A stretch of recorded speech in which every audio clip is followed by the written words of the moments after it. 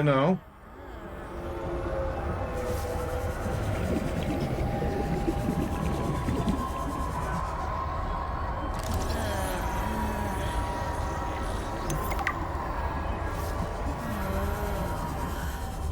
I strongly sense my people's technology nearby.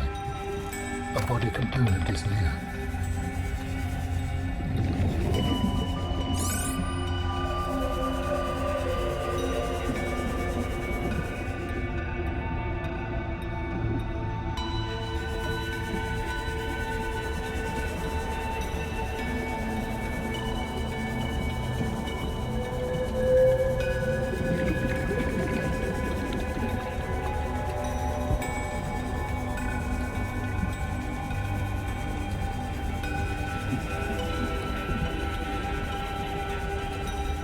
Good morning, Loner. Good morning, Blade Traval.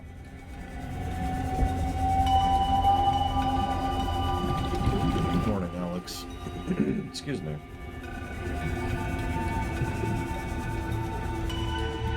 I have a strong suspicion that we have a problem. It just kind of occurred to me. This may be really bad. Let's see how this works out.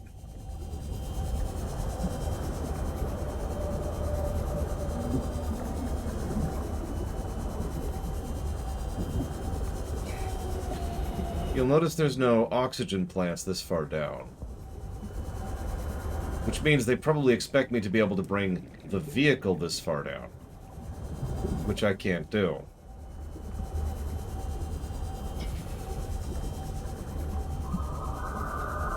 Don't do it, Sakage, don't do it! No! No! Yeah, no, I even saw that coming. No, no, no, get off me, get off me.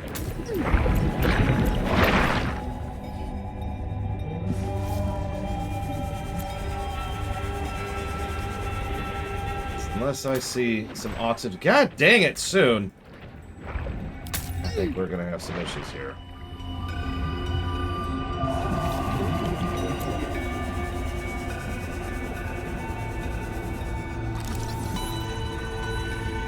Hi, Magister. Hi, Tim. Hi, RX Monte.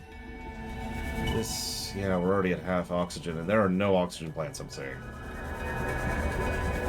I didn't see the sub from Sakage, though. I thought I would accuse Sakage of lying. Oh, there it is. There it is.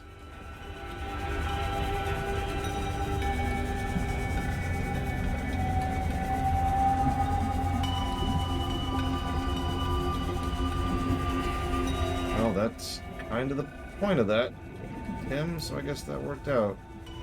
Oh, thank God, an oxygen plant. You son of a submariner. Piss off. 30 seconds of oxygen remaining. Okay. This is extraordinarily bad. Glad that Hydra's losing. Hydra should always lose.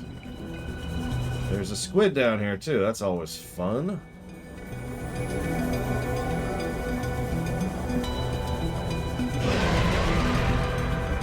Okay, there's another oxygen plant.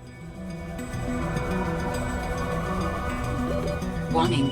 30 seconds of oxygen remaining. Please tell me there's oxygen in here.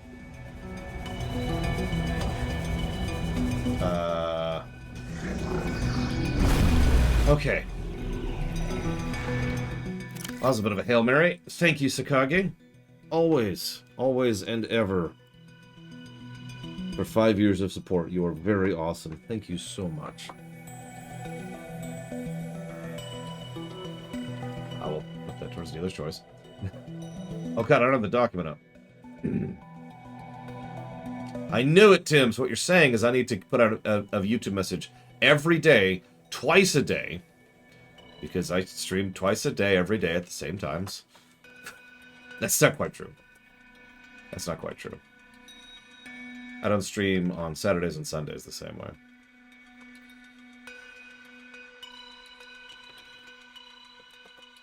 And thank you, Dark Day. Always. If you know what you want to put that towards, let me know, please. And Bragwin! Oh, God, Brag. Don't me start about how awesome she is. Thank you, Bragwin. Bragwin's working on the 6-year marker there, apparently. Do I have a 6-year thing? I might have to make sure I do. It's been a minute since I checked this. Oh my god. Thank you, little Billy. I'll put that towards dealer's choice. Give me a moment. Let's see what Bragwin's... So Bragwin put that towards The Last Guardian, Mega Man Legends block. Oh, what, Alex? And A Short Hike. And Dark Day. Get my notes a little more organized here.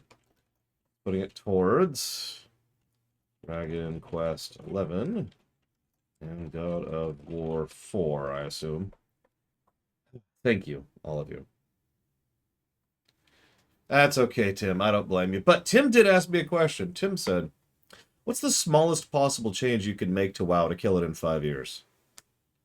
Microtransactions. I'm dead serious.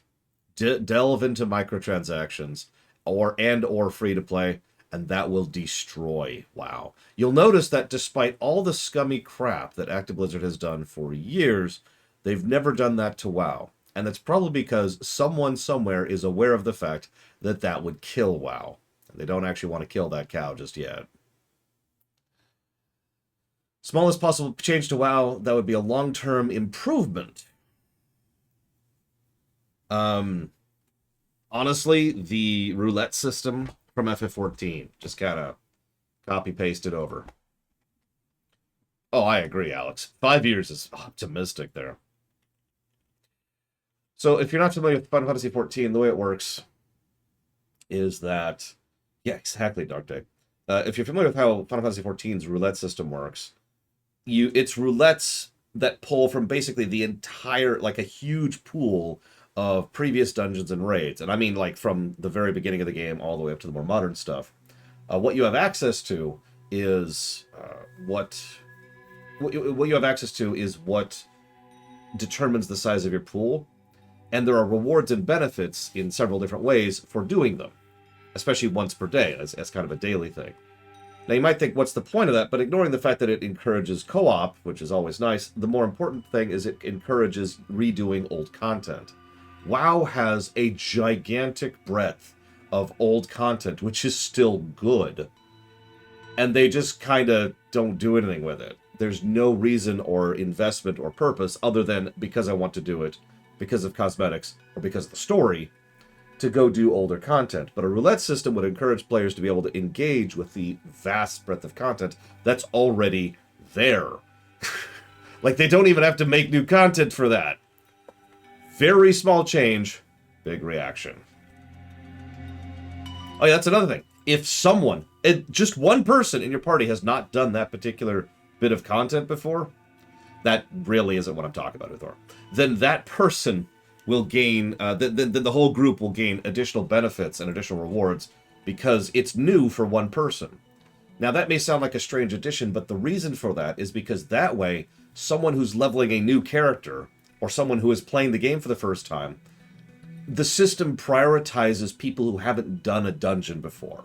So let's say you started, let's use WoW as the direct example. Let's say you're playing a brand new character in WoW, you've made a human, you're going through, and you want to do Dead Mines. Now, you've obviously never done Dead Mines, so you queue for either Dead Mines specifically or a random roulette, and you get shoved to the top of the queue for that bundle of dungeons. So all these other players here who've been playing for 8 years, they go and do Dead Mines with you.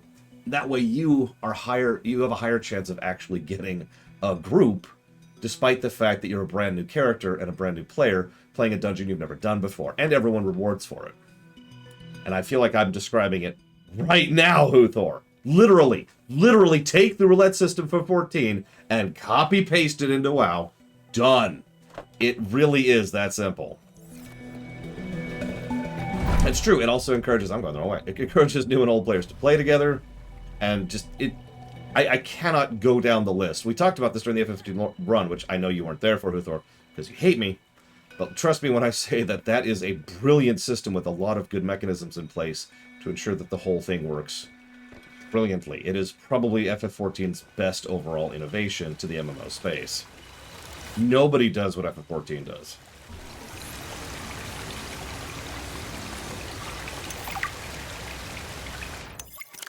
A dense synthetic skeletal structure made from unknown alien components. It's estimated that the skeletal material would score 10 on the Mohs test for material hardness. It is highly resistant to shattering due to incredibly strong impact strength. This skeleton is very dense, able to handle heavy forces. A good frame for my new form. Are you okay, Alan? It is not often that I gaze upon the form of a foreign architect. Is this place another sort of sanctuary? It's peaceful. Beautiful, even. As the bacterium spread, the continuation of life became uncertain. This is a place to reflect. I think I understand. Yep, it's a place to get oxygen. How many Lord of the Rings games have I played? See, the problem is doing M+ completely invalidates the entire point of the system, Uthor. Like, there's no... I'm saying this wrong. All of the benefits of the roulette system do not apply to Mythic+. Mythic Plus is a completely separate thing, which FF14 also does. They just call it something different. So it's... You're talking about cars, and I'm talking about trains. You know, we're on completely different wavelengths here. Nothing to do with each other. They both have wheels. That's about the only similarity. Okay, so... It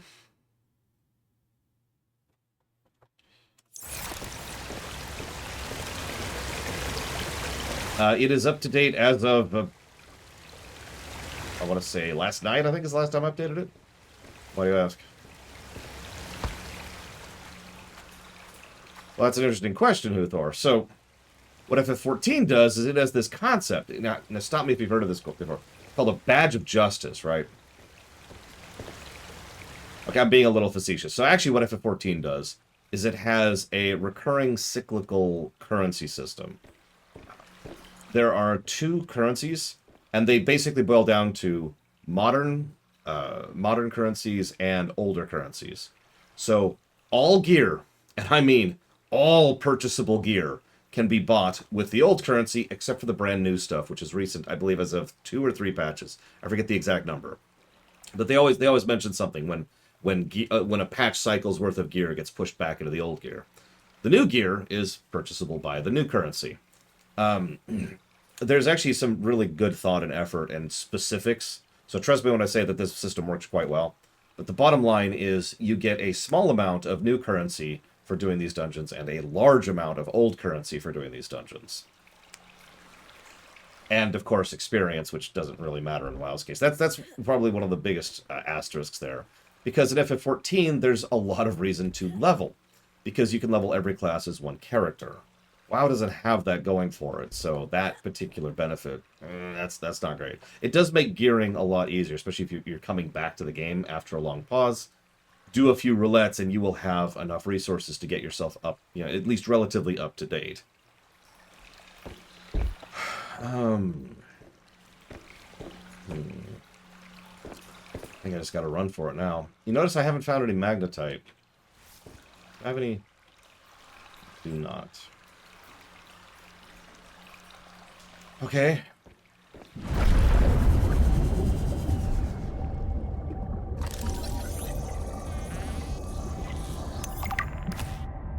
Okay, back up. So we found nickel, which I didn't want, but, it's something. The real problem is, wow, so the thing that would have to be solved is making the roulette system beneficial in WoW. That is the problem that needs to be solved. Now, I do believe that problem can be solved. I don't think that's an impossible thing. I think it's just something that would take some work and some thought and some effort. But that is the biggest flaw in my roulette idea. Oh my god, it's magnetite. And now I both have one and have scanned one, so hopefully I can freaking scan for them in the future. The problem I'm having here is I'm pretty far down and very far from any oxygen source other than that. Essentially, Huthor, just a little bit better designed, if I might be so bold. Which is funny, because if you know... Well, of course you don't know. You don't play FF14. So, FF14 took the currency cyclical system based off of the badge system of WoW. They looked at that and said, oh yeah, let's refine this a little bit and do it better, which they did. Or to put it another way, they pulled a Blizzard on Blizzard.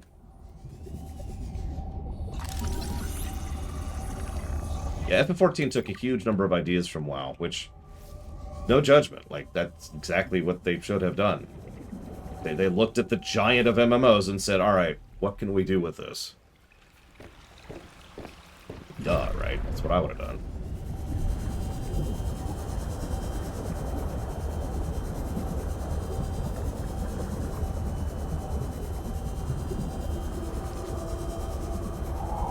God damn it. Saw it a little bit too late. Hate those things.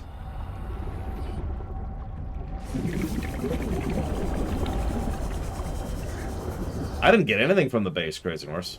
I mean, I got quest progress. Oh, absolutely, Tim. No question. Like, especially their initial side quest design was definitely based off of old WoW. For all the wrong reasons. Gum Gum asked something.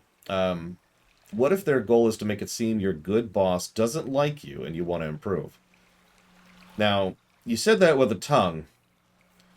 That sounds weird. You said that with a sarcastic face, so I'm guessing that's a sarcastic comment. But just in case, I do want to address that seriously, because some people seem to think that the best possible way to manage someone, and I mean this with sincerity, is to try and encourage them to be better by enforcing the fact that they're bad. This is stupid, and it's one of the dumbest possible things you could do. There are probably a few people in the world, maybe one or two, where this might actually work on them. But for the most part, this is the kind of thing that's going to demotivate people, not motivate people. Now, I will admit there is a bit of a in-betweeny here, which I also want to say I disagree with. The in-betweeny is to layer them with negative feedback, and then see them do it, and then they improve, and then you give positive feedback. It is a variant on the carrot and the stick. I don't agree with that because it's psychologically manipulative and frankly kind of scummy. But it is something I've seen.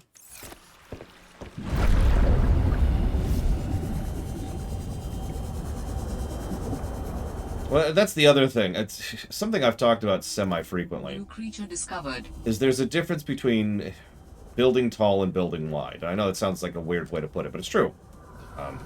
You can shore up your weaknesses, or you can shore up your strengths. I tend to prefer shoring up weaknesses in general, but it's also worth noting that whether that applies or not depends on the specific situation. Let me explain what I mean by that a little bit. Shoring up the weaknesses. So you've got 5 people on a team. 4 of them perform well, 1 of them does not. So you spend time and effort on the person who's not performing well so that they perform well. Shoring up weakness, building wide. The other mentality there is to build tall. So you've got 4 people on the team. 1 of them performs very well. That's the person you put your time and effort and resources to, so they perform even better. Building tall. Now, as always, building tall, along with everything, can, work under some circumstances. But you can probably see why I tend to lean away from that general mentality. Yep, I hear you over there, buddy. Oh, no. I took a wrong turn. It's okay. I think I can retrace. Yep, I can. Okay, we're good.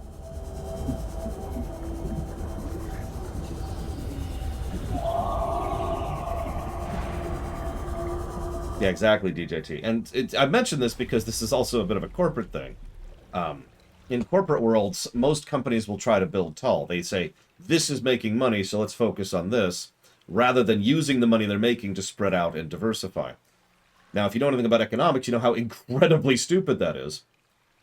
We actually had a discussion literally yesterday about oil nations and how the oil nations that built tall and focused all their money on oil have, for the past couple of decades, been suffering from severe economic strain from the fact that all of their economy relied on exporting one natural resource and nothing else.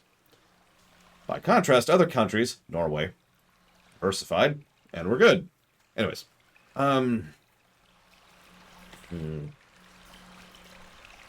See, the thing is, Uthor... Sorry, let's go back to WoW for a second.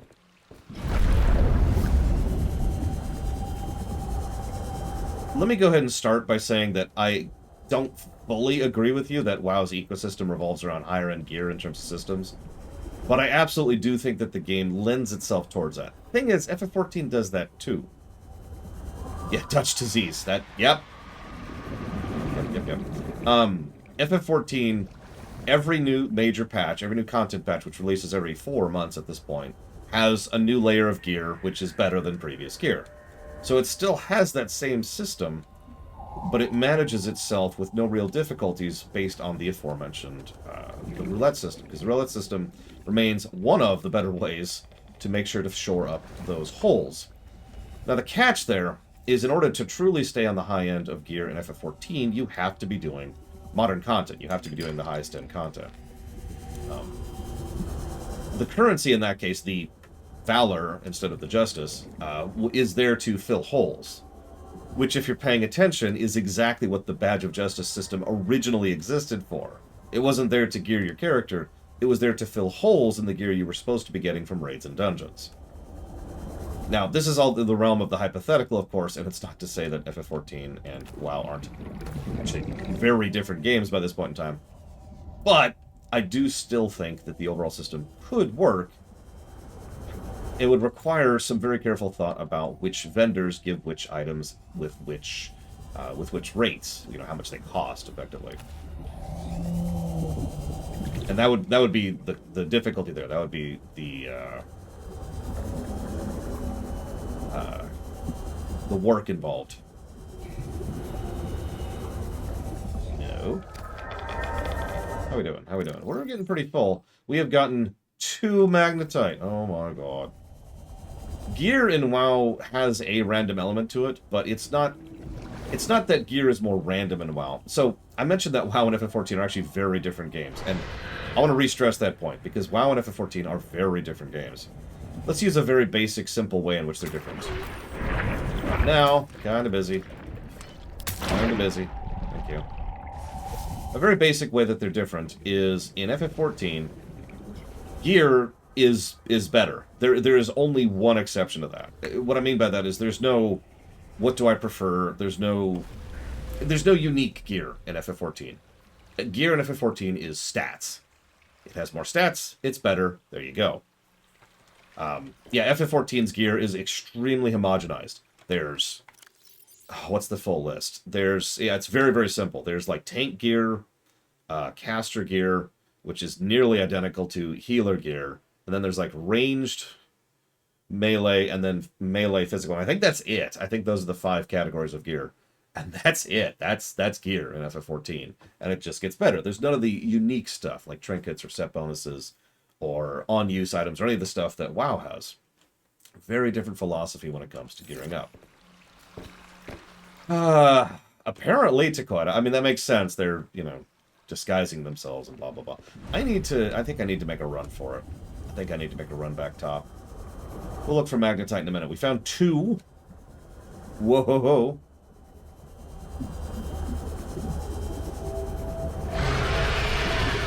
Yeah, ironically, despite the fact that WoW has a better glamour system in every way, FF14's glamour focus is far higher than WoW's. Which is just weird to me.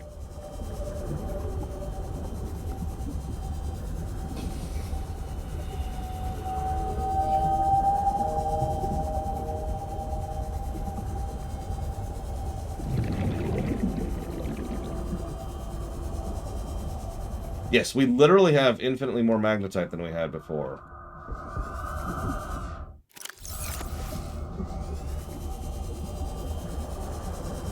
So, glamour is the term in FF14. It's called transmog in WoW. In WoW, so most games nowadays have this concept.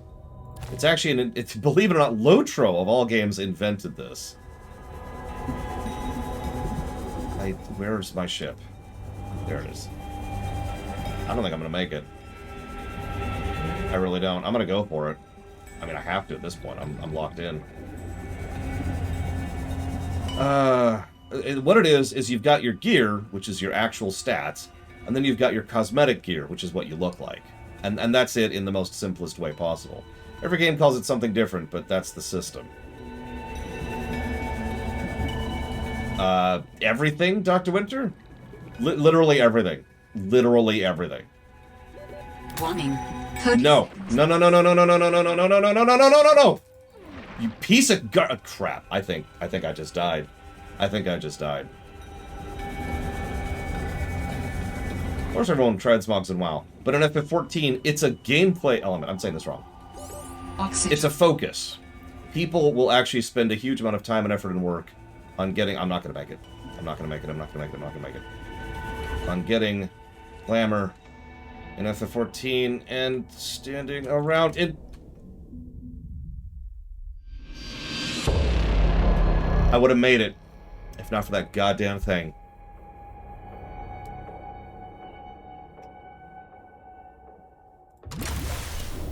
Like 1 second out because of that goddamn thing. There's the funny part. There's all my loot. You can tell where I died. No, no, no, don't do what you're doing. Stop, stop!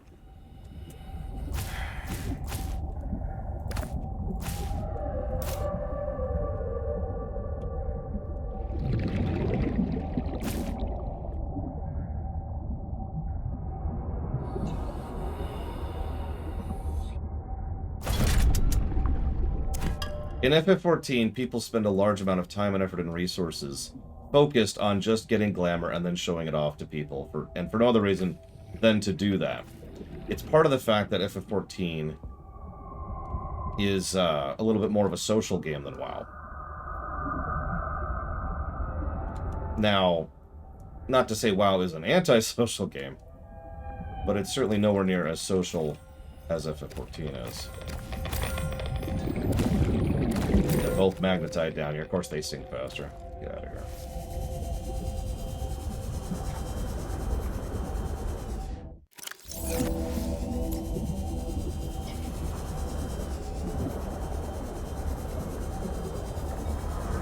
I mean, everyone likes to gather on Limsa Lominsa, but it's not the only place people gather around, too.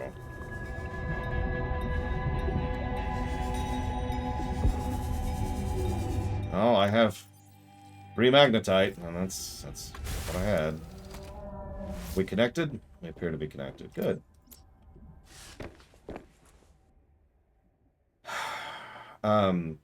So this is actually tied in. Yeah, Alex actually gets there. Yeah, that's another thing. WoW doesn't... Another thing I think WoW could benefit from is the presence of a proper MSQ. I know what you're thinking, but WoW's had an MSQ for years, and you're right. Hesitance. But WoW doesn't really emphasize its MSQ, and it also does it in a different way than FF14. Because WoW's MSQ has pretty much always been very localized, very, zone-focused. Very, very rarely do you see a quest which makes you go here and here and here and here and here. FF14's MSQ is designed more like a single-player story, for lack of a better way to put it.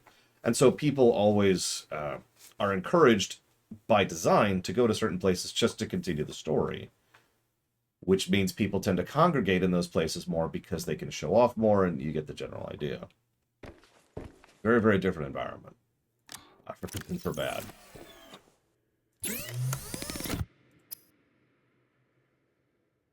It's a bottom feeder, and it tastes like it. Good fish taste like the sea. This fish tastes like the seabed. Jesus. Okay, so... Here's the funny part. I don't think I have the scanner on me. Oh, I do. It's right there. Okay, okay. We're good. We're good. I also think I accidentally removed one of the power cells on this thing when I was in a hurry. Yep, I did. My bad. There we go. That's apparently what I clicked. When I was trying to click the enter, I clicked the power cell.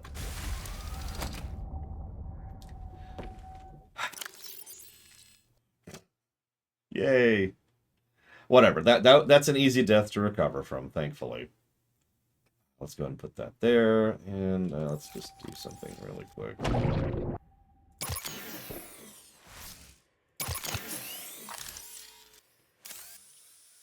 So, no.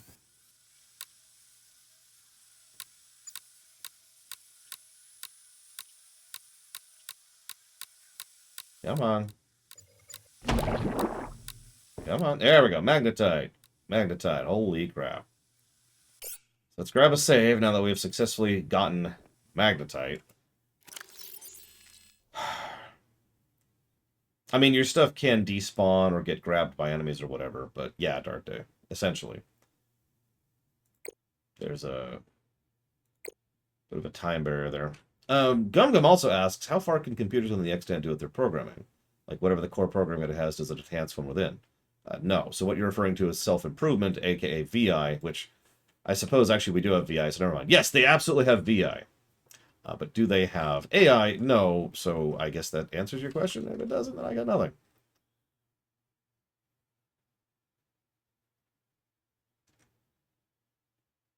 I don't understand your last question, though, Gum Gum. So there's a Spec Ops unit. I haven't even designed yet, as we've talked about. And they shoot the person who shoots first? They do. If so, what do they do with those who are slower to this or just last to shoot? Do they assist? Okay, no, I think I understand what you're saying. I thought you meant, like, if the enemy shot first, that's their priority. So generally speaking, focus fire is going to be the name of the day, but there's actually two modes of operation, and they will know what they're doing before they walk into a combat situation. Pick and choose, or focus fire. If they're focus fire, they're all going to know the one person, and that's the person they follow the focus fire on. So it doesn't matter who shoots first. It doesn't matter who shoots first last, or 15th, or 87th, or 45th. It doesn't matter. They all follow the person who is targeting, right? Who may or may not even have a gun. They might just be the person whose entire job it is to target. Hi, Ann Diddy. Okay, so... I still don't even know what a parallel processing unit is. Still can't make a laser cutter. There's the aquarium. We are going to make that at some point. Oh yeah, I did a very small amount of reading on how the C-Trick thing works. So if you have 3 modules... Sorry, let me say this more accurately. If you have 2 modules, there's no detriment whatsoever. The moment you add a 3rd module, the speed starts to slow down, and it slows down for each additional module after 3. So that's why we have been barely noticeably slower, because we're currently running with 3 modules. If we actually added on the 4th module, which we have back at the base, it would probably be much more noticeable. I want that too, but I don't know where to get that. Still don't have the depth upgrade too at all. Or the ultra high capacity tank, which would have been nice. What's the max? I don't know. I'm pretty sure that you can just keep clapping like the same module on over and over and over if you want to. But I didn't read anything about a max, so I'm not sure there really is a max. Like, there's probably a practical max where your ship just stops moving, but I don't know what that number is. Hang on, so there's something else other than the scanner, which I was looking for. 50 modules. Ah!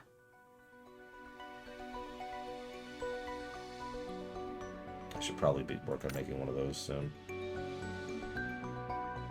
I noticed we still don't have another source of power, by the way. Oh, cute. That's cute. Oh, we'll get there. We don't have a prawn yet. We don't even have the pattern for a prawn yet. Although we do have prawn upgrades already. Sorry, I'm trying to debate where I want my magnetite to go and how much I need initially. Because I have a weird, terrible, awful thought. But what I really need is the ability to go further down.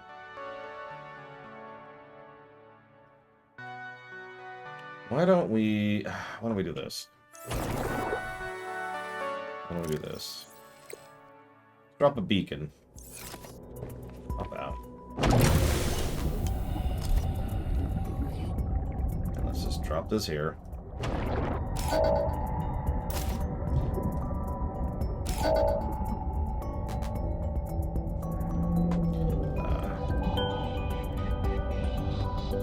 Okay.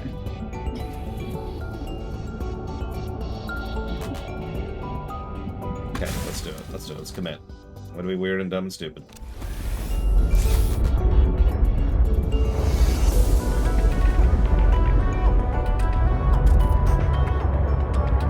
It's always chasms. Can't get away from them.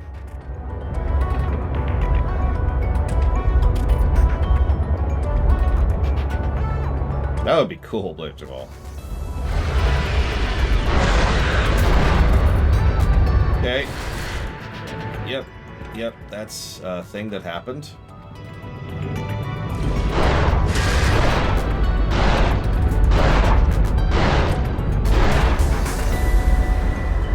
Okay, so they can EMP. Good to know.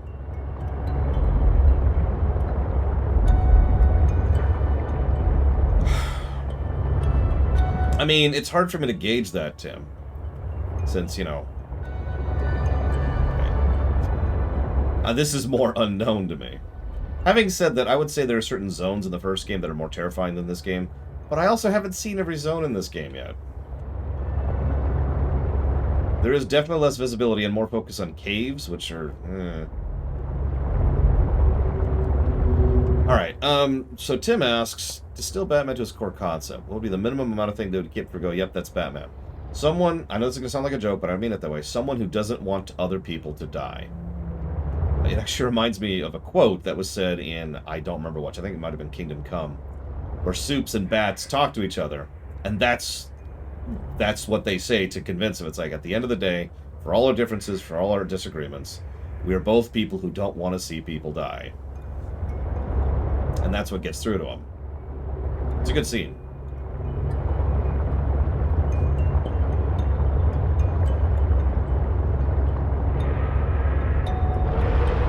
Who, Loner?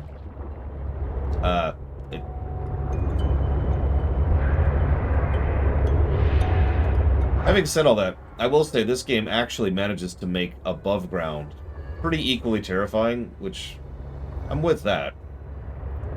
Going through the Fee-Fi-Fo-Fum base was actually legitimately horrifying. Hi, Scion of the Emperor. Ah! Oof! Thank you for the sub. As always. If I'm being honest, I'm not sure. It is 29 months. I'm not sure if I would say that's easier or harder for other characters. I guess my point is, it depends. So let's go with that. It depends. Let's just lean on that old standby. I mean, I do think the visual design got stepped up, Bureau, so I agree with that. Favorite incarnation of Batman? DCAU. No question. Just no question. Automatic. Second favorite incarnation of Batman? Arkham. I mean, I don't know, Tim. There are plenty of situations where it's just like, oh. It's just being honest at that point. Unless you're saying you're glad that I'm willing to be honest, which, yeah, I can see that. I will admit to my shame that I have had problems admitting when I don't know something in the past. Especially about a topic I should know. That's the worst thing. Like, admitting I don't know what, you know... correct, Scion, correct. If it's a topic I don't know about, it's whatever. Of course I don't know anything about it. But, like, if you asked, like, what's the exact health value of this boss in FF6... It's easy to get defensive, as you say, because I should know that. It's like, oh, well, I mean, it should be obvious. I should know that immediately, but I don't, of course. Well, shoot. Let's just do 2 for this.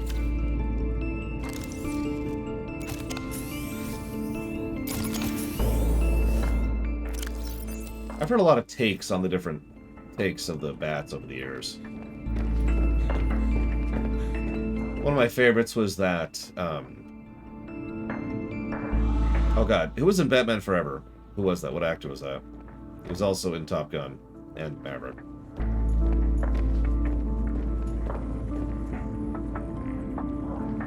Kilmer. Val Kilmer is a good Bruce and a terrible Bats. Just curious of something. Yeah, I thought so. Okay, so...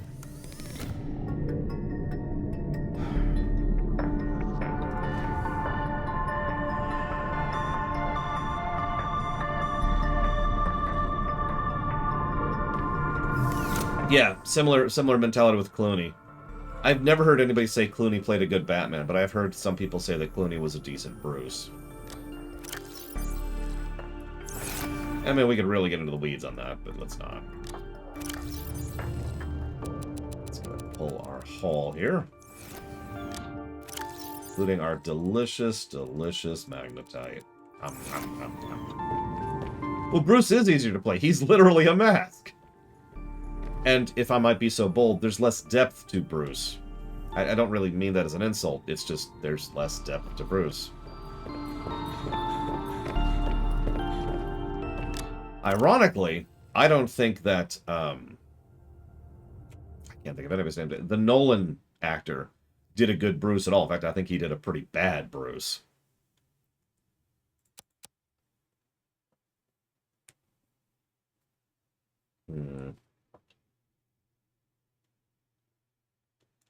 Yeah, exactly, Loner.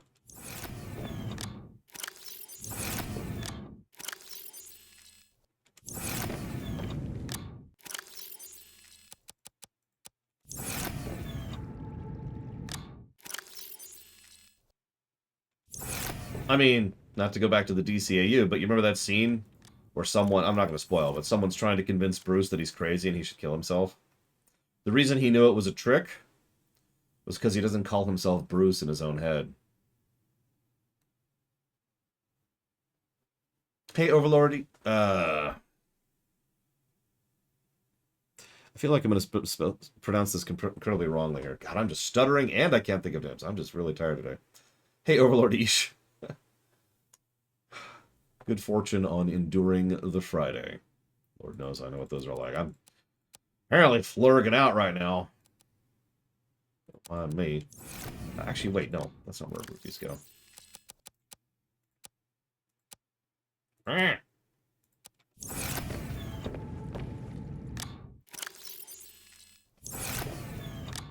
do need to stay hydrated. I forgot to take my water this morning. And you're probably thinking, what do you mean take your water? So you want to hear a weird, like, life hacky kind of a tip from me? And I mean this. One of the best things I've ever found to help me wake up in the morning is pretty much first thing, right as I wake up in the morning, to just take a bottle of water and chug the whole thing. I don't know how or why it works. I suspect it has to do with how it's, like, kickstarting my system back into I'm awake mode, but it works.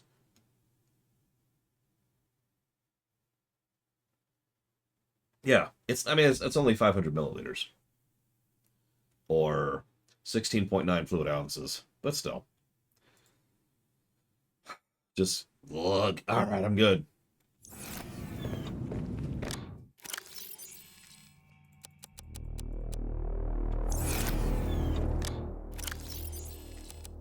Got plenty of uranite if I ever need it.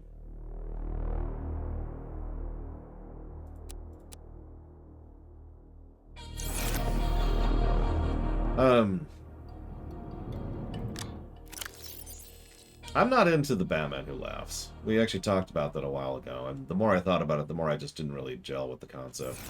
No judgment to anybody who does. Obviously. Copper. I need 2 copper. Oh, definitely open Euro. I need wind. Wind!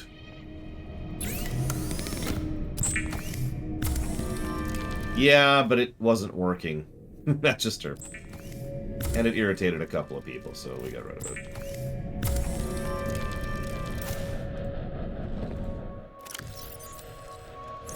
Okay.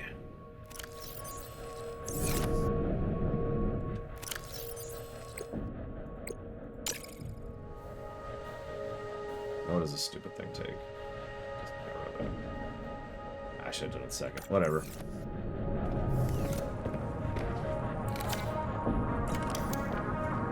So I need... That's actually... I can do that right now. Let's just do that. A lead. And a titanium. A Kaivurul Valem, as they say.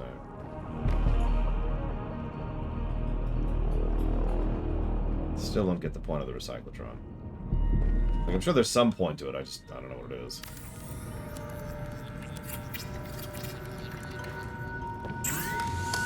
Hey, so there's our thermoblade. Aha! We don't know how to make synthetic fibers. A Kaivorul Vilem is Imperial for... Essentially, you should take a drink now.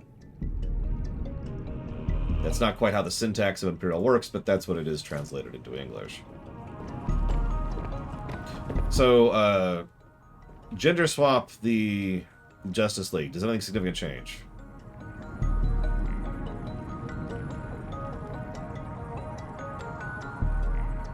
No. I'm Morganite. You didn't put that towards anything. The whole point of that is to put it towards something. Oh, there's synthetic fibers. We need a spiral plant clipping. I don't know what that is.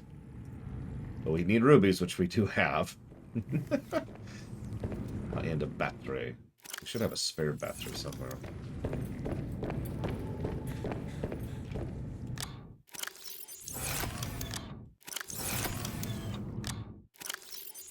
We don't have one on us, of course. Let's go ahead and grab these things really quick. Yeah, I'm sure we can find one. It's just... not sure what that is yet. Whoops, wrong thing. Come on, Lord. Pay attention, pay attention. Let's go over here. Don't know what those are for, but they're called cotton, so I assume they're for something.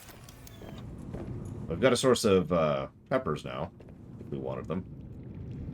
We don't, but, you know, we have a source of peppers if we wanted them. I also, right, I need to, there's one other thing I want to build while we're back in town. Very much so. In fact, I kind of want, I should prioritize it right now. So, what do we need for this? God, why are these not in order? Okay. 2 lithium, 4 silver. Oh, Jesus. Okay, hang on, hang on. I'm not sure if we have that much lithium on us. I'm not sure we have any lithium period right now.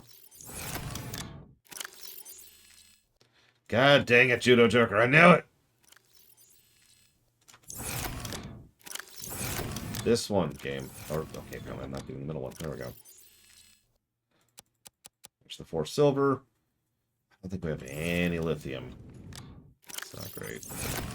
But, you know what we do have right now that we didn't have before? Yeah, okay. A HUD.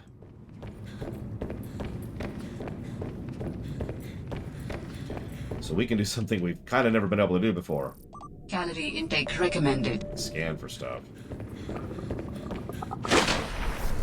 Show me some lithium. Give me some lithium. We have it on, right? Yep, HUD's right there. Lithium? Lithium. I guess I'll get 1 fish while I wait. 1. That's all I'm doing.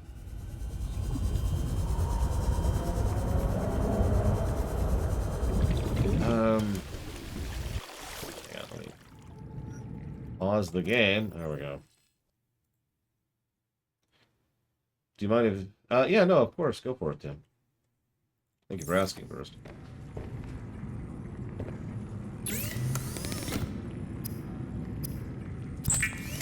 Arctic peepers. Vital signs stabilizing. There's lithium somewhere. Yeah, there is, there is.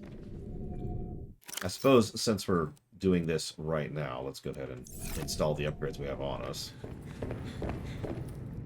No, I have not. Quite, I've been critically low on time lately, which is whatever. Okay.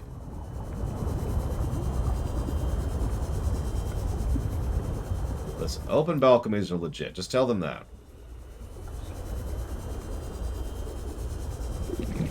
Okay, so you probably don't know this sign, but we've actually played that on camera before. We actually canceled the run partially through.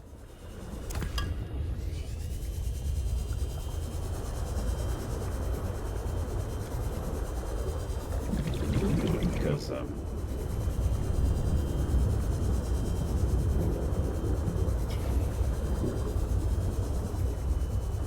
now, in fairness, what we did was we played as the Necrons, and apparently that was a mistake. That's something that I've become made aware of since then.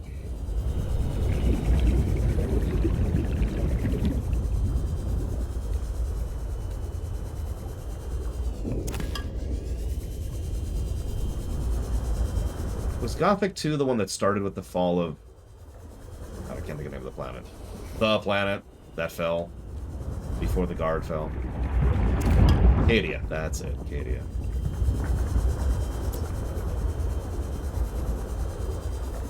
I think you're actually correct on that, Scion. But yeah, if we did ever add it, I'm not going to veto it. If we ever did add it, I'd probably just say we're just going to give negatives to the other campaigns because they suck, and we'll go ahead and just play as the Imperials. Warning. 30 seconds of oxygen remaining.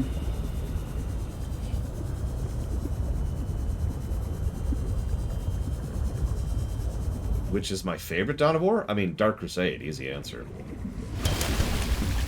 Dark Crusade did several things right. It also did something that everybody else in the world seemed to hate, but I really liked. It allowed you to build up defenses in an area, and then if that area got attacked, those defenses are still there. I liked that. It gave me a reason to actually bother. Like, it made resources and territories and investment in building a little bit more of a thing, instead of just, well, time to do another random skirmish map.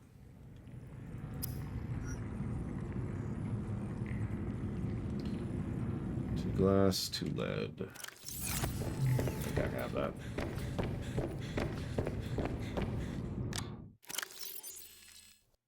I might not have that.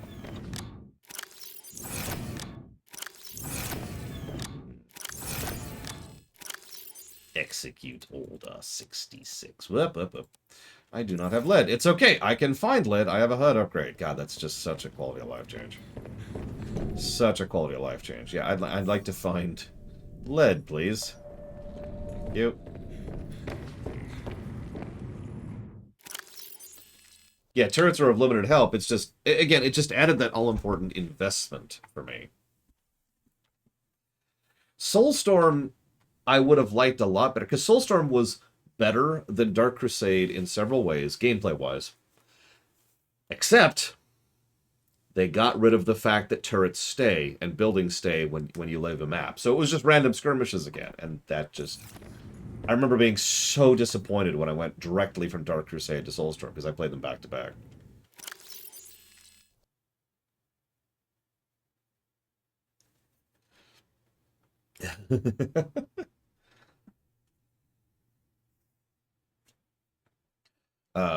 What were the what factions did they add with Soulstorm other than the Sisters of Battle? Because I remember that.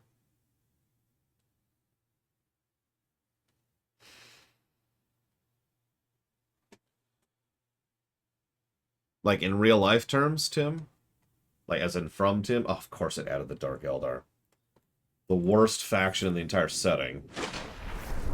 I didn't even finish a Dark Eldar campaign in Soulstorm. That says something, because I finished a Chaos campaign.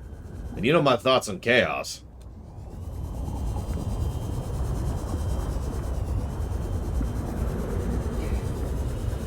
Hmm.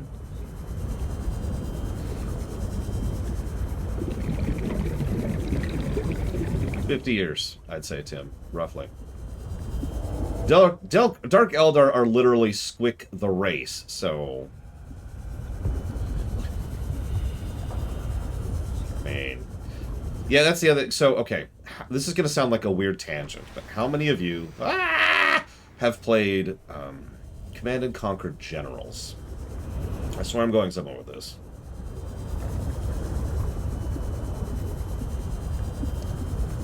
So for those of you who have, or those of you who haven't, in Command & Conquer Generals, there are three factions. There's the Americans who were American, and that's the American faction.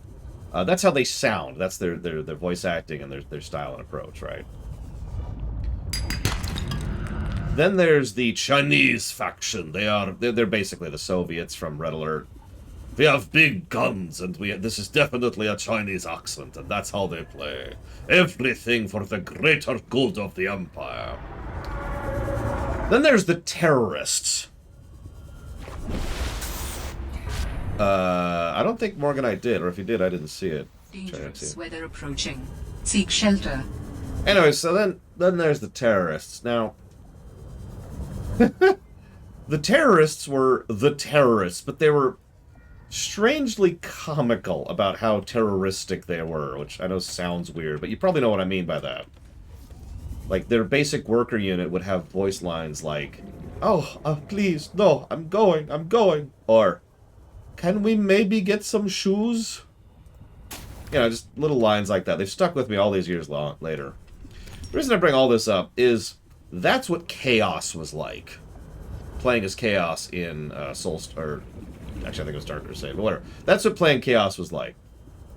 Just weirdly, hilariously evil. As opposed to, you know, horrifically evil. Exterior grow bed. Huh. Just hanging out. Right here. Neat.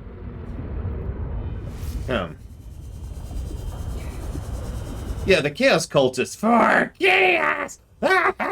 like they're funny. And they probably shouldn't be, but it does help make them more palatable. By contrast, the Dark Eldar are just gross. There is a fairly large list of games to choose from, Morganite. 400 strong at this point. And it's only that small because we recently axed about 200 of them.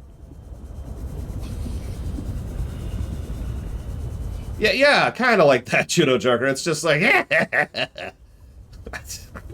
Warning. 30 seconds of oxygen remaining. And that's how I enjoyed the Dark Chaos, the Chaos campaign. Whereas, again, I couldn't stomach the Dark Eldar. Okay, so Galena is actually what I was looking for. So let's cancel that. Let's look for Galena outcrops. Dark Chaos. It's like regular Chaos, but even more evil. A single-player game that wouldn't benefit from an optional multiplayer mode.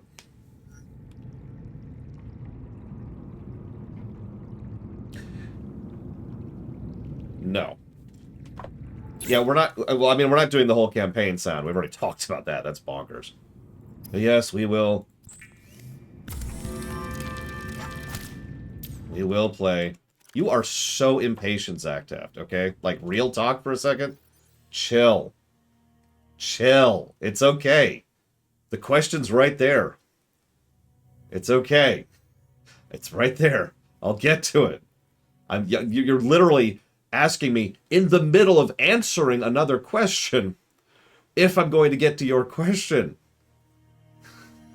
Jesus Christ, man. Let's go and eat that. Let's go and drink that. Okay, I'll answer the question right. I'll pause everything and I'll answer the question right now just so you relax, okay? Zach Tev says, this is certainly terrifying, right, Lore? Raiden's old Jack the Ripper personality, a man who is not afraid to die, relishes in the pain he feels and has major bloodlust. So, no, I don't find that terrifying at all. But for two big reasons. First of all, because I've seen that a few thousand times in fiction. It's actually one of the most common character archetypes we see, especially for villains, in everything. In fact, just to name one example off the top of my head, look at every single Tales of game ever. There's usually one character who is that exact archetype. It's really common. We have a stream break emote. Use it, Reggie! Use it! I need lead. How much lead do I need? 2, I think? Yeah, maybe it should be horrifying, but it's overdone to the point where I just can't find that horrifying. I need 1 more lead. Jeez. 1. I need 1. Good morning, Umbral Magnus.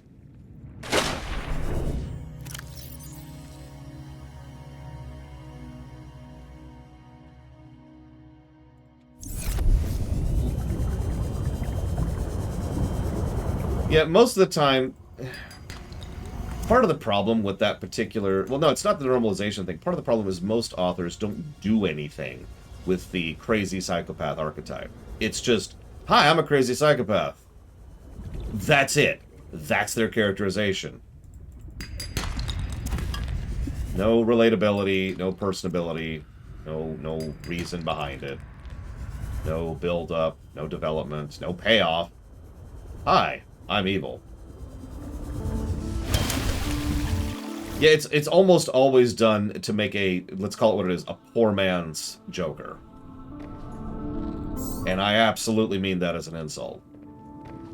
It's like, yeah, no, they're not just like the Joker. Now, one of the reasons I get so irritated when people say that Kefka is just a poor man's the Joker is because Kefka was actually pretty well done, in my opinion. But I can at least see the logic in that, because, again, duh, right? We're, like, right in this cliff area. Look at this. We chose a weird place to put this base. That's okay, that's okay. Suikoden 3, okay. That I can do. We'll put it towards Suikoden 3.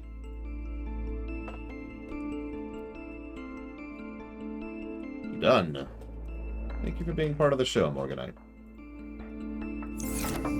Let's go make the most important module of all time. Trevor might actually be the best psychopath character I've ever seen in a video game. At least in terms of overall quality of design. And I mean that with total sincerity. It kind of goes along with the fact that GTA 5 is an extraordinarily good game, and probably the best game I've ever played. But he's...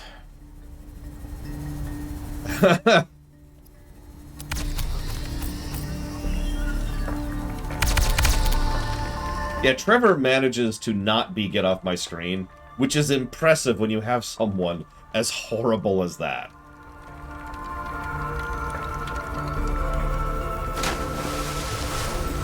Alright, let's go make some food happen, huh? Ping to Youth Legend. I need to move this, though. I do. So we're going to do a little rearranging here.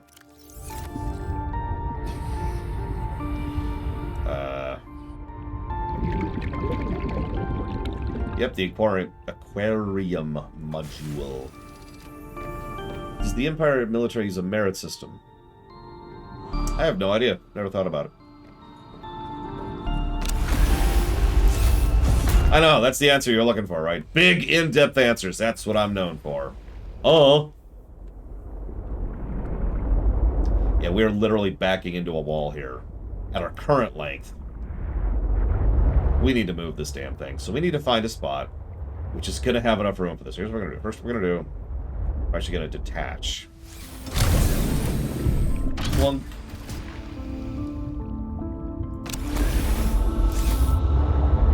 Grab the aquarium, and then we're going to make some food and water happen.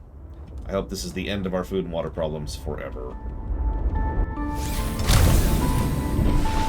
Seriously, I hope this is like the end of that as a thing.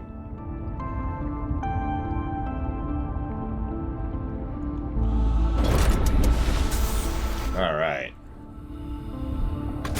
Hey, Crazy Norse, let's go fishing!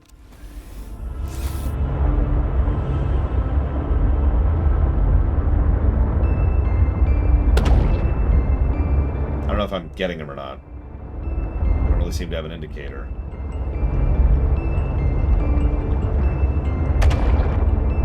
Am I getting these? I feel like I'm just running into them. Hang on, let's...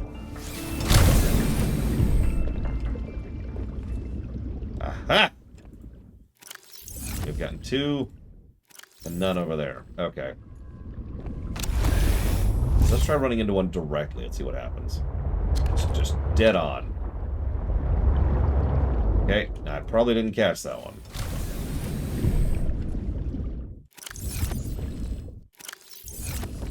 I didn't, but I caught something else. So yeah, it looks like I need to go by them, which makes sense. It's literally sucking in from the side. I actually heard that one. Did you hear it? No.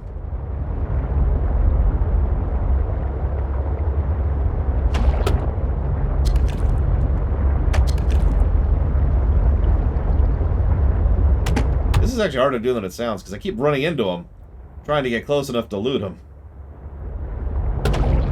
Should I be under them? I might look this one up. Just to optimize my fishing strategy here.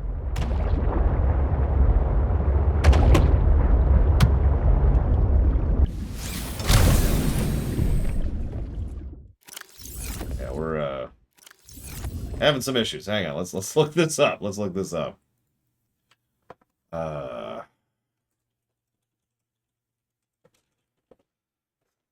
Yeah, just we're basically just swimming around with a vacuum. That's not even a joke. That's what we're doing. It's an underwater vacuum. Trihexia asked a question I want to answer. What's my opinion on childhood classics like Winnie the Pooh, Bambi, and Peter Pan getting horror remakes? So, personal opinion, I hate it. I think it's awful, and I would never want it. But professionally and in terms of just, art, okay. Like, I'm really big on adaptations. I'm really big on doing your own thing, your own shtick on things. So if you really find a desire to go make a good Winnie the Pooh horror film, go for it. The word good is critical to that. You gotta actually make it worth a damn. I'm never gonna watch any of them. But sure. You do you, right? Like I'm with it. I'm with it. Okay, so the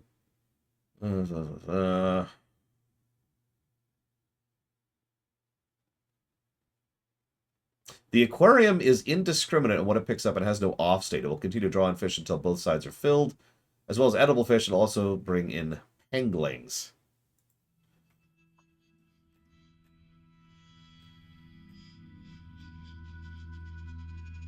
Bambi horror movie? That's easy. You kidding me? Bambi's already a horror movie. Let's go eat a flower. The flower slowly unfolds its chitinous external thing so that the teeth can slowly envelop the bunny's face. The bunny's still alive as its eyeball is being ripped. Anyway, so, point being. It looks like... Hang on, there's got to be a thing here. I actually know a huge amount about the U.S. comic industry from about the 20s to about the aughts, Tim. And then my research drifts off a little bit.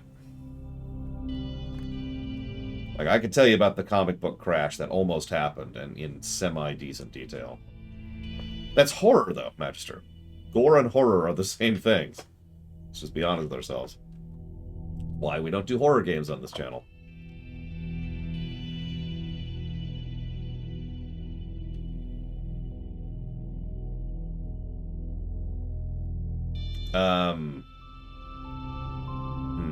Yeah, no, I stopped following comic books on both sides of things a while ago.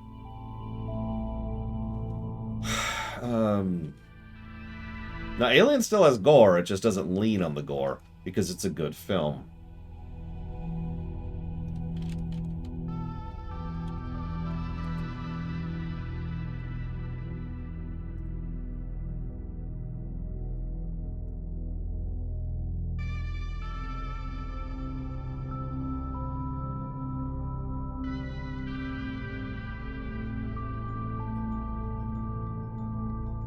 Sorry, I'm reading on Reddit, trying to find a way to do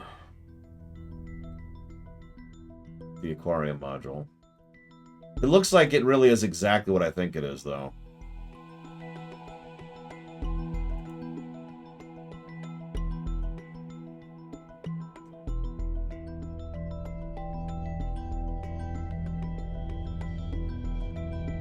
You know, funny thing, Dakota, I never got that until I wrote about it. Which I suppose just says something about my mentality. Okay, so this is not actually as good as I thought it was. It works, but apparently the best possible way to use it is just to kind of like do this and then just park. Wait. I wonder if we... You know what we could do? Let's test something. Let's test something.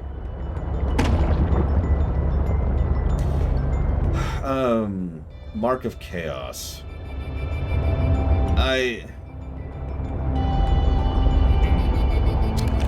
So, anything that makes a game unstreamable also makes it unrecordable, Scion.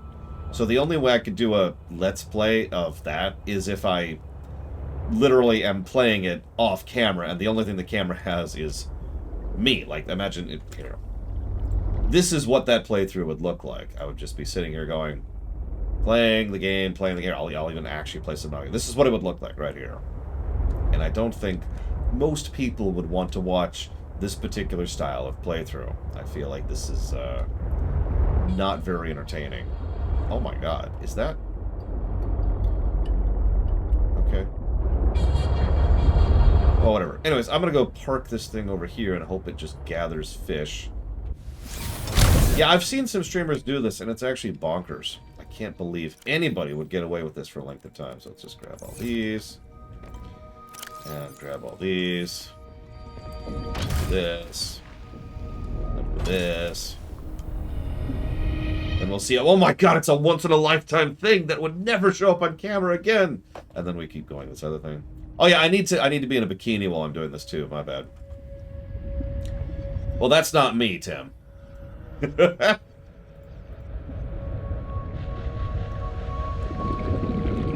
Oh god, no, Scion. I've gone down that dark road before. Ugh. Okay. Actually, I just realized I should probably do something here. So let's go ahead and grab this.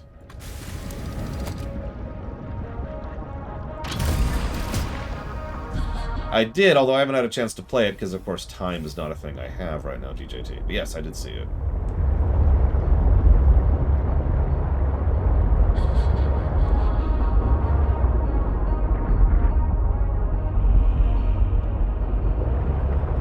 I mean, you're right, Tim. If we're being honest, most streamers are not particularly charismatic. I should know. But in all sincerity, just going from the types of streams I like to watch, speedruns, you will find the overwhelming majority, like probably 98% of streamers, especially speedrun streamers, have no charisma at all. No capacity whatsoever to be entertaining.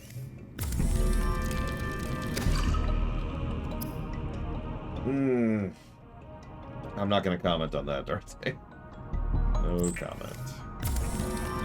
Yeah, it's the reason the couch concept even exists. The couch is there to be entertaining, while the player plays the game. Some players can do both. That's the 2%. Alright.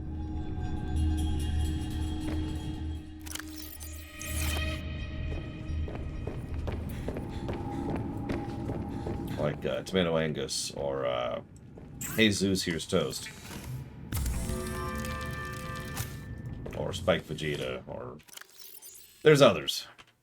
We now have the Thermoblade. Cool. We've got that, we've got that. We don't even... And... Alright. Let's unpanel all those. Let's make this shut up about these. Stop doing that. Stop being there. Why are you doing that? Carol. Yeah, still no suit.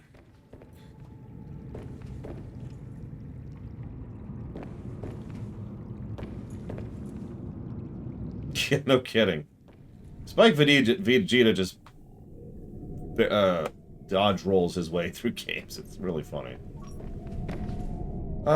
Okay. Couch thing? Oh, So at GDQ, a concept that's existed since 2012 is you've got the speedrunner who's going, I'm speedrunning, and then you've got the people on the couch whose job it is to explain what the speedrunner's doing and to be entertaining. Because 98% of streamers are not entertaining. At least speedrunning streamers. I don't know about regular streamers. I mean, I don't know about you. I'd be very entertained by a woman doing squats in a bikini, which is something that I saw like 3 or 4 weeks ago, and I'm just sitting there like, are you just streaming your exercise routine? Is that what this is? I mean, I could stream me doing squats. I don't think anybody's going to watch that. Alright. Alright, so... Objectives.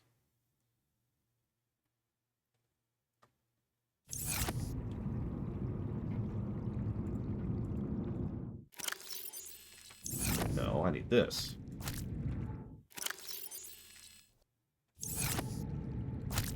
There we go. Squat runner. Hooah! I actually do squats really regularly. It's one of my favorite exercises. It is a very, very good core exercise, and of course good for my legs, which is Funny, because I didn't start it to do, like I didn't start doing squats to bulk up or to anything like that. The whole reason I did it was originally because of my broken leg, was to get my leg back in shape. And I just kind of never stopped doing it. So that takes 2 titanium. Which of course we have on us, I believe. Yeah, we do.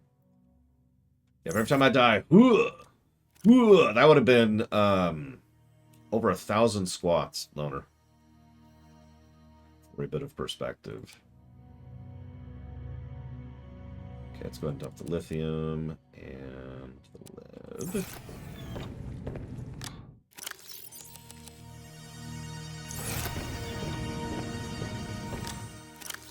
Put the coral in there. I'm curious. What's that take? Yeah. Glass. Glass is easy. We can make glass happen. Just for fun. Just for fun.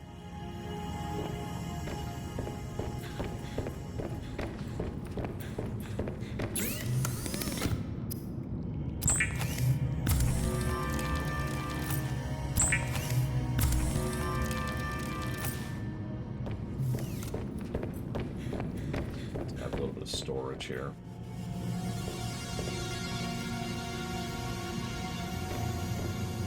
Right here.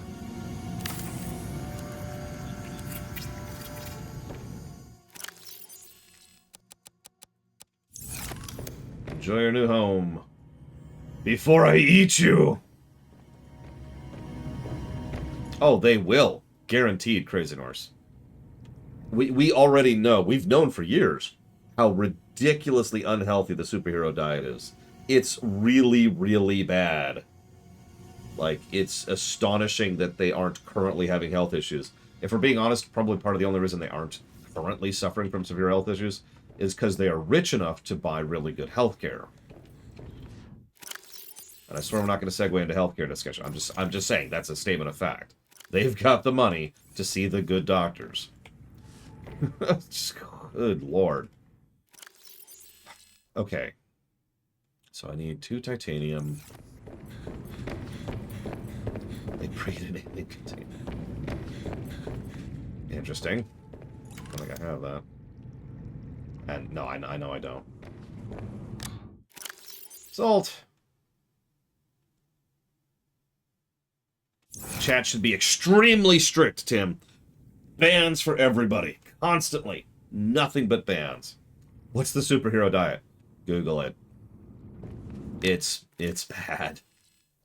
Imagine eating a very specific set of food, doing way more exercise than is safe for you to do, and then, hang on, that's not actually the diet. That's the prep.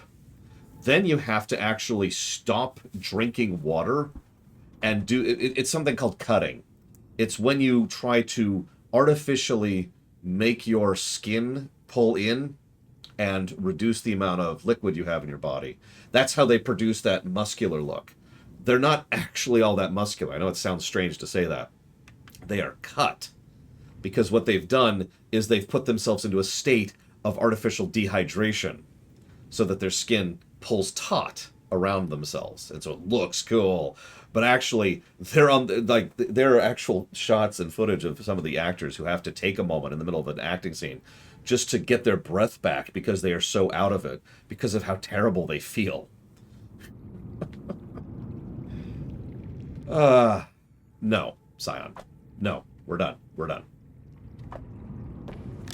I tried. I did my due diligence. I couldn't get it working. I'm glad someone else can get it working. I can't. Moving on. Yeah, it's also, it's very, very similar. It's based on, if I'm not mistaken, but it's very, very similar to the original bodybuilding thing that bodybuilders would do for a long time for like Mr. Universe and stuff like that.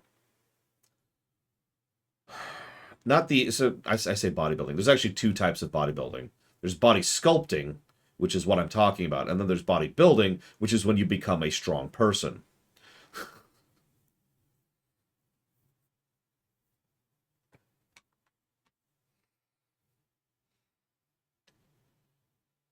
Yeah, exactly, Dragon's Heart. Look up a strong man sometime. You'll see someone who is actually muscular. who is actually a well-built person. They don't look like they look. You know, they don't look like Captain America.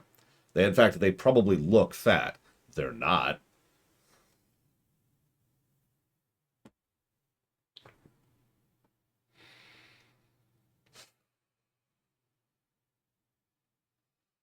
Yeah, the guy who played the Mountain in Game of Thrones is a very strong person.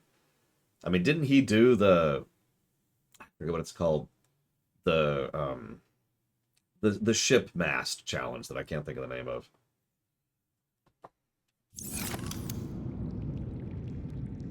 No, thank you, Loner.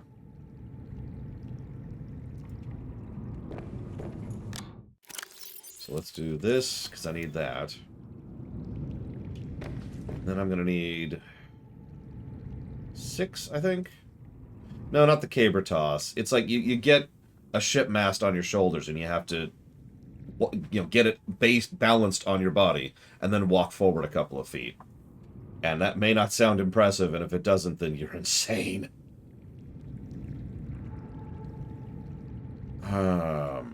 It's sure, Loner.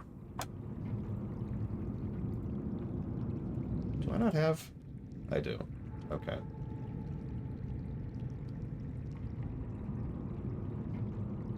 Yeah, the ogres are probably very, very strong. It's the orangutan thing, right? I know that sounds like a strange comparison, but orangutans in real life, that's like solid muscle. They don't look it. Those things are solid muscle. They're terrifying. So I need 6 more for this.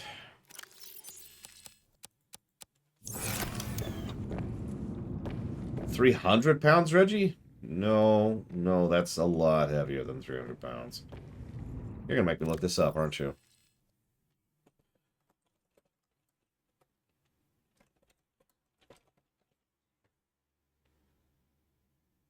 Oh, Jesus, I can't pronounce that.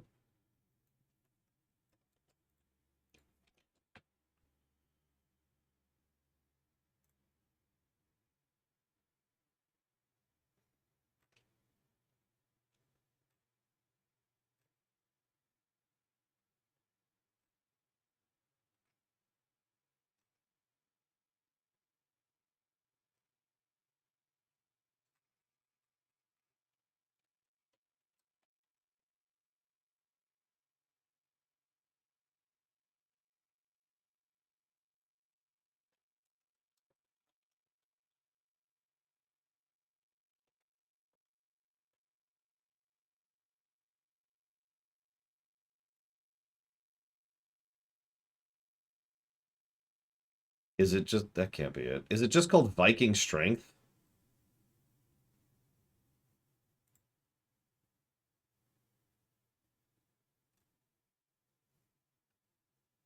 £1,433. Jesus Christ. But yes, the guy who played the Mountain, I'm not going to try and butcher his name, uh, actually broke a record for that by carrying a 32-foot, 1,433-pound log for 5 steps.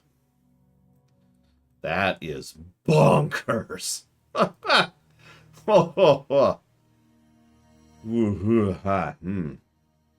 Good God. Anyways. Jesus Christ.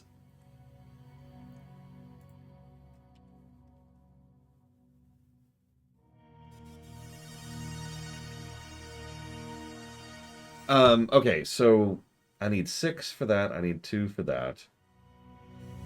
Then I'm gonna need the reactor. Which is gonna be 3, 2 silver, and a lube.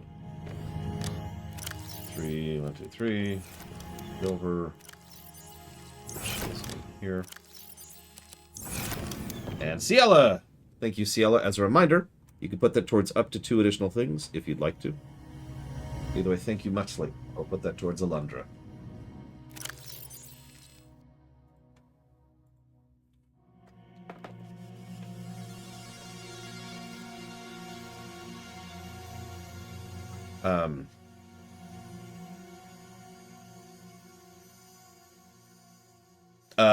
I suppose it depends on, like, when Chaos Dwarves come out. But okay, let's ignore Chaos Dwarves for just a second, Scion. The plan is to treat Warhammer 3 similar to what we would treat any game like that, like Stellaris or EU4, or anything else. We stream the game at the state it's at when we stream it, and then any future DLCs will be their own separate thing over here. Hopefully that's a little more explanative, and if it isn't, well, then I have failed at life. Alright, so I need wiring kit.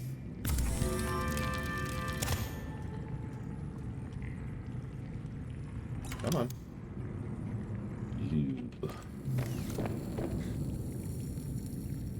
Right.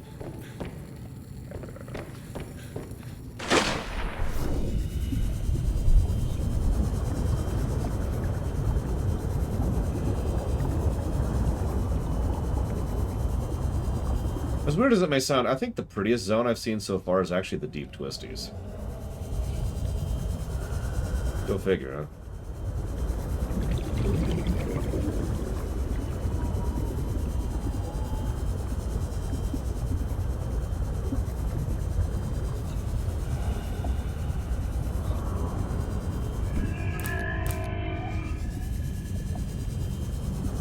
Anyways, point being, don't do the superhero diet. It sucks.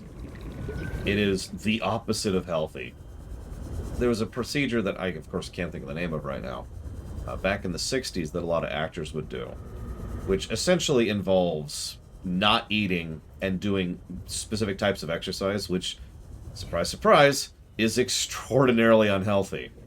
And actors would do that so they would look better for when they were shooting their particular show or episode. You might be thinking, how do you know about that, Laura? William Shatner used to do that. It's actually one of the reasons he is relatively larger and gained so much weight in his older days. I'm not actually making that up. That type of dieting changed his metabolism so fundamentally that he never actually recovered.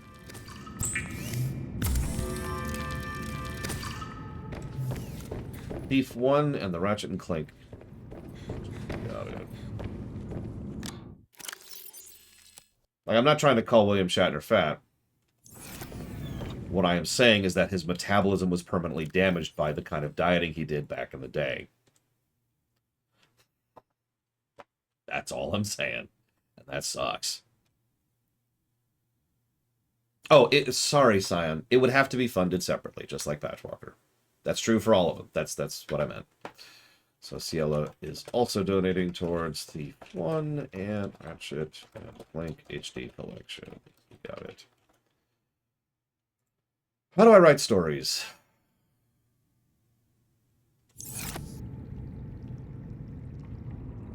They 100% are Dark Day, no question. I wouldn't be surprised if they die early, and I'm not saying that to be morbid. Okay, I think that's actually everything. So let's go ahead and do this. So how do I write stories? So what I like to do is I like to establish... Let me talk this through. So I like to establish... This is true for the rewrites as well.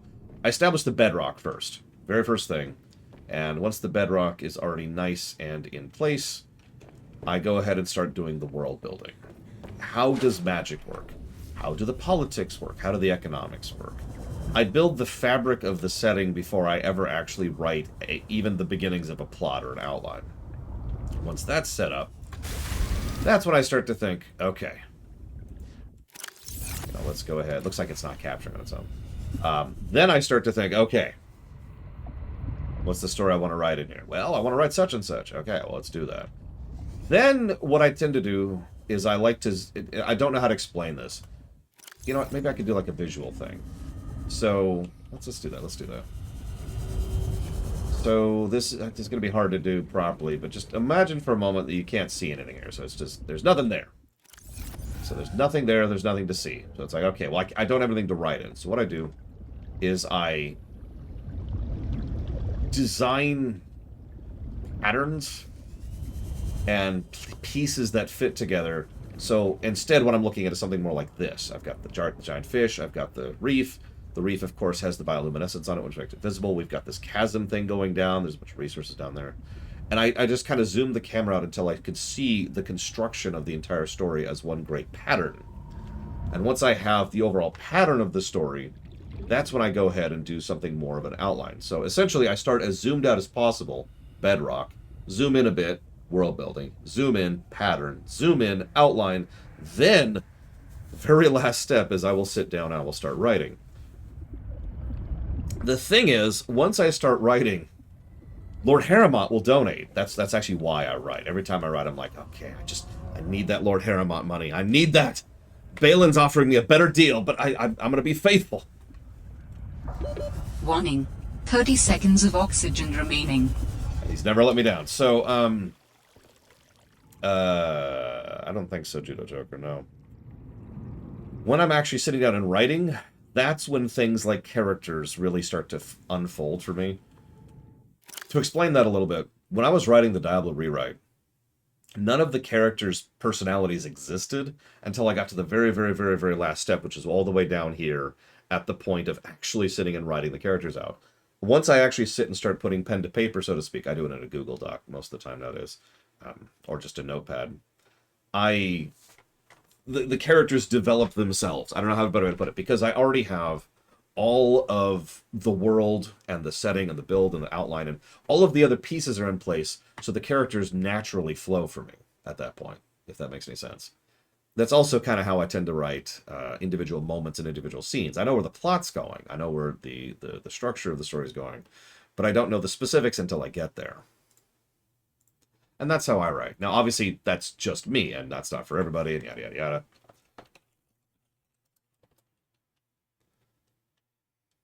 You gonna load? There we go. $10.54. Excellent. No, I actually found some inner peace. It's great. So this is going towards the Ratchet and Clank Trilogy. Hogwarts Legacy is banned, so if you want to pick something else. And Naruto Ultimate Ninja Storm Legacy. Either way, thank you very, very much, Lord Harrimont. Always and ever appreciate. Thank you. Neck. Of course they do, Melkor. The thing is, everything I just talked about is a point in the overall construction of a story. You've got the bedrock, you've got the world, you've got the characters, you've got the plot, which is the outline. All of those things, it's the spiders, Lord Harrimont. So all of those things are individual points that you can start at. You can start with, maybe you really want to write a story about a specific character. That's a thing you can do. Maybe, no, I don't do that, Tim. I write the plot third. That's the third step. So you can write starting with the character, you can write starting with the plot, you can write starting with the world, you can write starting with bedrock. But there's another idea I haven't really mentioned before. And one of the things you could also do is you could start with an idea. This is actually advice I've given a lot of people when it comes to writing. What's something that's cool to you? Doesn't matter what it is. Just an idea that sparks your imagination, or makes you interested or curious or whatever. Maybe you like battle mechs. Maybe you like darkness not being evil. Maybe you like balance between things. Maybe you like the concept of the elements. Maybe you like undead. Maybe you like whatever. Like, yeah, exactly. Do you like airships? You can do the point is, one of the last things you can do in terms of writing is you can start with the idea and build everything else to support that idea, right? The benefit of that is that that's nice, Lord Harrimont. The benefit of that is that is something that intrigues you. It engages you, it interests you, and as a consequence, you're more likely to do a good job writing, because you actually want to write this story about insert cool thing here. And that's the logic for that. I don't do that, but again, that is an option.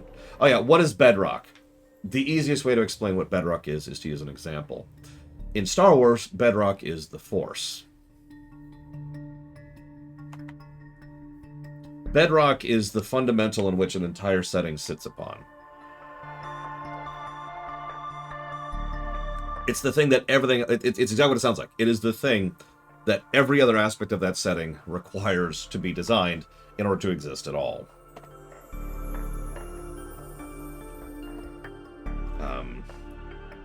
Yeah, tech optimism. Exactly, Kira White Noise. When we started the Trek rewrite, the actual very, very, very first thing was how do we retain optimism by also adding, better writing. Because most of the optimism in actual Trek was written by the writers just ignoring good writing and saying, Stellaris, you got it. Thank you again, Lord Harriman. Keep getting distracted. I've actually lost track of what I'm doing right now in the game. Yeah, Lavos for Chrono Trigger. You'd think it's time travel, but time travel relies on Lavos.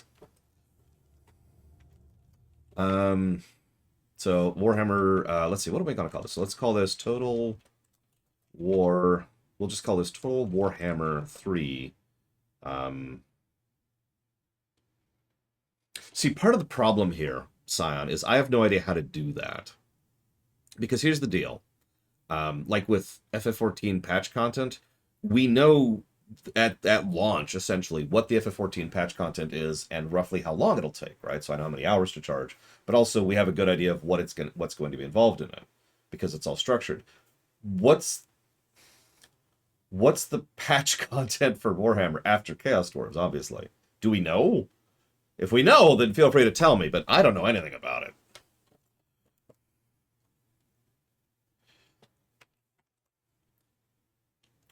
Total War Troy. And I have No Mouth. One of the last horror games on the list. Soon to be destroyed by streaming it. Either way, I do appreciate it. Thank you, Sign of the Emperor. Always and ever. Yeah, like Robin's like, humanity's special, and yet everything we've seen about this setting kind of goes in the opposite direction of that. This is more, there's a term for that. It's like corporate horror, I think is what I call that. That's more this setting. But no, humanity's cool. Sure. But, like, that doesn't answer me, Scion. Help me out here, Scion. What? Give me a number. How long is it going to take to cover all the DLC that I don't know exists for Warhammer 3? In hours. We don't have gloves either yet. I just noticed that. 50 billion. Done. I'll write that down right now. 50. Wow, your name and font color and everything have just changed, Reggie Brock. I mean, Zion. A couple of weeks. Ooh, okay. Nope, that's valid. So that would be 80 hours is what we'd call that. Sure, we'll charge 80 hours. Yeah, exactly, Gungo. Corporate horror. I think we talked about that during Outer Worlds.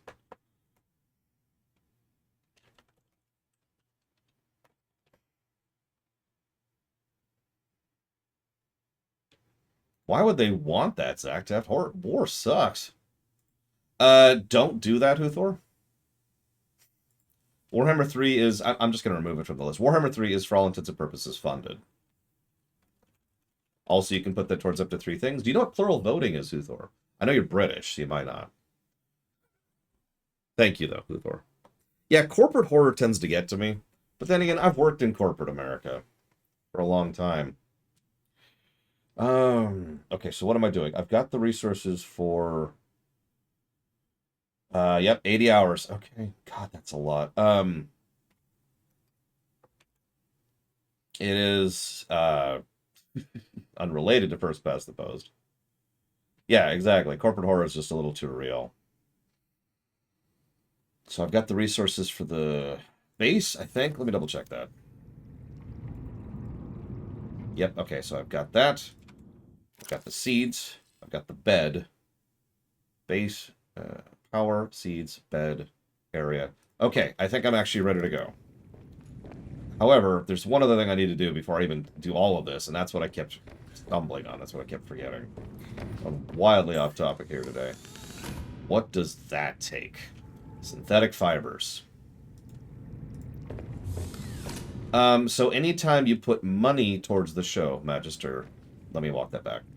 Almost every time you put money towards the show, you can put it towards up to 3 things. The exception, there's actually technically 2 exceptions, but the exception that matters to you is if you decide to put money towards adding something new to the list, in which case you cannot add something new to the list while splitting it out, which I just realized that actually applies to Scion. So Scion, I'm actually not going to put that towards Troy or I Have No Mouth. I will, however, put that just towards the Warhammer 3 DLCs. Because that's how that works. Dealer's Choice times 3. So that's the other exception. Thank you for providing the exception, Uthor. So if you donate money towards Dealer's Choice, you can't split it up. Dealer's Choice is by itself. So, like, let me use an example. Earlier today, someone, I think it was Dark Day, donated towards Dragon Quest XI, God of War 4, and Dealer's Choice. So I wrote down Dark Day for Dragon Quest XI and God of War 4. And that's it, because you can't add Dealer's Choice to that. Make sense? Now, if you want to just do Dealer's Choice, that's fine. But that's then 1. I don't get to plural. And yeah, the points is the third and final exception, but points isn't money. It's not even an exception, it's just separate. Points are points, so you can only put those towards one thing.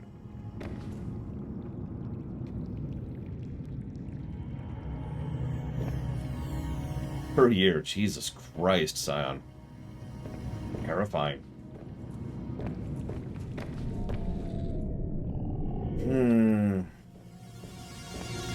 Yeah, Huthor doesn't like good WoW. Okay.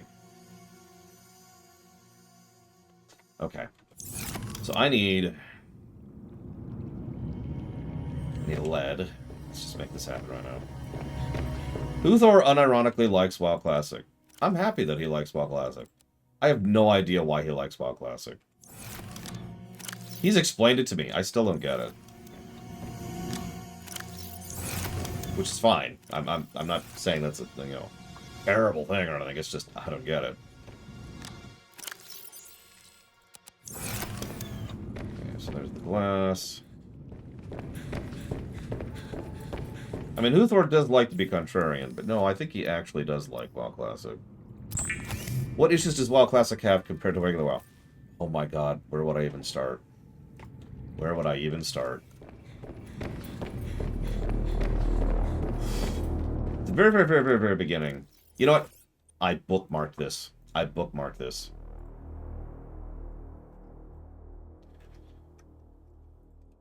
I literally bookmarked this. So here is a comic that is a nice, brief summary of WoW Classic.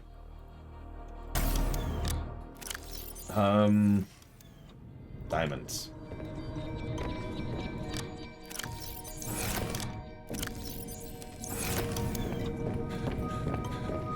Then I need to figure out the other thing. If you like FF11, you'll probably like WoW Classic, and I'm not saying that as an insult. Spiral plant clipping. I did link it in chat, prisoners. It's like 5 messages above yours.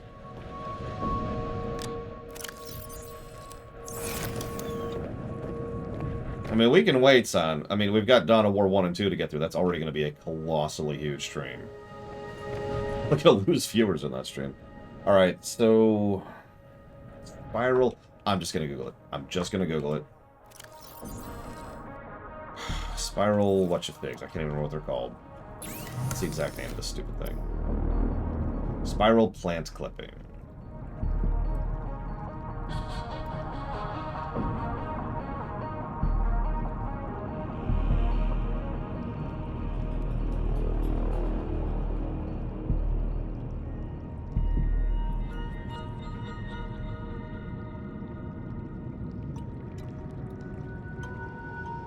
Okay. I actually do know where that is. Okay.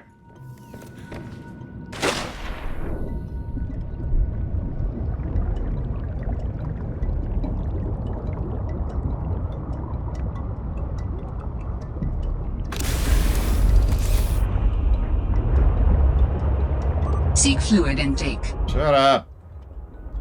Here's hoping, Hero. How long does it normally take for an MMO to become good? I mean, we have enough data at this point that we could probably list that, like, just historically speaking, how long it takes an MMO to get good. What stuff is red? What's red? What's red, Tim? So how long did it take actually, you know what? Define good. That's actually a better question. I mean that with sincerity. Define good.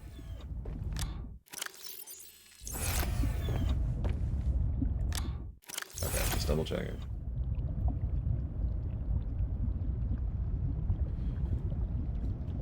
Because there's... Some people define good differently. Some people think good is, you know, bottom end of being good, the beginning of being good. Some people think it's the top end, you know, it's when it's actually become good.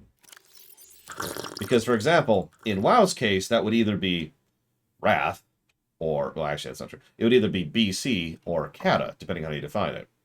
But in FF14's case, that would either be Heavensward or Shadowbringers, depending on how you define it. And that's important because those are years and years and years apart from each other. So that's going to be this way, south. Pretty much straight south.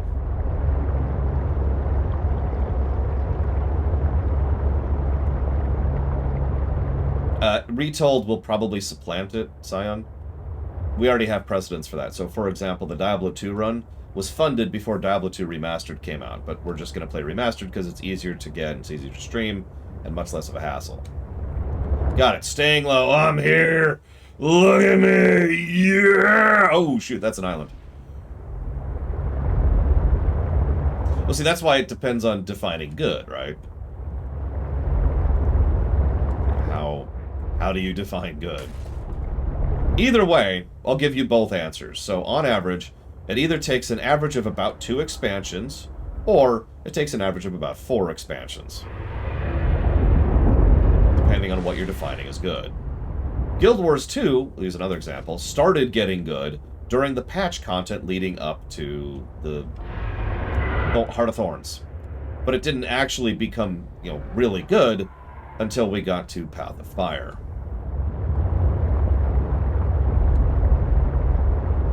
And so forth and so on.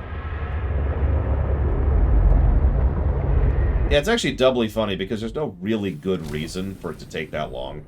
I know that sounds like a strange statement, but what I mean by that is we're at the point now, historically, where we have an enormous quantity of data to pull on in order to design an MMO.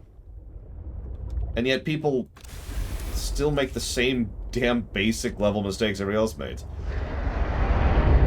Now, Tor is an interesting one. Don't mind me. I'm not here.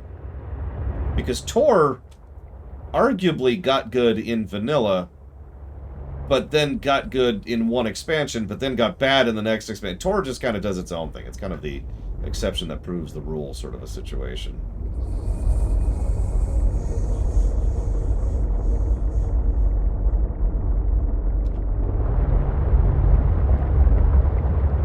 Oh, there's so many. Honestly, just watch one of my my FF14 or STO or Tor streams. We've talked about MMOs to death at this point in my career.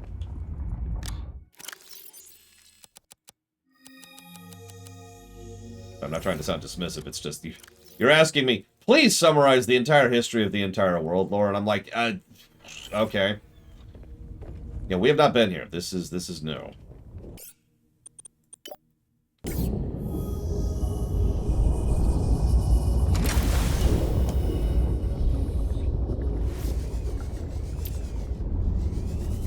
Customer service is a common thing people screw up early on in MMO design. Every MMO I just mentioned screwed up customer service early on. Every one of them.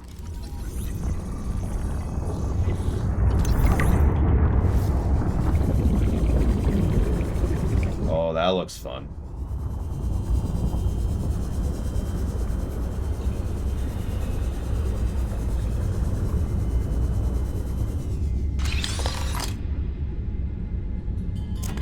Damn it, something we already had.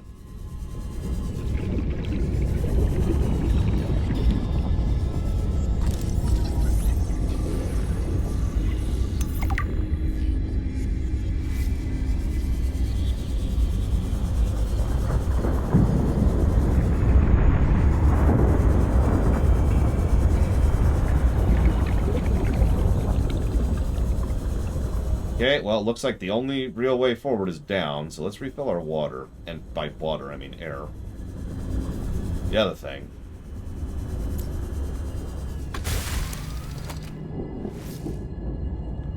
the extra titanium we just picked up.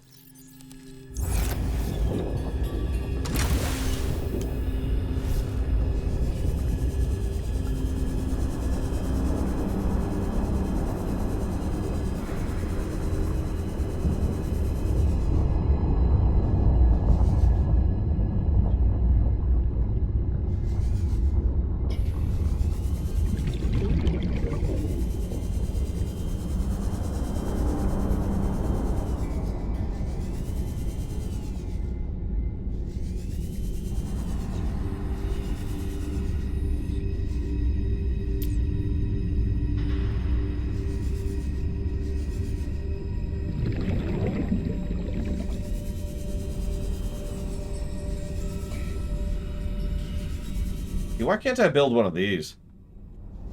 What a mining operation going. I just want satisfactory underwater. Is that so much to ask? Actually, that sounds kind of cool now that I'm saying that out loud.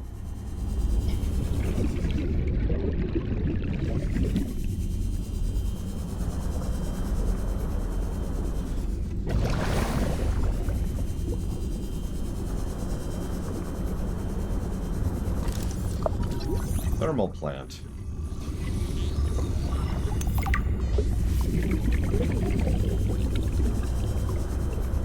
Big chunks of gold and titanium. Lots of titanium down here. And ruby.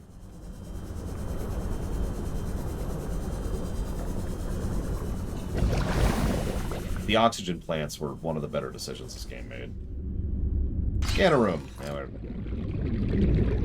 Listen, if I could just think games into existence, do you know how many dozens upon dozens, hello, of games I would have thought into existence by now? One of 4 on the prawn suit. Oh, okay, 2 of 4.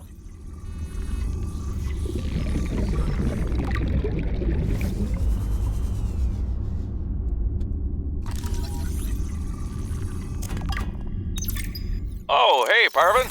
Can I get you to sign off here? What is all this? I don't know. Some kind of measuring equipment? Lil said she'd send someone over to set it up later. Ah, alien science nonsense. I wouldn't say that. You should ask her to show you some of her findings. It's pretty interesting stuff. There might really be someone down there. You ask me, the scientists have too much control over here. What? I'm serious. Look around you. This mining facility extracts every mineral your scientists use to make their equipment. Their bases, their scanners, even your little sea trucks. I wouldn't call them little. Do you know the name of a single person who works down here? Well, I know you, Parvin. Ah, tell Lillian she's wasting her time. There's nothing down here but workers, and we already know we don't spark her curiosity. I think I've delayed too long. We're gonna go back. I've definitely delayed too long now. This might be a death. Warning. 30 seconds of oxygen remaining.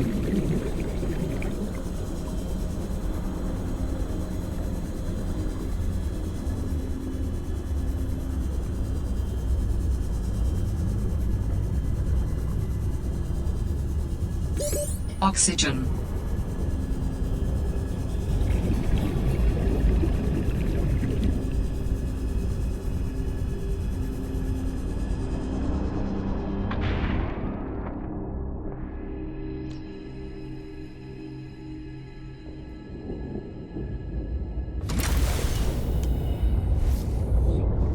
FF11 tried that, Cashel. There it is. So, you're probably wondering why I didn't go for the oxygen. I wasn't sure where it was, and I knew that I was at a point where seconds counted. So I just went straight for the truck. You notice I did one brief glance backwards. So, oxygen's over in that corner. I'm going to remember that for next time. So let's start with a full tank here. Drop a save. And out we go.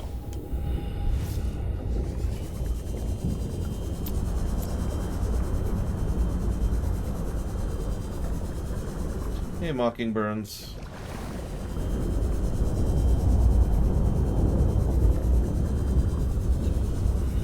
I wonder if... I was actually wondering, because the plants give you 30 seconds of oxygen. I'm curious how long it takes for them to regenerate.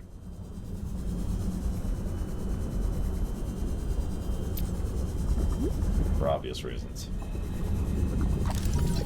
Thermal plant. Well, that might be useful at some point.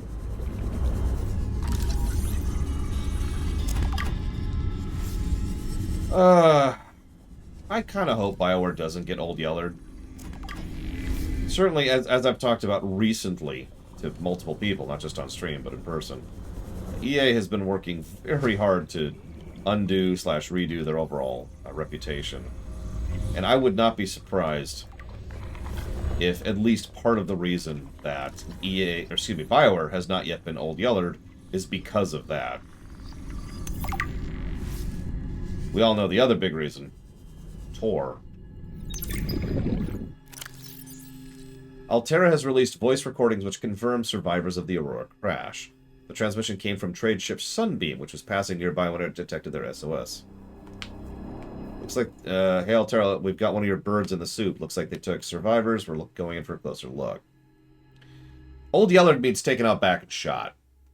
While the number of survivors is not yet known, nor the true state of the ship, it is now known that she has landed with her hull largely intact on planet 4546b. Smaller than Earth and largely waterbound, it is thought the planet has a breathable atmosphere and hopes have been raised all around. The Sunbeam is registered as a 5-seater cargo vessel. It's a dinky thing, wasn't it? Insufficient to evacuate the crew or cargo of Aurora, but perhaps enough to assess the situation and reassure shareholders at home that their investment is secure.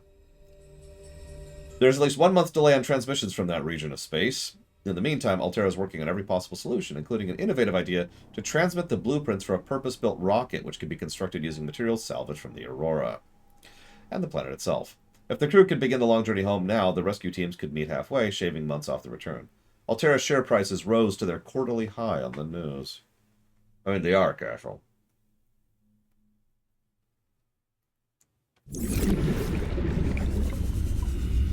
You know, that's an interesting point. I suppose that is a spoiler. That's another cut thing. We need to get that freaking cutting beam. Like playing Metroid. More ways than one. We did. So, right or left? We'll go left. There's an artifact over here. There's gold. Coffee. Yeah, let's be very clear, and I've said this before. The modern BioWare is not the old BioWare. Now, whether it's a good or bad thing, we don't really know yet. Because it's not like all the people left and then a new team took over. This isn't like the Final Fantasy changeover. People slowly trickled out, and people have slowly trickled in. Now, obviously, Anthem was a giant cluster, but my overall point here is that, honestly, Dragon Age 4 or Mass Effect 5, that will tell us how the new BioWare operates. This artifact could provide useful information. Processing. I can visualize a location where we may find an important component for my body. The image is hazy, but I am sure it is correct. A stark surface landscape, dangerously cold. Curved spires stretch to the sky. Jedi Fallen Order, Crazy Norse? Wouldn't surprise me. Yeah, like it or not, old BioWare is currently gone. I'm not saying that to be derogatory or negative or defeatist or anything. It's a statement of fact. Old BioWare's gone. It's been gone for a while. An unusual ion signature at the edge of Altera space has scientists baffled. Some have drawn a connection with a similar echo detected around the time of the Aurora's purported crash landing. How the two might be connected is an open question, and many in the scientific community maintain they are unrelated and explained by natural phenomena or even Altera secretly testing new technologies. Fuel has been added to the fire by Altera's refusal to release its full data on the Aurora accident, and recent indications from sources that they will be revising their list of expected casualties without revealing where this information is coming from. Now been months since the Sunbeam went quiet with no new information. Salvage teams continue their long journey to 4546.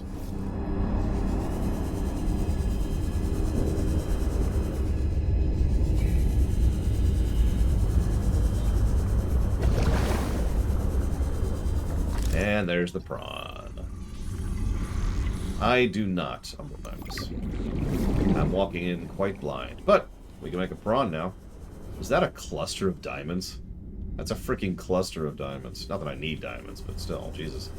There's a cluster of titanium. There's a lot of resources down here. If only I had a drill arm and a prawn. Oh, wait.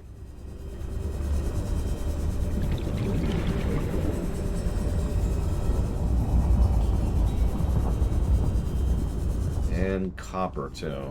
Warning. 30 seconds of oxygen remaining. So we now have a pretty big problem.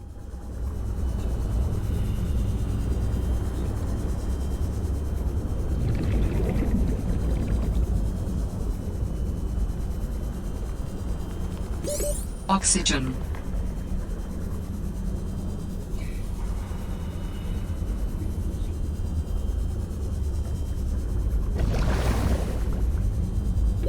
Warning. 30 seconds of oxygen remaining.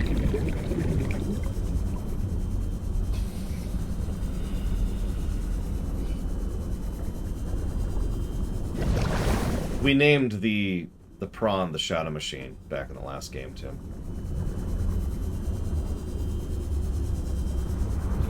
Those plants are pretty much mandatory. But that's probably because they designed the level design around the plants. Warning. 30 seconds of oxygen remaining. I memorized where this one is, so we're actually good. Still,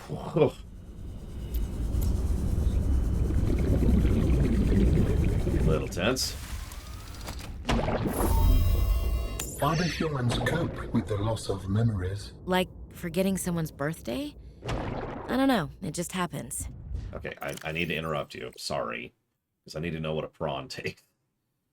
Thermal plant takes magnetite. That kind of answers the question I had. But what does the prawn take? Where's the prawn? Where's the prawn? Kyanite for the Mark II, by the way. That's doable. I already have. But where's the prawn itself? There it is. That's actually not too bad. Plasteel, power cell, enameled glass, and a computer chip. No, War Sage. There's one oxygen upgrade we can get, which we haven't. Somewhere, I think. It's not even going to show here, is it? Because we don't have the recipe. Whatever. There is an oxygen upgrade, I think, that we don't have yet. When you die, some quantity of knowledge is lost forever to the next generation. Isn't that... I'm warning you. If you call humanity inefficient one more time, I will swim us both into the mouth of a Leviathan. Is that sarcasm? I am still having trouble differentiating. How inefficient. Efficiency aside, does Damn it. I need to look at my inventory. Why do these always pop up when I need to do inventory? the loss of knowledge not create complications? Well, on a personal level, losing someone can be traumatic. God damn it. Okay. Okay. But it's harder to process the idea of generational knowledge. Humans aren't networked, so we can't even be aware of what we're losing moment by moment. We try to learn from history. Maybe it's not ideal, but it's what we have. What happens when you no longer have the memories of others to combine with your own? You make your own memories and interpretations. You have to experience life as an autonomous being. Discover yourself. That idea is foreign to me. Makeshift beacon. The signature of an important item belonging to my people. Hey, Kamek. I will share its location. Okay. Signal location uploaded to PDA. Makeshift beacon. I needed a place to mark. I needed a way to mark that, and I didn't have any beacons on me for some reason. I need to figure out why I don't have any beacons on me. I might have actually used all my beacons, so I might need to make some more. Because I know I've got, yeah, the beacon down there for the wreck, and then I've got another wreck, and then I've got the chasm over there. So yeah, I think I just used up all my beacons. No kid. You know what? That's not a bad idea. Beacons aren't that expensive. I might just make a locker full of beacons. Oh, geez. I don't know, Kamek. So what we're running into, I hate to say this, what we're running into is a very common problem. A lot of games that don't have much story tend to technically score better on story than games that do have story, which this is something that's been brought up many times, actually, because when you try something, you have more chances to succeed and also more chances to fail. So in several respects, there are aspects of the new story which are almost assuredly getting negatives, as opposed to the first game, which got no story negatives. Contrarily, there are possibilities for it to be better, too, and we'll see how they stick the landing. So far, I will say that I absolutely like the voice acting of this game, for all the other flaws that I find in it. I am not overly fond of the main character. She's kind of a twat, and very stupid, and I tend to not like playing stupid characters. This is something we've brought up before in every JRPG we've ever played. I mean, it's like why FF1's story scored better than FF3's. Because FF1 didn't have a story. That was weird. There we go. This is what I was talking about. The ultra-high capacity tank. That's the one I don't have. Now I need to hate Mockingbirds. No, yeah, she's not really Ashley. I do like her actress, ironically, since everybody else doesn't. But she's not Ashley. Okay, so I need many things. Let's make a prawn because we need to grab something. So let's go. Let's do that first. Let's do that before I forget. This over here. Actually, you know what? Let's change our minds completely. Pull this over here because I think I'm gonna go with my original idea.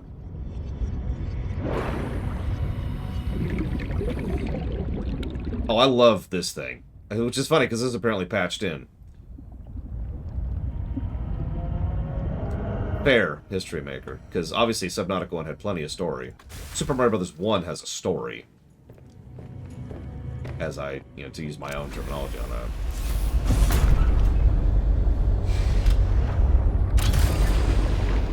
With friendship, Cyan. You gotta kill God with friendship. If only that worked in Warhammer. I do, it's worth noting, absolutely love this thing. We keep comparing it to the Seamoth, but I've slowly realized this isn't the new Seamoth. This is the new Cyclops. Extraordinarily modular. And a little tidbit, which I haven't actually shown off yet. Let's check this out. So what we can do is, like, pretend for a moment that we've just found this new spot. And it's like, oh god, how do we get down there? Well,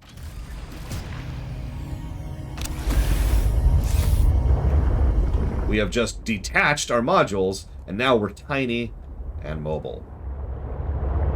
And can go in very small areas. And that, by itself, makes this thing fundamentally better than the Cyclops. Like, just that one change right there. And there's also the fact that, as you can see, the modules are modular. I'm carrying around, that's the fabricator and that's the storage. Over here we've got the aquarium. Over there we've got the dock, which we're going to start using in a second.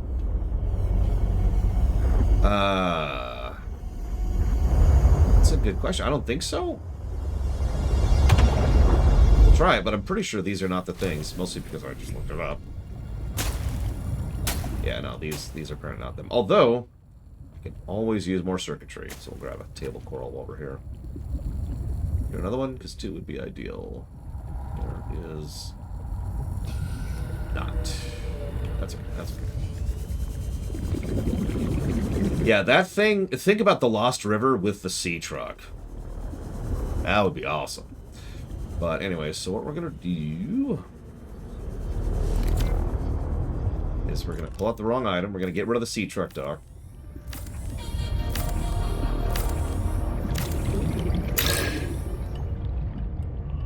This is the only vehicle we've kind of had, Mockingbirds. We haven't gotten access to the Sea Wolf, or the Sea Fox, excuse me, yet. Snow Fox yet. That's true, Chemic. And I do certainly enjoy some capital gameplay. I do. Capital ship gameplay. Most games have no idea how to make it feel like you're playing a capital ship. Does that? That might be okay. It's still a little close. hang on. Let's deconstruct that.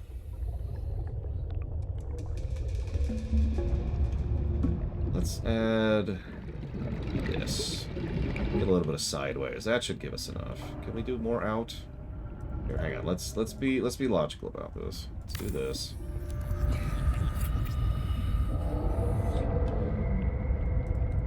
Let's do this.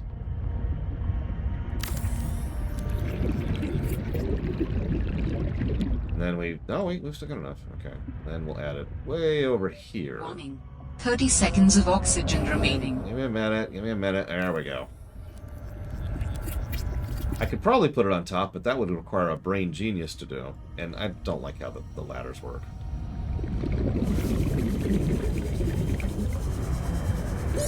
Oxygen. So now... it's a bit of a trip, but... this will also lead to our primary vault and construction room, so woo. I'm not going to move all the vaults over there. That'd take forever. There needs to be a just move thing button. I mean, I love Dreadnoughts and I love Dragoons, Scion, so I'm kinda with it. I'm a weirdo. In this game, ladders are just weird. You click them and you instantly are in the new thing, and it's just disorienting for me. Seek fluid intake. Shut up! I am gonna do one more thing while I'm here, just to do it and be done with it. Well, we didn't give it to the last 3 games that had that Mockingbird, so I'm afraid we will never give that positive. Ever! No more positives. We're done with positivity. It's negative time. Correct, War Sage.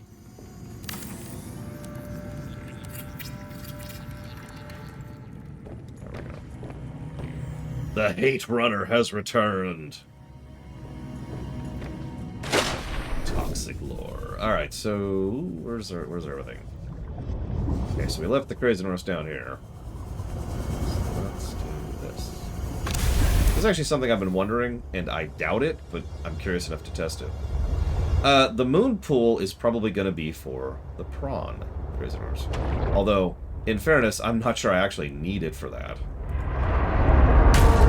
I suppose the short answer is I don't know if I have any need for the moon pool anymore. I don't know, I might have to ask you an extant question for that one, Mockingbirds, and nobody knows about the extant. Capital ship is what you're thinking of, Magistrate. Although the term capital ship is, by definition, very vague.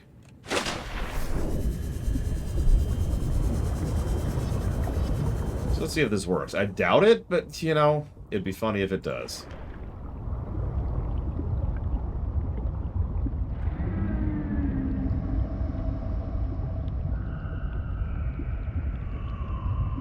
Looks like one of those crocodile jackasses up there. Can we kill those by ramming them? Yeah, you notice I actually don't have a hatch on this base. The moon pool is how I get in and out. Yeah, I want to see if I can manually dock this. I honestly doubt it, but I'm curious enough to try. Might not even be able to get in here. There we go.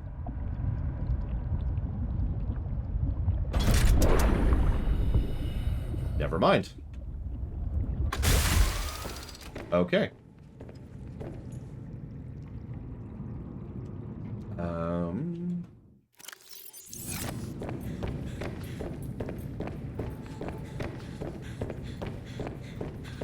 No, that's actually good design. I'm with that.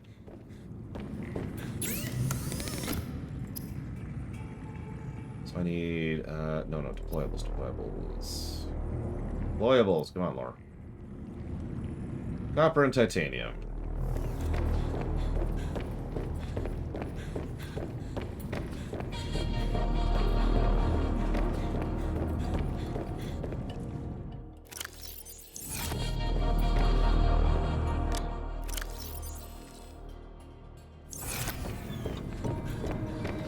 I'm getting raisined as we speak. Seek fluid intake immediately. Yeah. 6, Laura, 6.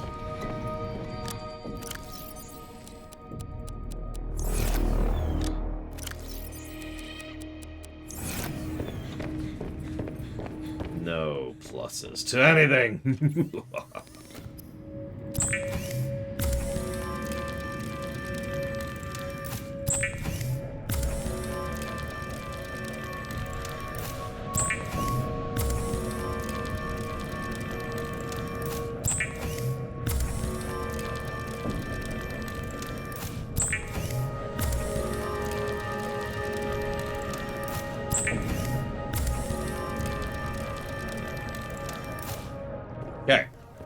Hopefully we have solved our beacon problem forever.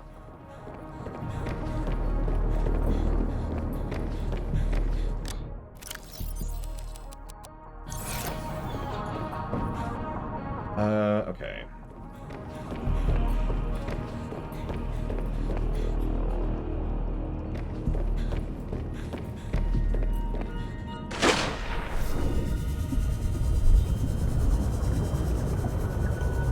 Listen, Mockingbirds, just because you like to mess with people.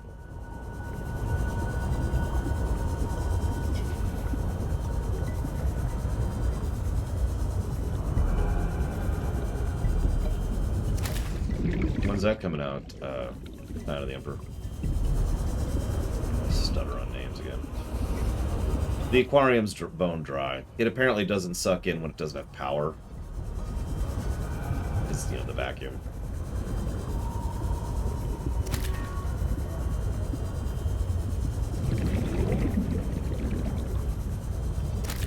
I'm actually kind of discouraged by the aquarium. I was hoping for something a little more useful. I mean, even if it cheated and just kind of generated fish periodically, that would have been nice. Oh, jeez, that's it, Scion? I was about to say it comes out next year, and then I remembered this is 2023. Anyways.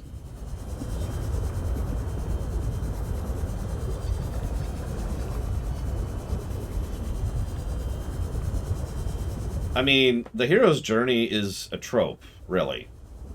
And if you don't understand what I mean by that, tropes are tropes. They are tools. What matters is how you use them. Tropes are not good, bad, or in between. They're tropes.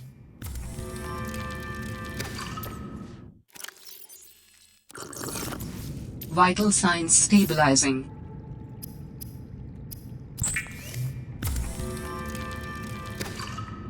Yeah, we were doing the superhero diet there for a second. Yeah, Mockingbirds was always chaotic evil. I mean, she's watching me. Yeah, exactly, Kira White Noise.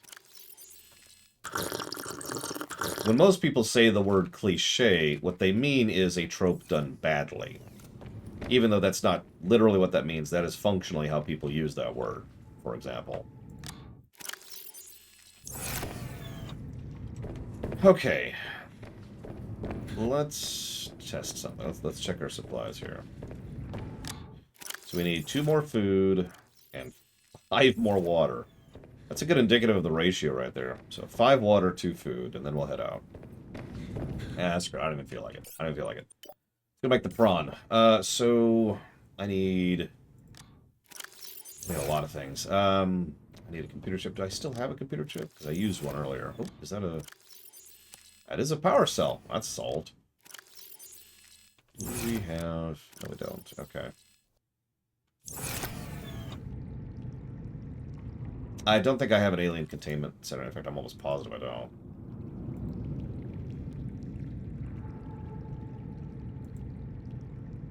Yeah, I don't have the alien containment center yet. I have the thermal plant now.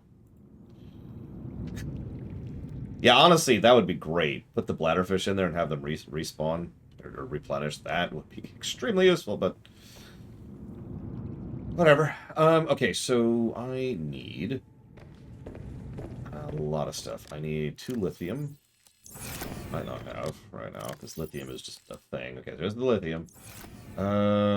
Need 2 copper. Or actually, I just need a copper wiring. And I believe a gold. And 2 table coral, which is funny. Oh, nope, there we go. 2 table coral. Okay, cool. Yeah, of course, thermal plant takes freaking magnetite. Ugh. My life, I swear.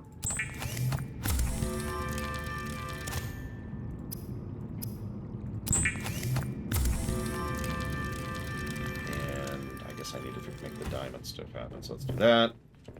I have a diamond on me. I do have a diamond on me. I forget the other thing I need, but I don't need quartz. Which is not this one. This one.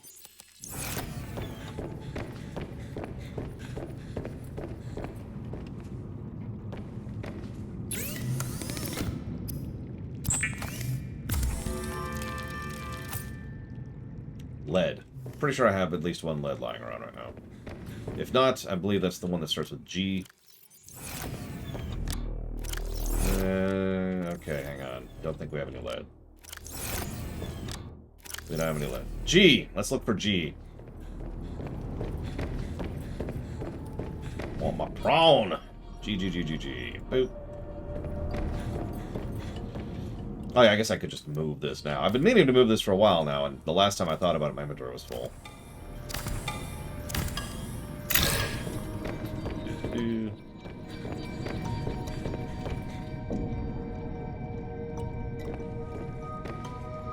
Just gonna put it, I'll put it here. Put it right here.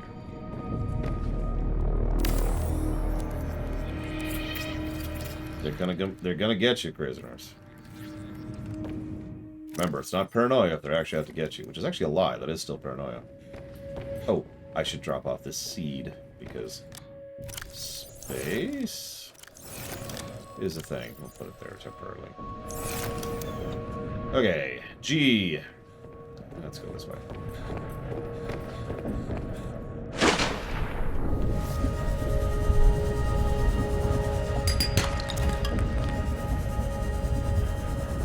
Yep. Replenish the one we just used.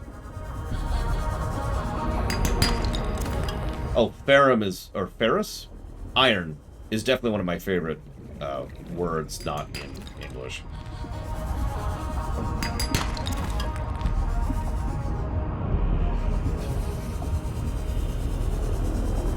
I'm not sure what aurum is off the top of my head.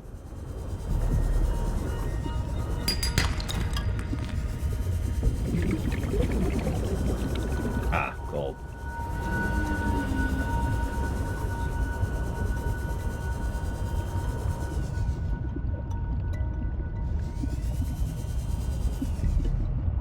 So Dr. Winter asked an interesting question.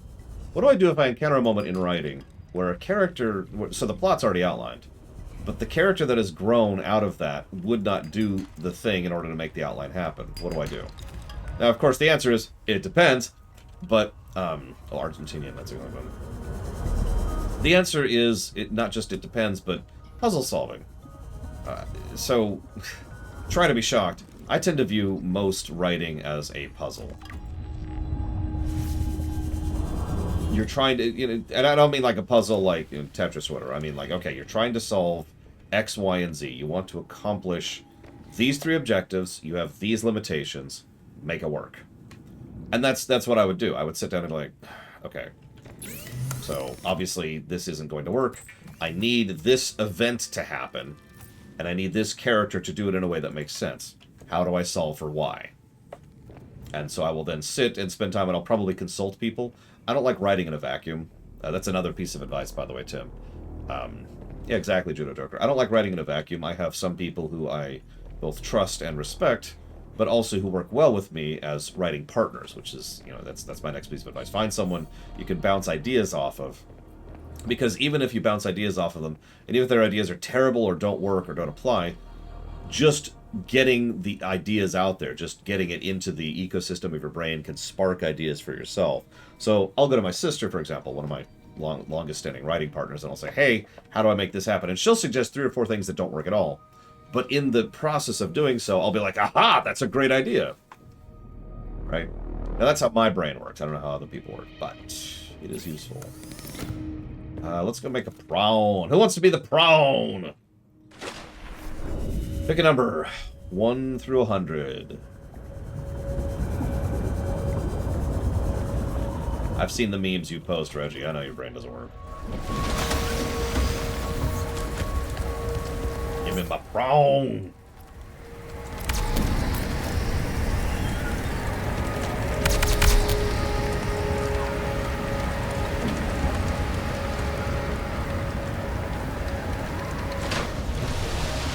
Now, fun fact, every time I build a vehicle bay, I actually think about what it's over because of that.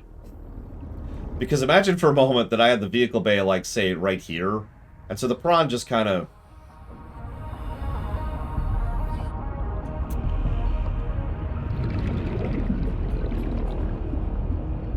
You may have noticed me both times I set up the vehicle bay. I was like, okay. Down, double check. Okay, cool. Welcome aboard, Captain. Do I have that on me? I do, actually.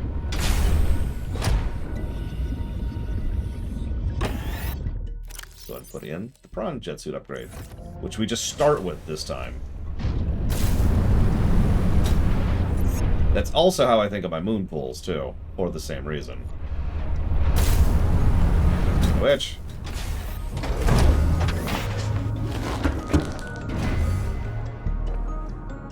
Where's the... Oh, I don't have one right now. That's okay. We can make one of those. We have the technology, but we don't have the computer chip. No! Do we have a spare chip right now? I don't think we do. I think we used our spares.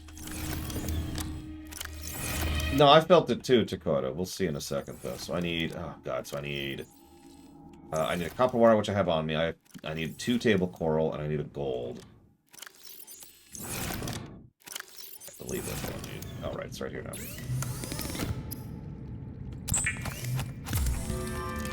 Okay, so the winner's going to be...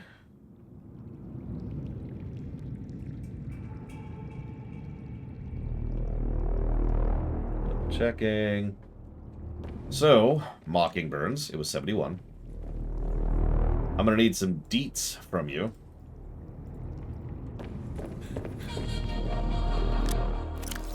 On colors.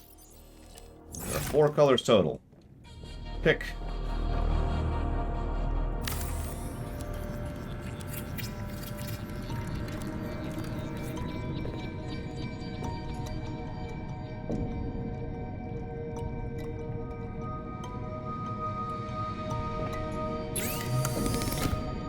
So let's see.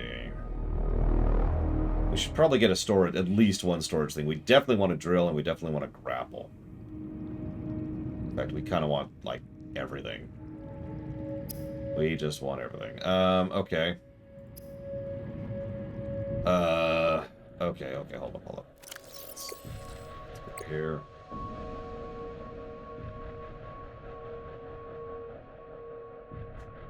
That's... okay.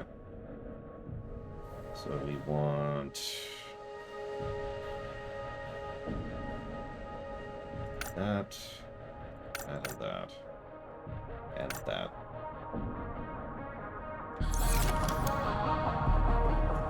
Yeah, it's RGB. It's a color. Does a color exist? There are many.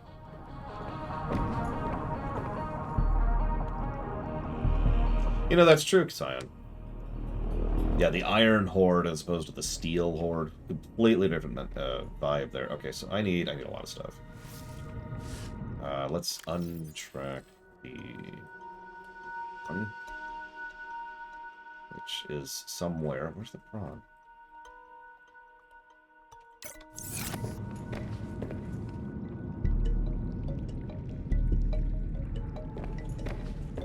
Honestly, no, I'm with you, DJT. I think Cloud is probably better to be the main character than anything else.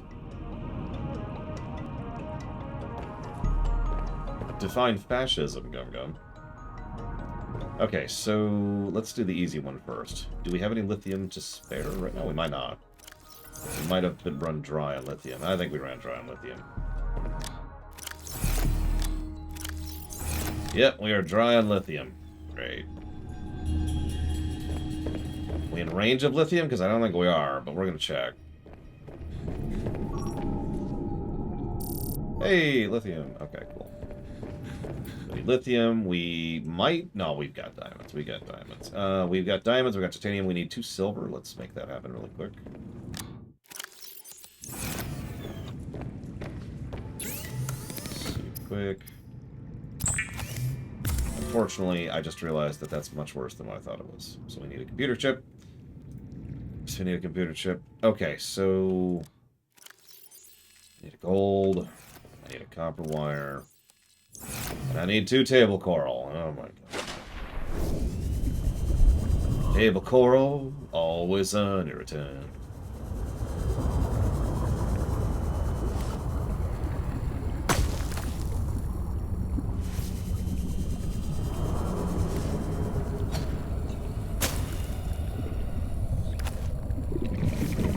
That's a good question, Tim. I admittedly do not know. Looks like we're going to take the truck. No, I saw it. It's purple, blue, black, and white. Your name is going to be white. That'll be interesting.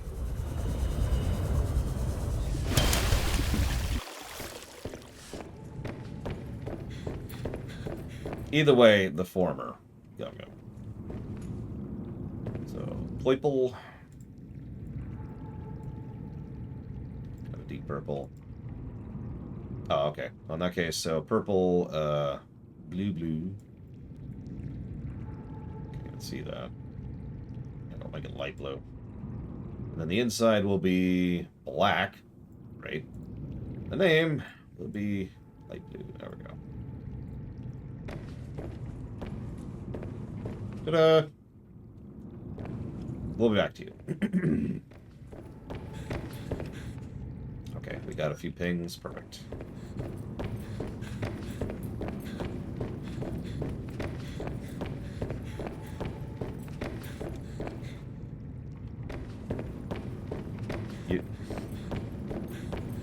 Purple, blue, black, white. I read word for word. Purple, blue, black, and white. Alright, so whatever. So now it's purple, black. Just being terrible. I knew it. I knew it. I knew it. Alright, we'll do light. We'll do actual blue, blue for the inside then. Blue, blue. Yeah, now it really is the Shadow Machine Mark III. Okay, I need a lot of things. Let's make this really quick before I forget. Before I lose my brains.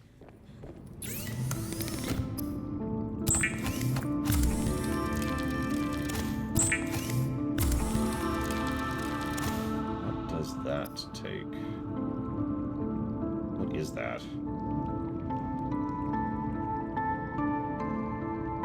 Is that hydrochloric or I can't tell. I think it's benzene. Of course, 2 flowering spores. A ribbon plant. I got ribbon plants, but I don't think I have the spores. That's because I don't.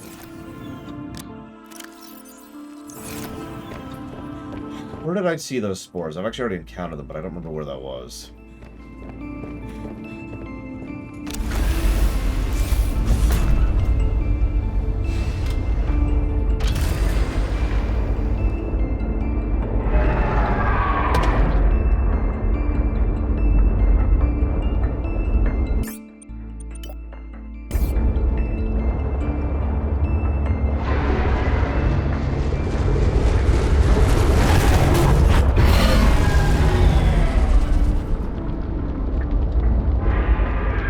I think I killed it.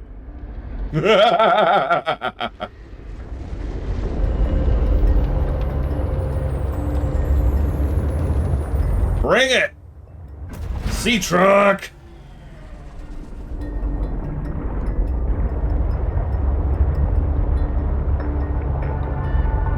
I'm hungry now. Okay, I need lithium. Let's get some lithium.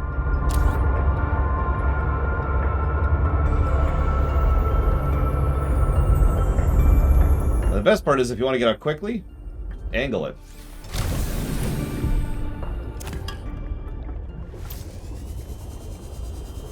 Seriously, you can kind of control whether or not you get out into the back or you get out just of the vehicle in general by your angle, which can be irritating. Oh yes, fresh reminder, Pete is terrible. Always has been. That's nothing new. That's it. Nothing else to add there. So, I'm now able to genetically modify myself.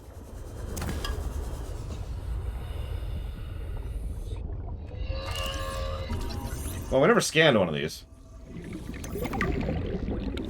It's a Cryptosuchus. Yeah, it is. So you're able to genetically modify yourself. Limitations: any changes you must have first experienced from someone else alive. I don't understand that limitation. Oh, so I can't give myself, I don't know, like super strength because nobody has super strength. But I could give myself someone else's hair because they have hair, right? Oh, they have that type of hair? Okay, I get you, I get you. Well, first and foremost, obviously I need to get rid of my voice, because nobody likes my voice. True enough, Crazy Norse.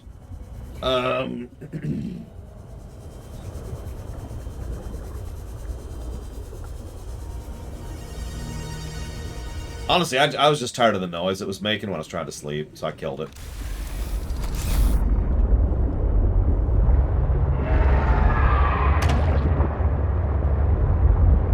I mean, obviously, you know, doing a couple of changes to my digestive tract and adjusting my metabolism and just generally making it so that I'll be able to be a little bit healthier is kind of a duh. Excuse me, do you want to die too? Huh? Huh? You think I won't kill you like I killed your brothers? Huh?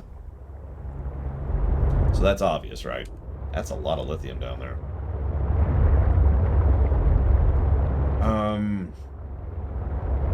We're gonna go for this one lithium over here just to get it off the map. So better digestion, better metabolism. I'd like to fix my ability to breathe. Obviously, the nose surgery helped, but there are other related problems.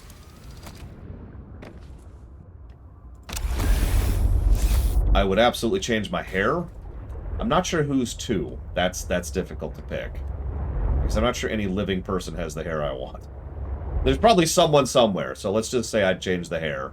Nothing too insane, just, you know, a little straighter, a little less thick, and less frustrating to deal with.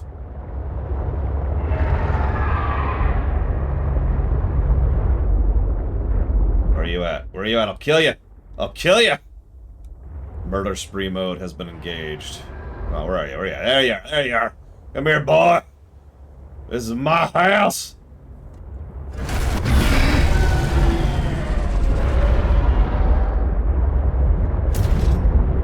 You think you got something? You got nothing.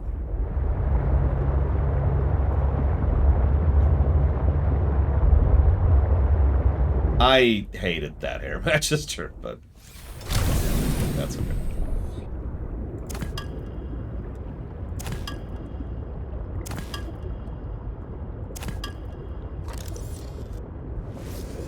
Another one. God, where are these things coming from?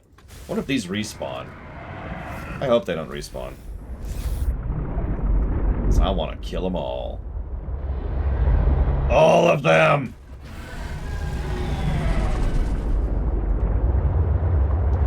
I would get rid of my ability to sleep in a heartbeat, if I could. Okay, so... Air...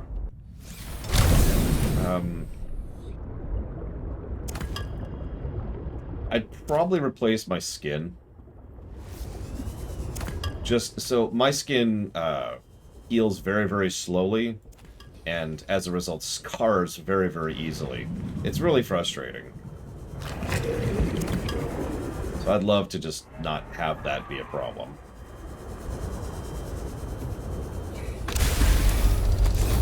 Let's see. Where's... That's not one of the crocodiles. We're gonna leave that one alone. Leave that one alone.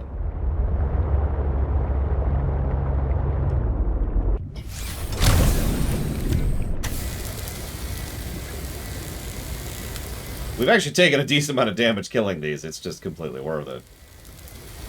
All it really costs is some time and some battery power.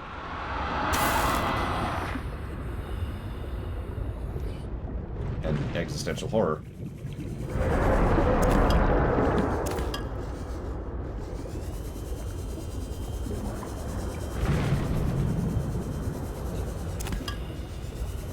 I suppose the final answer, Tim, is I'd change everything. I don't think there's a single part of my body that I would keep as is. So rather than going down the list, I'll just say all of the above. Leave it at that.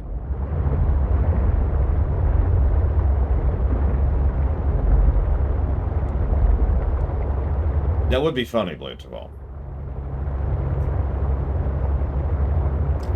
Let's see. Name a customer service. In my opinion, is customer service something that's easy or hard? Hard. Customer service is much harder to do than you'd think. And you're probably thinking, oh, it's not that hard to be a decent person. No, you need to understand the kind of dumbass, aggravating, asshole questions you get on a daily basis as customer service. Just mentally pushing past that to do your job proper like is a lot harder than it sounds. And that's before you get into the actual professional side of things. That's just the personal side of things. No, that's a problem. That's what that is. Okay, so we have lots of lithium. Yay. Most of it in here. Looks like we should only need three. Yeah. Yeah, it's a thing. It's a thing. I need 10 titanium.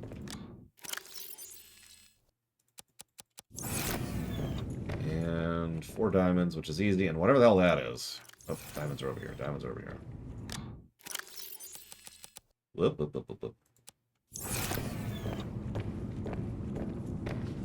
Yeah, we actually, this is going to sound polemic, but this is kind of related to what I talked about last Saturday during our Justified streamination.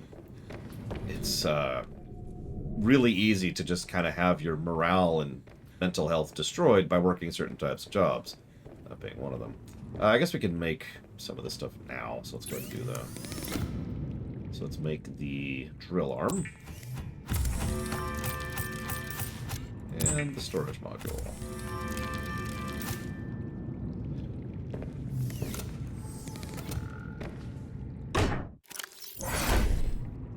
I guess on the other side. Ah, that's Mockingbirds.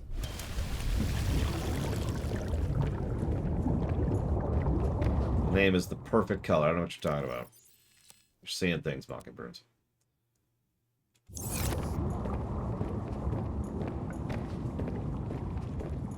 Well, yeah, Judo Joker. It just makes sense to me. That's weird. Why did I swear that was blue at some point? Whatever. Alright, now I gotta stab Mockingbirds and make her green. Because she's alien, so green blood comes out. Alright, yes, the drill actually can be used as a weapon. It's not a very good weapon, but it can be used as a weapon. Delete. Thoughts on the Lily Pad Islands? It's a pretty cool zone. Probably one of the better zones we've encountered so far. Is Altera as awful here as we thought back in Subnautica 1? They're worse. We're seeing more about how awful they are. Do I distinguish between a spoiler that ruins a plot point or a spoiler that only people in the know would get? Yes. In fact, I like to do spoilers nobody gets semi-frequently. It's a fun little thing to do. How am I finding the dynamic between Robin and Alan? Alan's more interesting than Robin so far.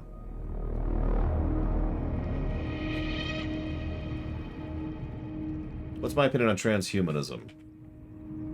I want to be a cyborg. Actually, I want to be an energy being, but that's neither here nor there. Let's see.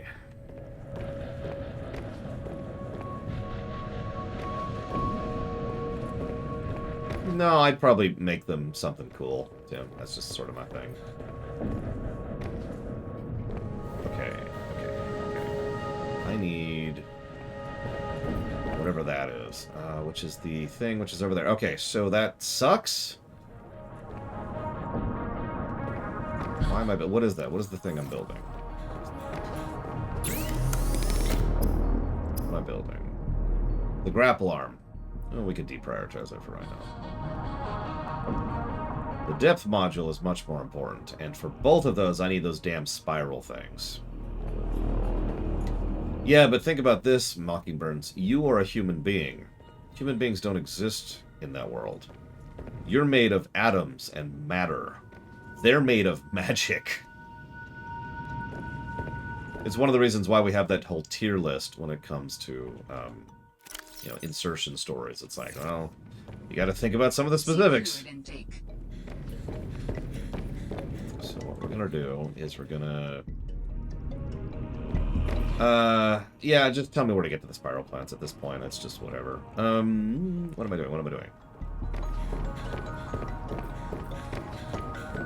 That's why Tier 3 is you get acclimated to the setting in question. So if you were, for example, Tier 3'd into Final Fantasy XIV, congratulations, you are now made of magic, and you can now, you know, become a black mage or become a paladin or whatever.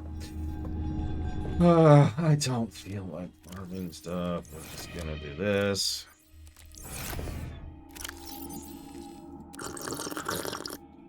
Yeah, we're gonna do more of this, apparently. Right. Yeah, breathing would also be an issue. And I'm not even talking about diseases. Think about how many diseases you would take with you. And think about how many diseases you would have never encountered before. Like, that goes bad in all directions, really. That's why the tiers thing exists.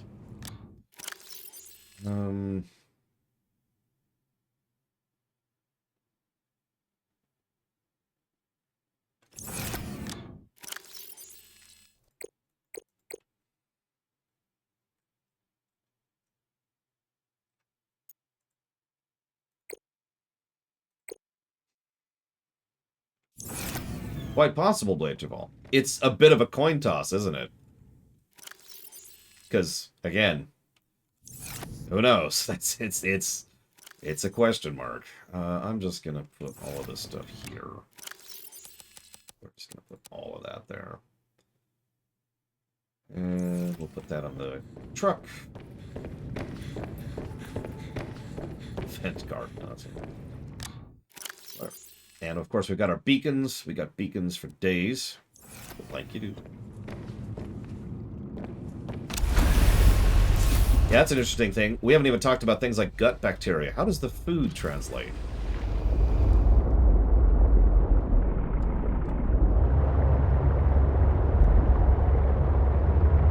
Berserk is something I will never cover. It's actually been on the veto. It's one of the oldest things on the veto list.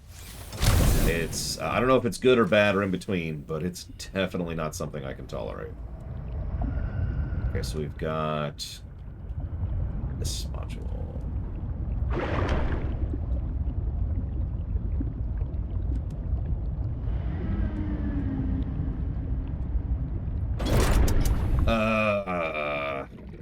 Sanguinus, because he's going to leave me alone the most, Mockingbirds. Or however you say their damn name.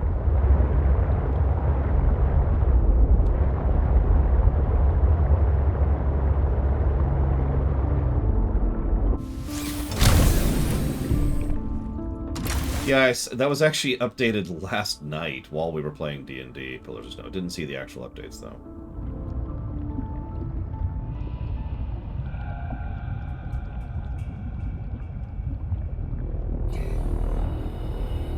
I love the purple.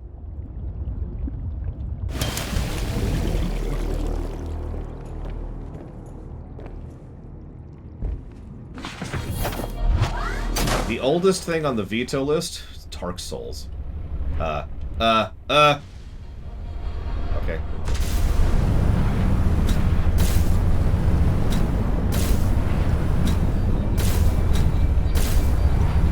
yeah, that definitely handles differently. Oh, there we go. Okay. God, I love it. That's exactly what I thought I was going to do, and I still love it.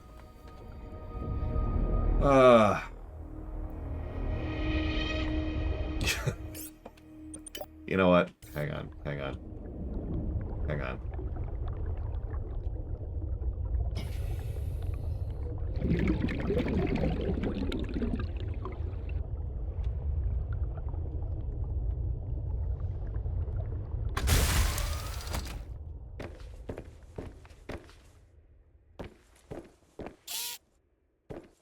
So we can eject the vehicle, and it looks like that's actually it. Are we charging it?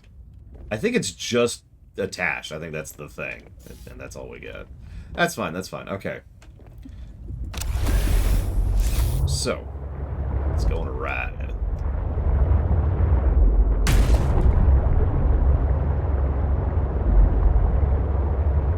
I mean, violet is my third favorite, color. But yes, Dark Souls and Witcher 1 were the original veto list. If you're paying attention, we have since covered both. Witcher 1 wasn't as bad as I was expecting it to be. Dark Souls absolutely was.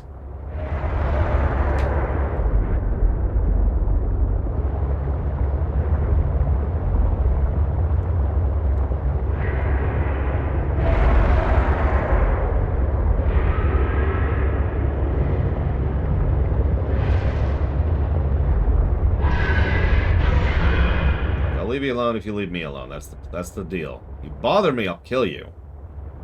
I will straight up kill you.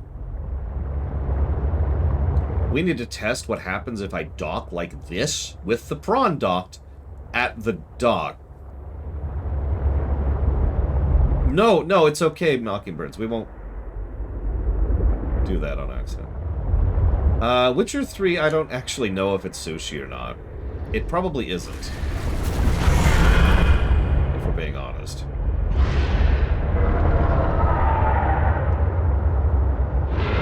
The gameplay of Witcher 3, excuse me, the combat of Witcher 3 is something that I actively dislike. To the point where even when we do the re-review, we will probably go ahead and just turn on cheats and say screw it.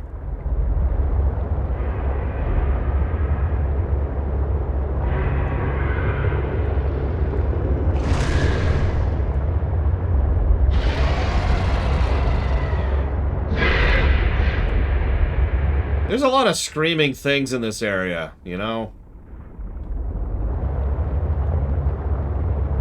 Like, could you chill for 5 seconds?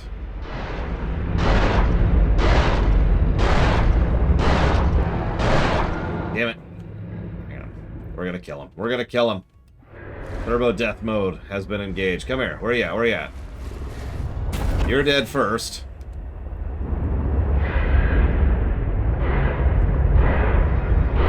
You're next. Huh? You like that? Huh? Huh? Oh, you do like that. You got it. Come on, you little bugger.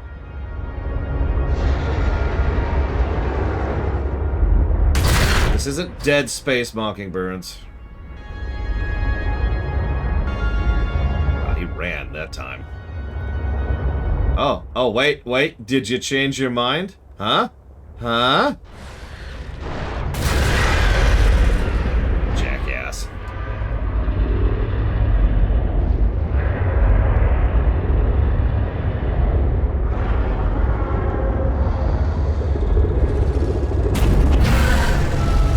Are there 50 of these? There's like 4 of these right here. Look at this.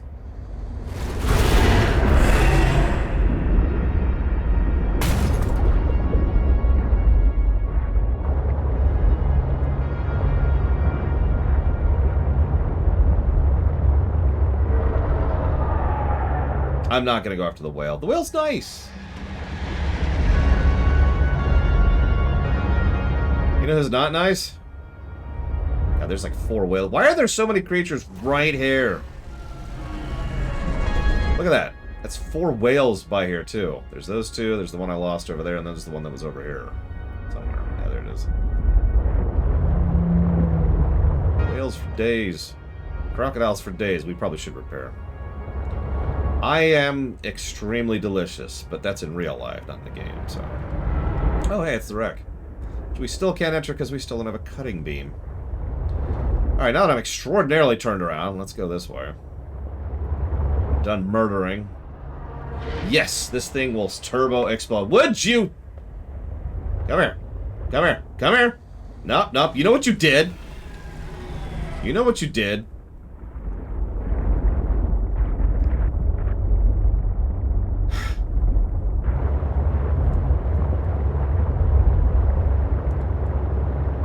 So, you said south here? Let's repair the ship. Oh god, don't say that. There's probably warpers here somewhere, and they're like, hi! They don't warp you, like, outside your ship, though. They warp you above the surface, and you just start freezing to death.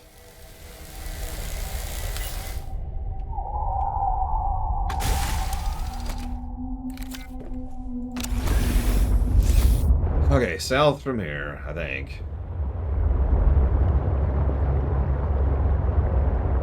And they warp you up and then you die from impact. Ah!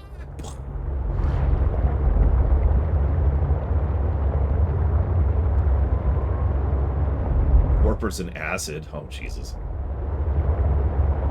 It's probably something we have. In fact, that looks like the aquarium, but we're going to grab it anyways, just to be thorough.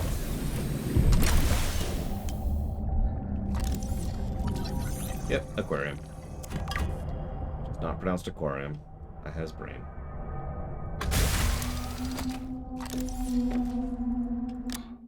Yeah, we're just playing high on life while we're smashing everything with the truck. Da da da da. Oh.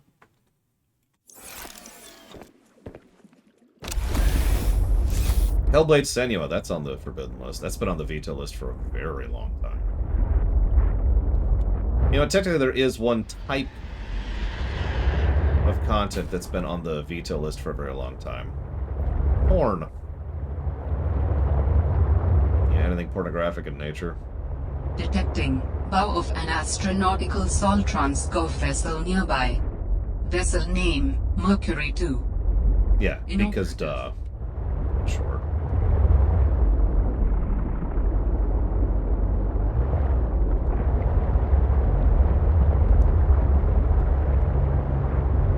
It's a big ship.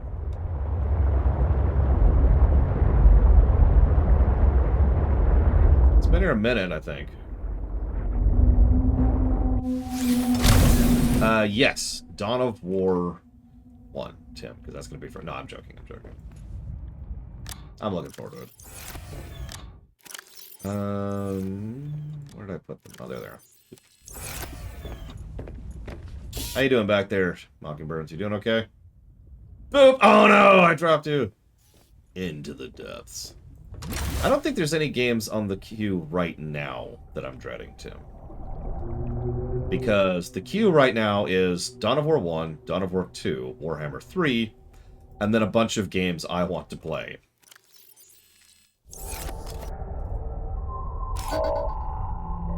So, by definition, we're good at the moment. Some of you probably don't remember this, but one of the things I actually decided to do was to try and get a bunch of games out of the way that I wasn't looking forward to, specifically because of that. Just to be like, all right, let's just do this, let's get it over with. And we did. And we moved on.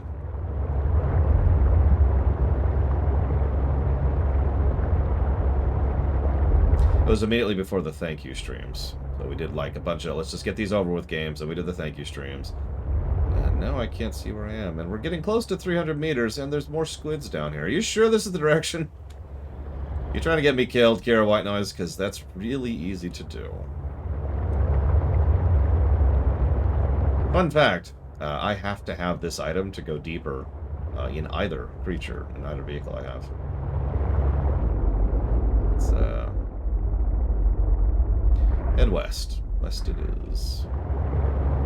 Wow, this is not terrifying. I can't see the floor, and I can barely see the floor, and I can't see the ceiling. This is my nightmare right here. This is just it. Warning, maximum depth reached. Hull damage imminent. Northwest. Okay, we'll go northwest.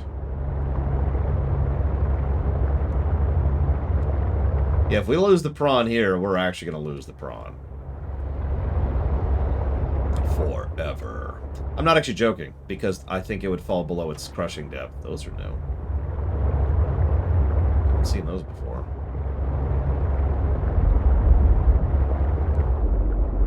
Those are moving fast, too.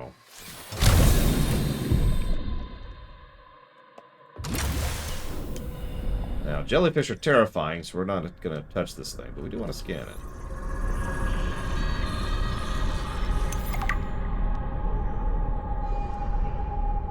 And, of course, there's sharks here. Why wouldn't there be? Alright, so we're almost at crushing death anyways. So we're going to go a little bit, just a little bit lower.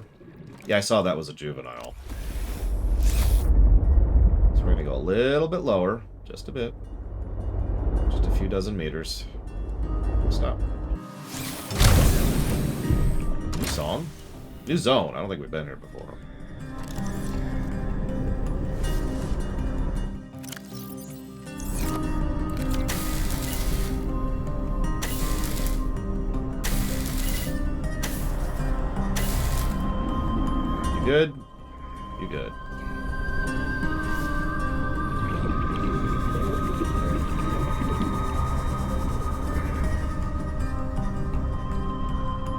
we got?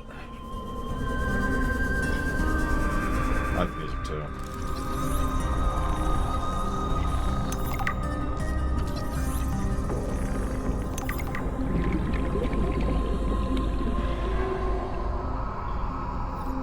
Some new sounds here. It's always terrifying.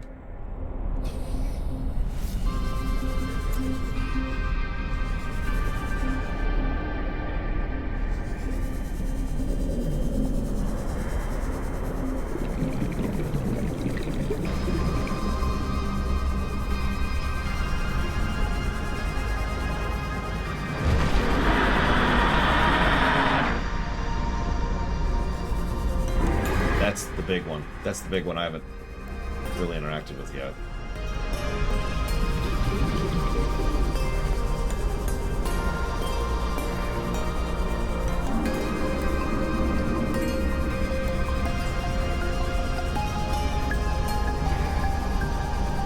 I think that's probably our closest equivalent to Reapers. I'm not sure, though, because I've been deliberately ignoring them.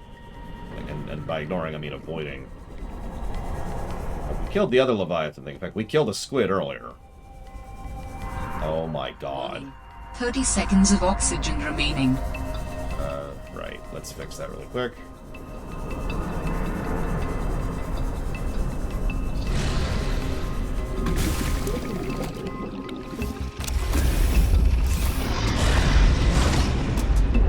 Kill this guy, so he leaves us alone. Cool. Kill this guy, so he leaves us alone. No, don't go down. My one weakness. No. Okay, they're dead.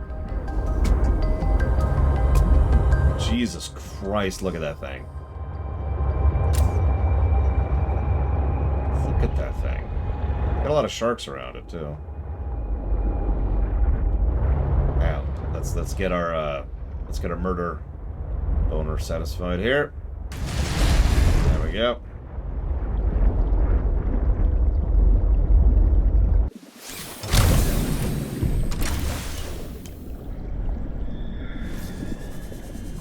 The vent garden harvests geothermal energy to nurture the life that grows within.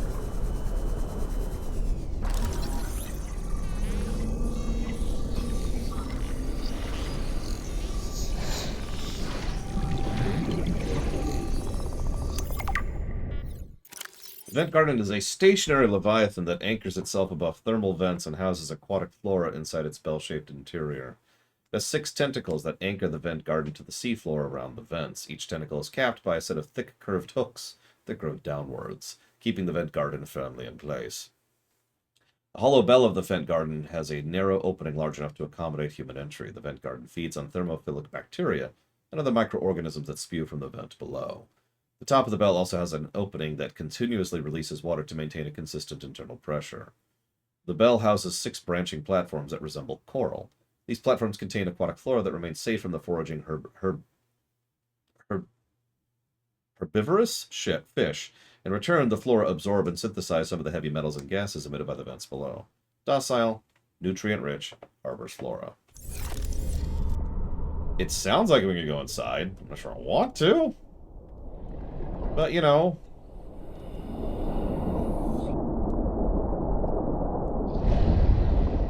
Not sure how.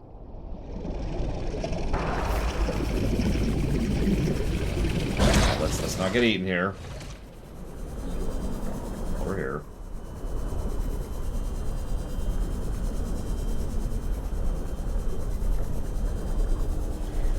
Also, there's a thermal spot, so that's nice to know.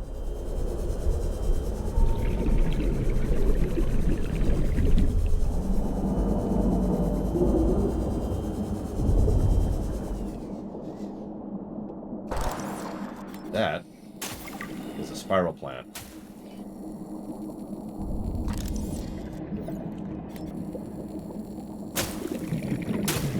Give me a bunch of these while we're here.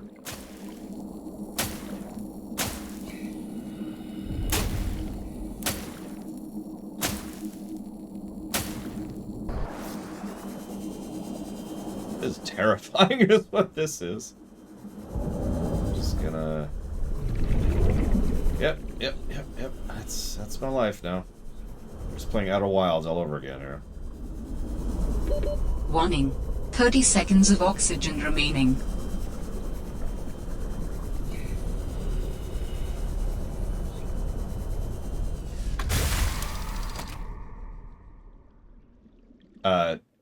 All that's going to happen, Scion, is this will explode. That's it. And then I'll be ejected from it, and I'll be left without my sea truck, like a kilometer from my base. That's it. There's nothing fancy about it. Okay, so we have spiral plant clippings. What do I need for the hydrogen thing? Let's see here. Benzene. I need benzene. What do I need for benzene? Flowering spores. Ribbon plants.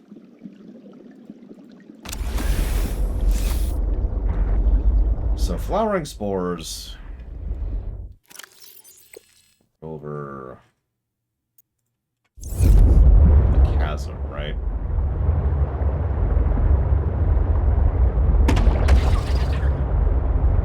Magnetite chasm.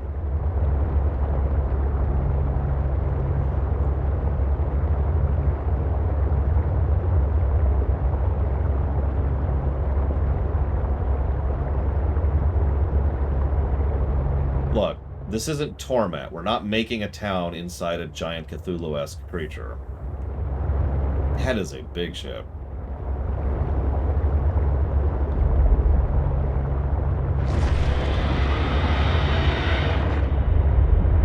See you around, War Sage. Get some good rest. Have a good shift tonight. Torment, not Planescape Torment. Torment. Different game. Arguably worse.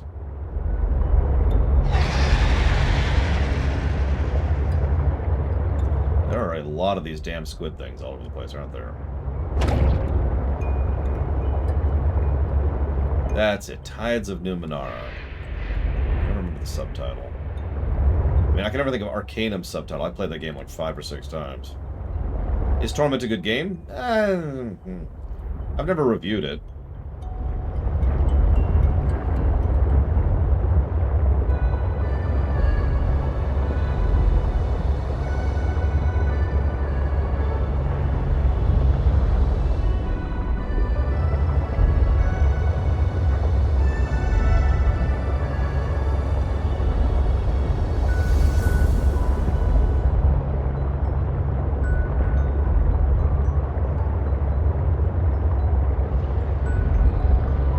Probably something I have, but, you know.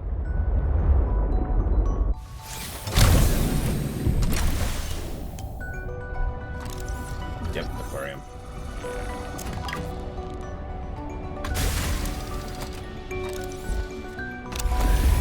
I wonder what is the crushing depth of Mockingburns right now. I think about that sentence out of context. So, can we enter the suit from inside? Looks like no. So we have to do it this way. Welcome aboard, Captain. 400? 400 to start.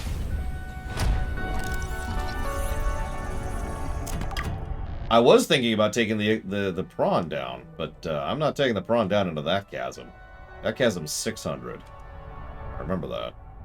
So.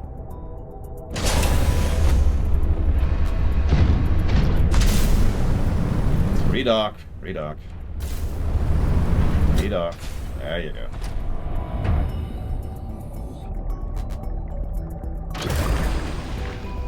No. No.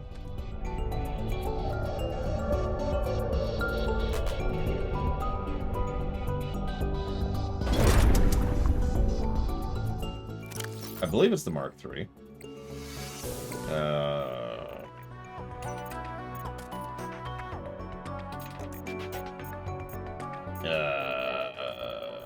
Tech. Vehicles. Bronze suit Mark III. Fully insulated from the outside environment. Yeah, that's probably designed for the hold.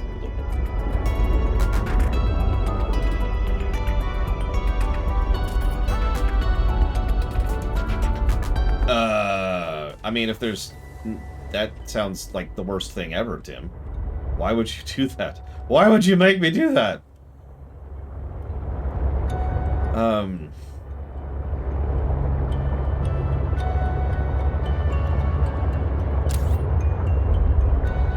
You and I have different definitions of nice thought. See fluid intake. Really?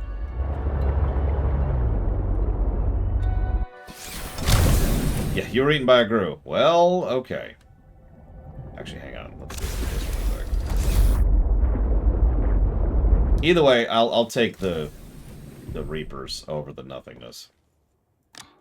Any day.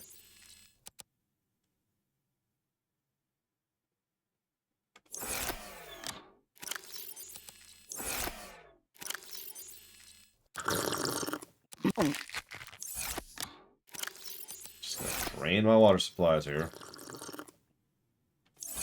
Vital signs stabilizing. Getting a little full. Get rid of those. Mostly fear, Tim. Although also, yeah, in real life, nothingness is usually worse than having something to fight against. Seriously. That's a real psychological thing. If you have nothing to resist... it's these things. If you have nothing to resist, then you just kind of don't. And it tends to be rather bad for the brain. That's true in a huge amount of things, whether you're trying to lose... Whoa, hello. I think this is the rest of my resources from earlier. Whether you're trying to lose weight, whether you're trying to resist an organization, or a person, or a family member, whether you're trying to build something, whether you're trying to write something. Running into a wall, that is to say, not being out, you're not having to fight against, well, that's nothing. And the nothing is a lot harder to fight than, oh, wait, I've just got to get past this one point, and, you know, having something to resist, having an actual tangible objective to overcome. Oh, absolutely, Crazy Norse, especially since it takes so little to make those things.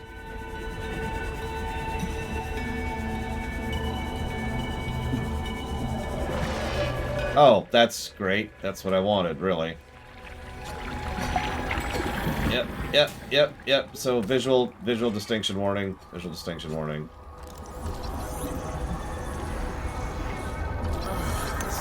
Whatever they're called. Yep, this is just gonna be a thing for a minute.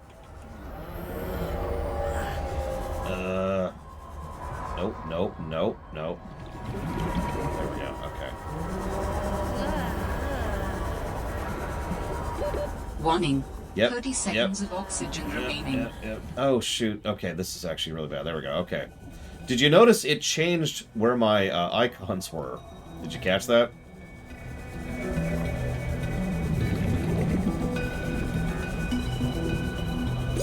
Oxygen.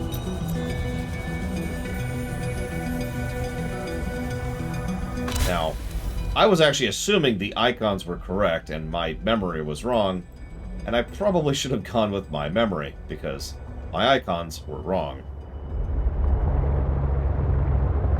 Go figure.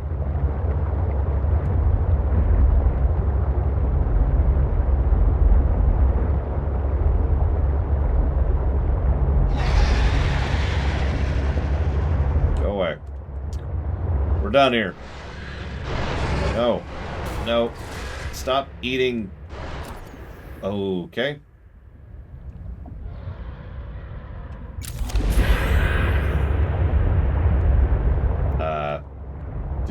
Did we lose Mockingbirds? Hang on. Nope. Okay, she's still there. That's... You were getting nibbled on, Mockingbirds.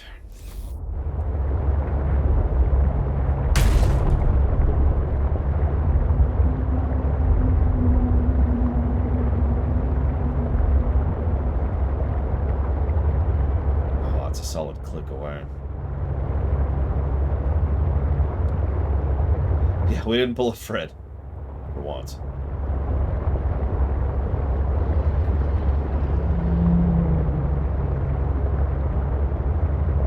So Reggie says, What would be your test food for getting into a new setting? I mean, it depends on the setting.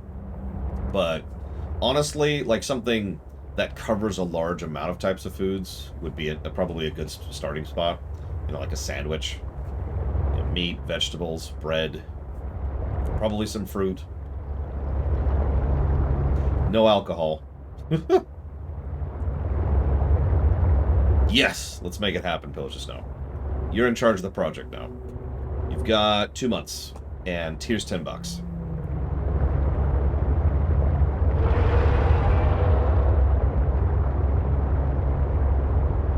Well, no, see, the first test, rather than doing, like, okay, I'm going to eat a tomato and then pause, I'd rather just test, am I going to get sick, period? Nom, nom. Okay, I got sick. Now we'll hone in a little bit. But if I can eat a sandwich and be fine, along with some side fruit, I'm probably fine. That's the reasoning there.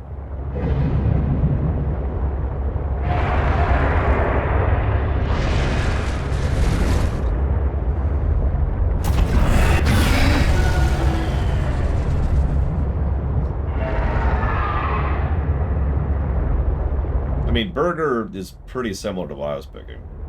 Nope, you gotta do it all by yourself, Blizzard Snow. Sorry. Pretending to be Square Enix here.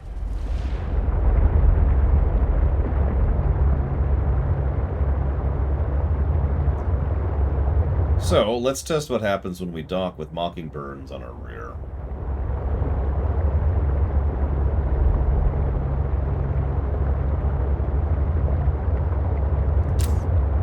God, that is dark.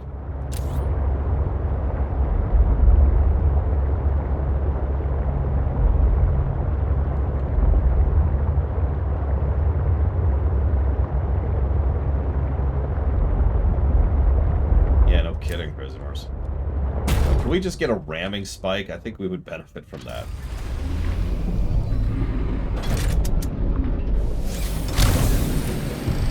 Well, I'm guessing. Yeah, Mockingbirds is just hanging out on the edge there. Like she do.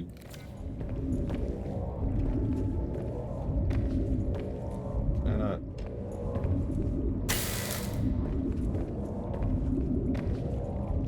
Apparently I can't repair when it's in the dock. Ah, whatever. Alright.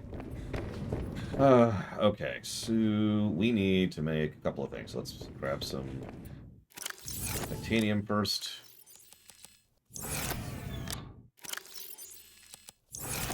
Oh, geez, I don't know, Tim. $1 million isn't that much money, which is sort of pathetic when you think about it.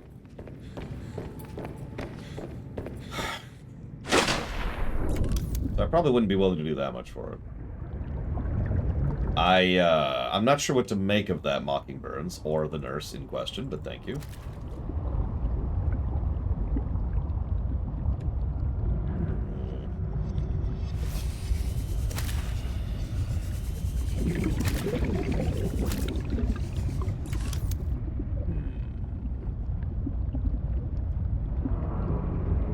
Oh, so you hate my voice, Mockingbirds. I see how it is. I always know. That's okay. I don't judge you out loud. The orange highlights are things you can interact with. It's actually a toggle that I have on. Is this a serious business stream? Yes, today. There's some paperwork I can, like... Today we'll be discussing... all of the big, important paperworky things. On the third quarter of September 1595, 87 years ago, we were found to be engaged with a great Celebrus of Pathos, allowing us to transcend into the new dimensional ordinance, which will allow us to further... I'm going to shut up now. So, let's see. Where can we make these? So obviously we can make a platform and actually have a use for those damn things. But hey, we can just grow stuff on the moon pool. We could just grow. No, let's do this proper. Like, what do we need for these stupid platforms that suck? Lead. Yeah, I'm not evil enough to just do corporate speak on the fly. I can understand corporate speak because, you know, experience. I can't just do it. I can't just turn that on. Are we out of lead? I think we're out of lead. Oh my god. Okay, hang on. This is all your fault, Crazy Norse. I want you to know that. G was lead. G for lead.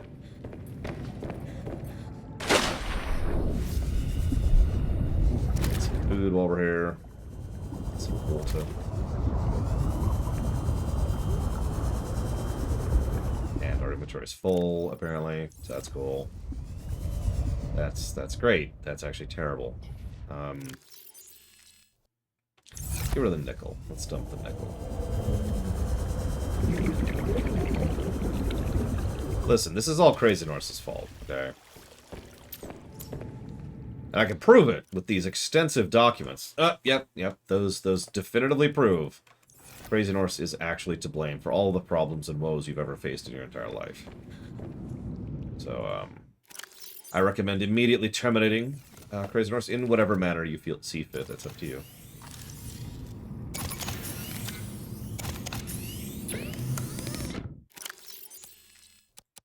There we go. Lead. We need at least, ideally 4 lead, but 1 will do.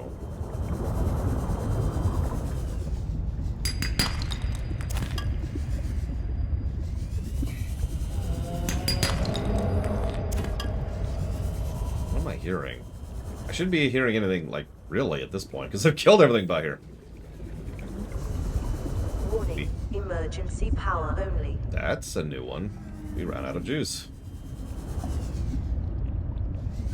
Huh. Anyways. Nope, I do need more lead. And I lost my scanner. It's run out of juice.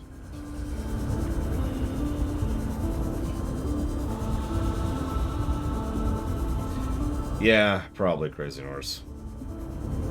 It's also probably recharging the prawn, for what little I did use her.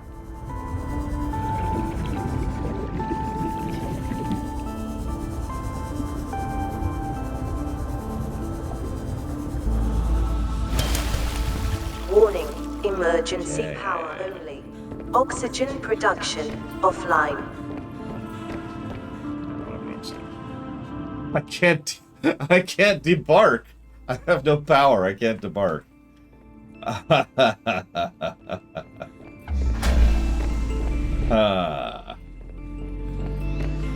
Power restored.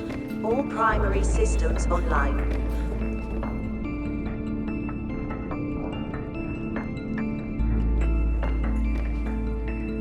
We're also charging the batteries. Which is probably the other funny thing. Okay.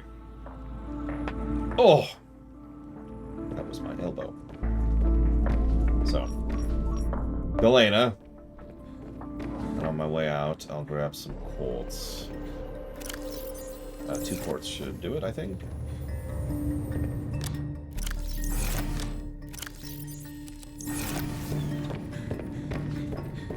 Okay, wrong way, Lord, wrong way.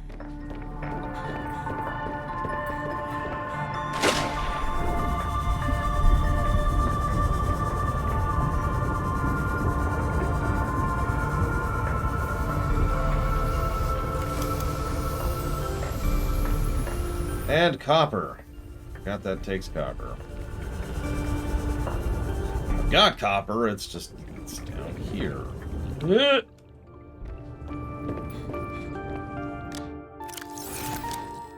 the hell's all my copper? I know I've got copper.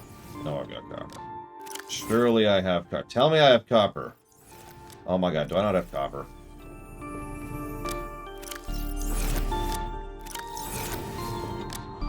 Okay. It just wasn't selecting it correctly. That's cool. We're cool. Everything's cool. Everything's cool. It's funny you say that, Mike's DK, because that's kind of what I'm doing. It's just, you know, running in some problems here. How exactly would you label them, Tim?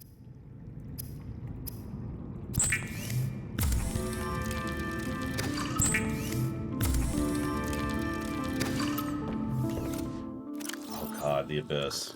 I refused to watch The Abyss for a long time because I didn't know what type of movie it was. Copper.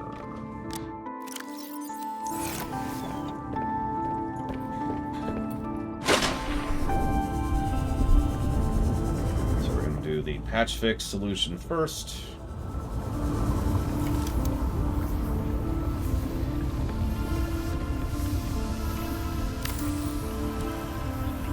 You were not, Tim. Afraid no joy on that front. Okay, so let's go get some lead. Yeah, I've seen The Abyss. Both versions of it, actually. But as a kid, all I saw was a movie called The Abyss, and I was like, screw that noise. That was about the extent of that. Okay, 2 lead. We're going to be basic about this.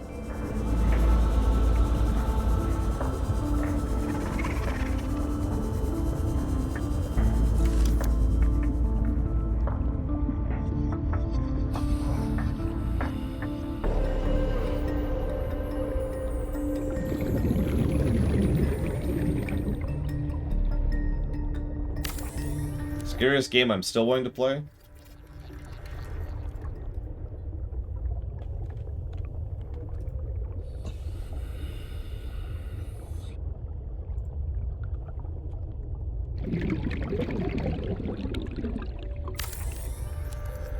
The grow bed lets you grow plants and vegetables, providing flavorful options for evading scurvy. Thanks. Okay, so let's grow those. Nope. Those. Hey! Grow some of those. I've actually got a couple other things I want to grow, too. Not having scurvy, I mean, I guess. I can take it or leave it.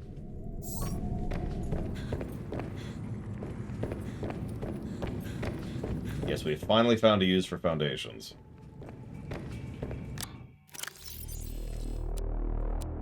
No, that's not gonna work. This one, yeah, that one, I think.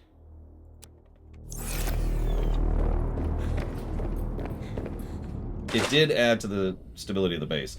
So if you were paying attention, you noticed I was kind of choppy as I was trying to snap to something. That meant it was still part of the base. When it was more freeform was when it was not, which is, you know, that's kind of going for. Okay, so can't grow that. Can grow that. Can grow that. Can't grow that. Okay.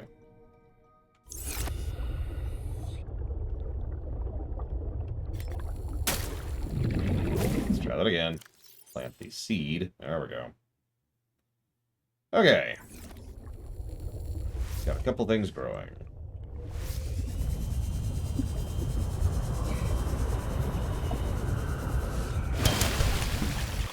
I mean, I wouldn't call Left 4 Dead scary, but what the hell do I know?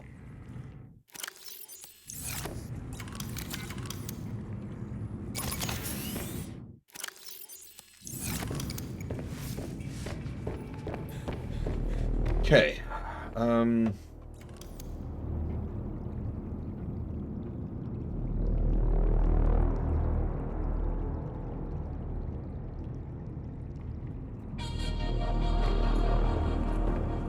Sorry, I'm thinking.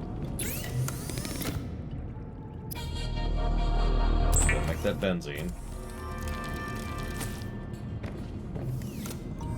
I wouldn't even call Left 4 Dead jump scary. I mean, certainly it's a zombie game, but eh.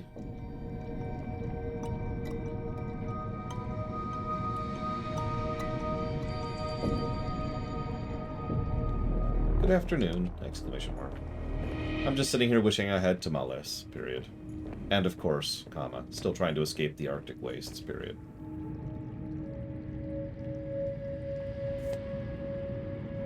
I mean, Left 4 Dead's fun. Does that count?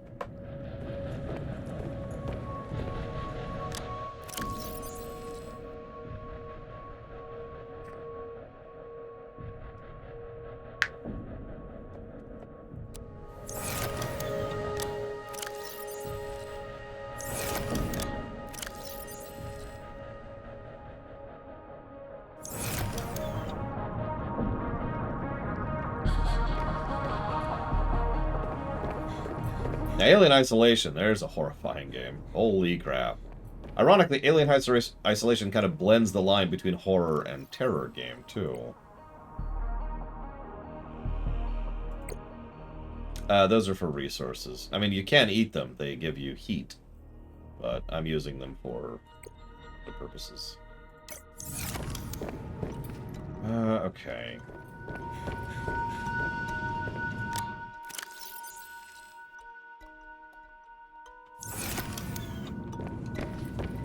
Alright, let's do this. Let's do this.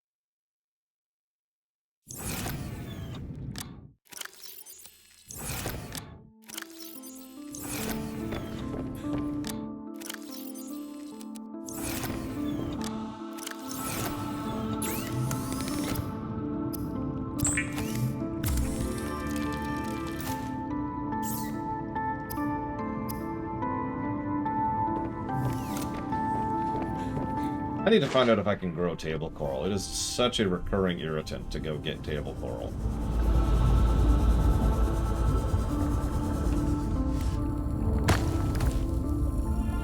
We're gonna test that right now.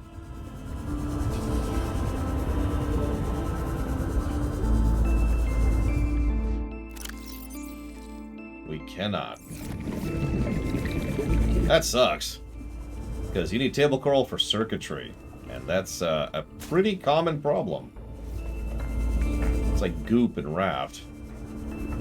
Except that's replenishable.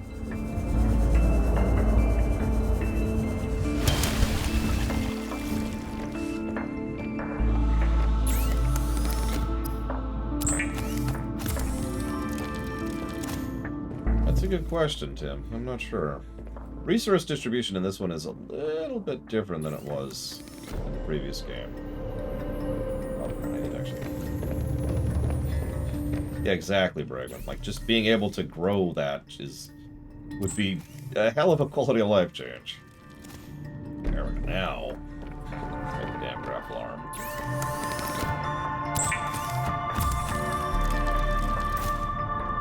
Mockingburns, I got a present for you. It's my ugly, horrible voice that you hate.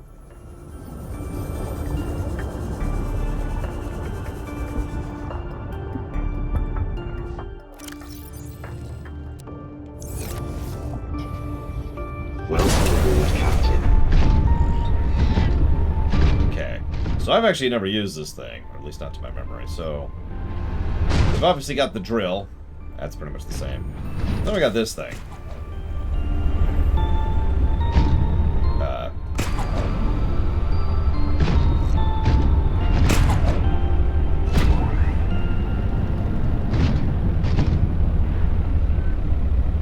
Interesting.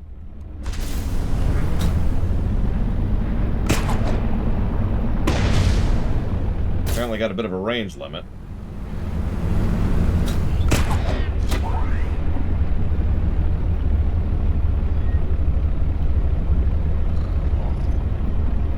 Apparently we can just dangle here as long as we hold it down. Refill our jump jets. Interesting. So we could probably climb vertically infinitely now. Because we could use the grapple in order to recharge the jump jets, and then we use the jump jets to actually gain height.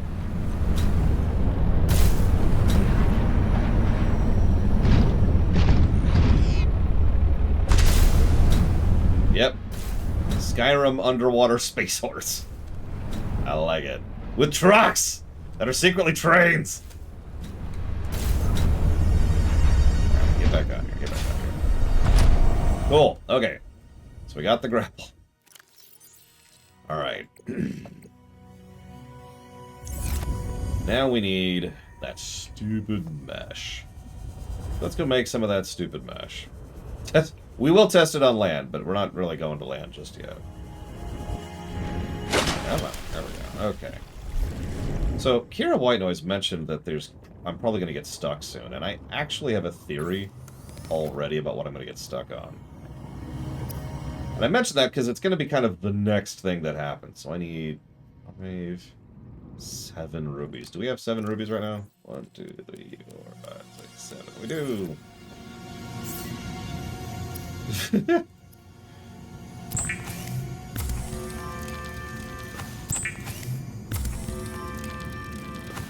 So need another enamel glass. Which means we might need to go grab some quartz. We need to go grab some quartz. Give me some quartz! Need quartz. I'm missing quartz. Worthy of Mordor.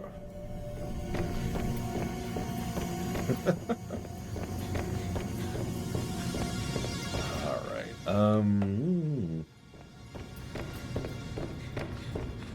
Well, so here's the thing.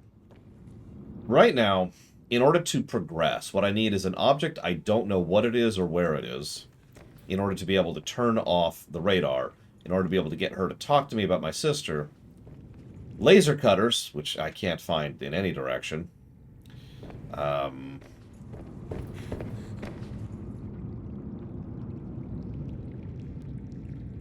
feel like there's something else I can't make yet or build yet or whatever.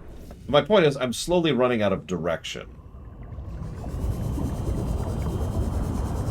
Oh yeah, the Thumper. Oh, I can make Thumper now because I have the Magnetite. That's it. That was it. Which means I need more Magnetite. She did not, Judo Joker. No, not yet, not yet. Let me get some quartz. Let me get some table coral. I always use table coral.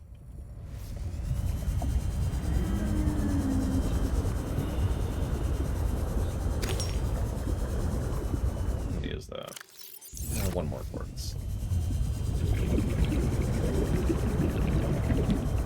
Yeah, in a game that leans heavily on directing you towards where to go, slowly started running out of direction. I still have a couple, so we're not going to give up on that just yet.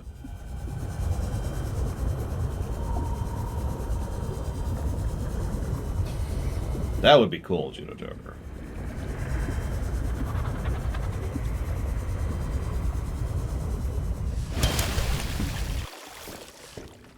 Okay.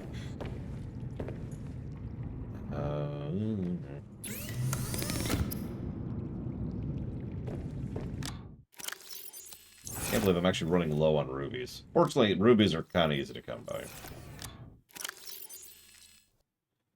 Seriously? Am I out of lead again?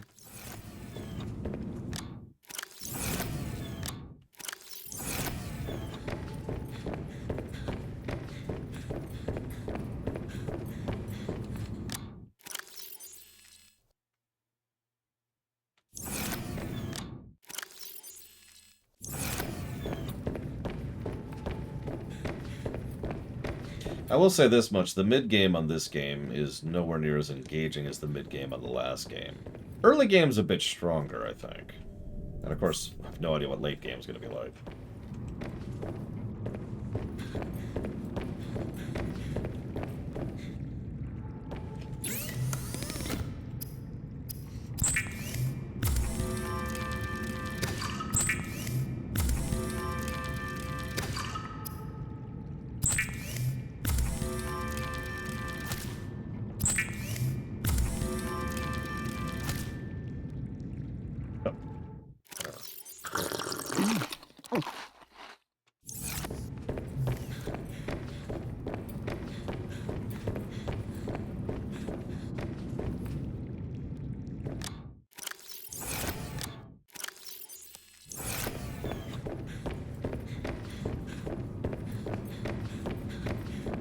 Seriously, let me build from my storage capacity, please.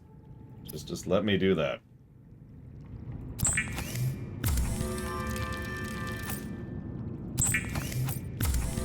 I could buy that Juno Joker. Okay.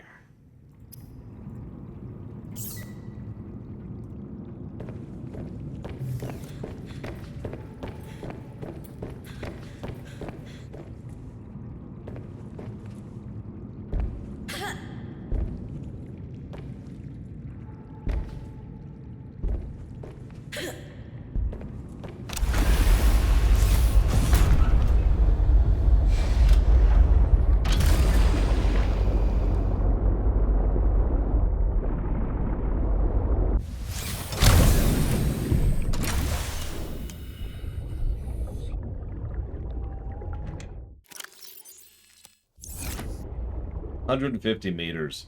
That's still ridiculous. Like, I like the truck, but 150 meters default is insanity.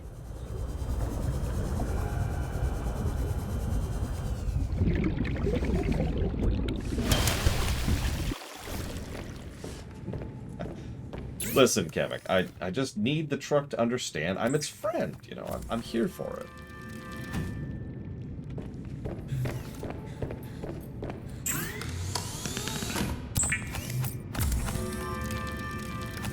Okay, 2 depth upgrades. Let's see what we're up to. I'm going the wrong way.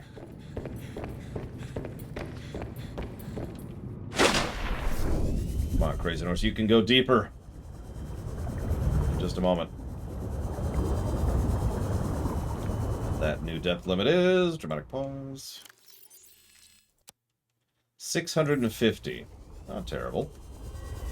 As for the prawn, Miss Mockingbird's here. She can now go down to 700. That's not as much as I was hoping for. But it's something. It's something. I'll take it. Okay. Through dock. No, don't.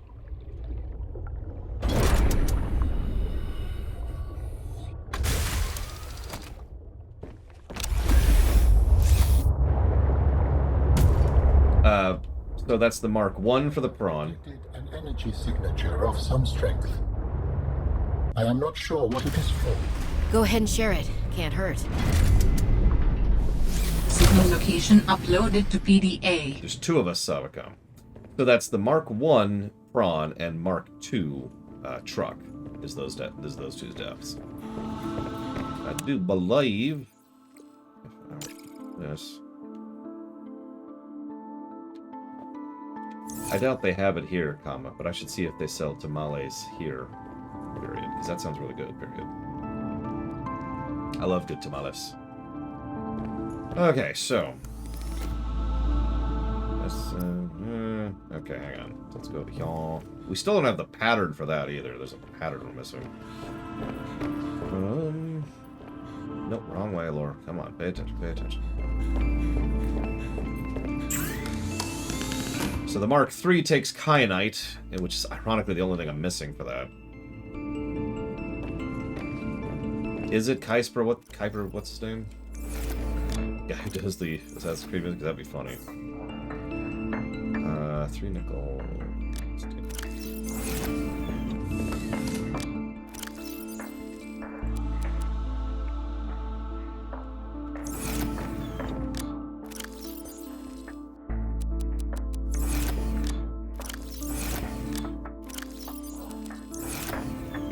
Yeah, he's in our head.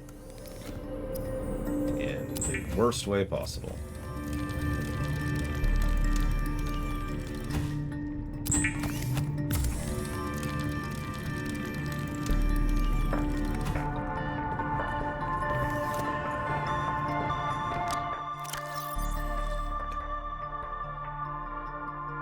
Whatever. There's the plasteel.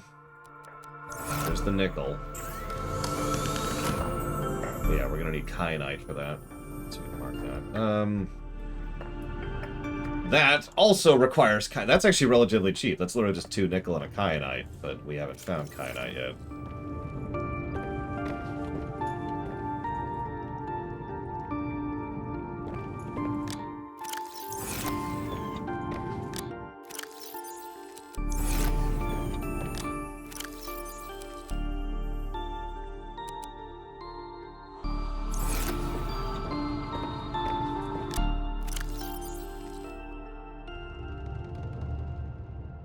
Probably dump these at this point. Got way too many of them.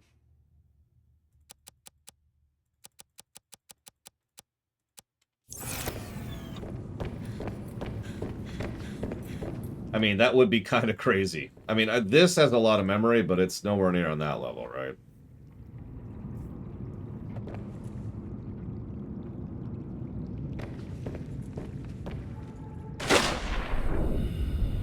Jesus, Tim. Empathy. I would not only make empathy tied in with its core processes, but I would try to make sure that it understood the concept and valued it. Which one, Desperado Joe? The Wolf at Wall Street! Okay, so... let's literally just dump these. Goodbye.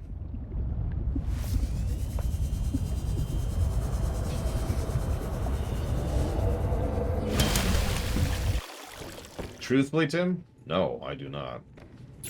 I doubt it would even occur to most people. Especially people working on that project.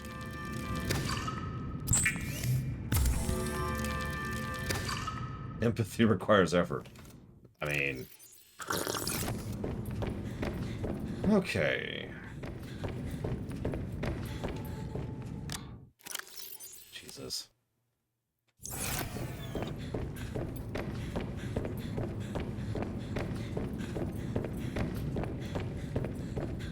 I once went through something really horrible and traumatic, Mockingbirds. And one of the only things that kept me going was the thought of getting Subway when I got out. So, no mockery here. Let's restock a little bit.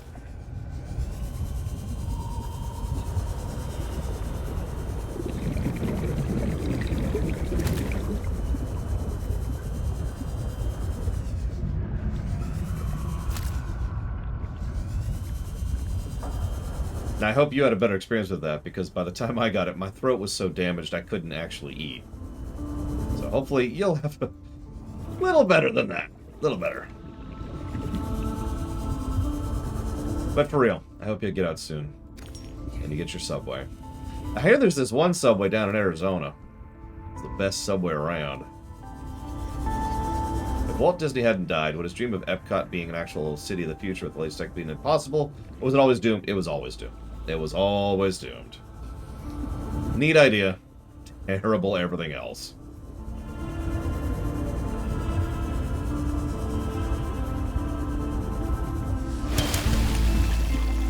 Oh man, Sonic actually has legitimately good tater tots. Especially their chili cheese tater tots.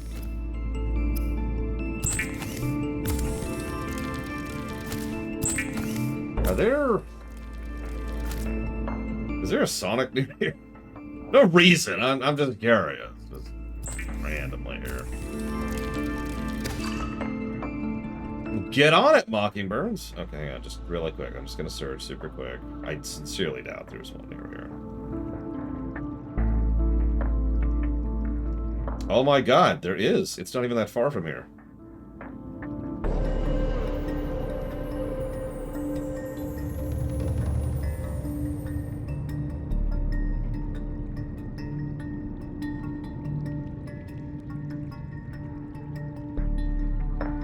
Anyways.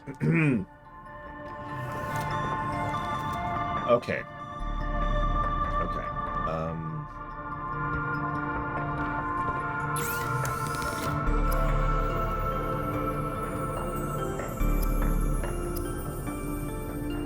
Thumper.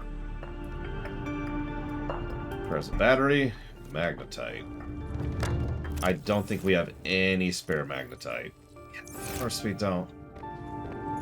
I mean, probably not, Zactaft. Remember that the Django clones also had the training and the equipment and all the infrastructure, right? Everything necessary to make them the Grand Army of the Republic.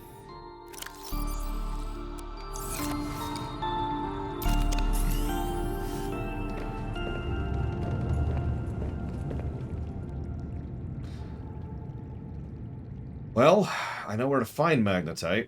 Let's let's do something I've been thinking about doing. I was setting up for this, and then I got into the weeds of making those depth modules, and that actually took a minute. So, I need several things. Let's get rid of these peppers. Actually, no, I need the peppers, don't I? Yeah, I need the peppers. Leave those in for right now. Okay. I need... Hang on. I need the peppers. 1, 2, 3, 4, 5, 6. I need one more titanium, which is there. Pull out everything else. Third worst magic system. No, that's not true. Harry Potter's the worst magic system. Dungeons and Dragons. There you go.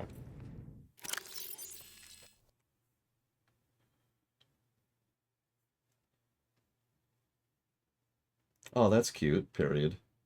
Are they for pets or for comma? Comma.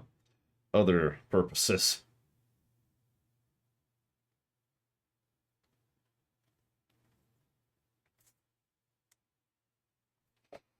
Okay, so are those cooked? Those are not cooked. Why aren't those cooked?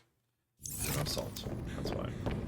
I mean, D&D's magic system has problems.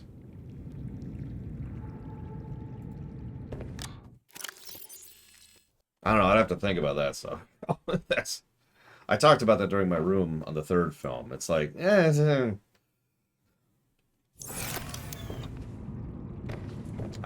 egg. Oops.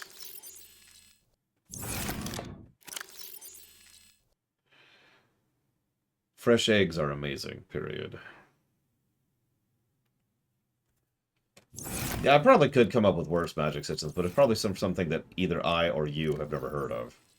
That would be the issue there.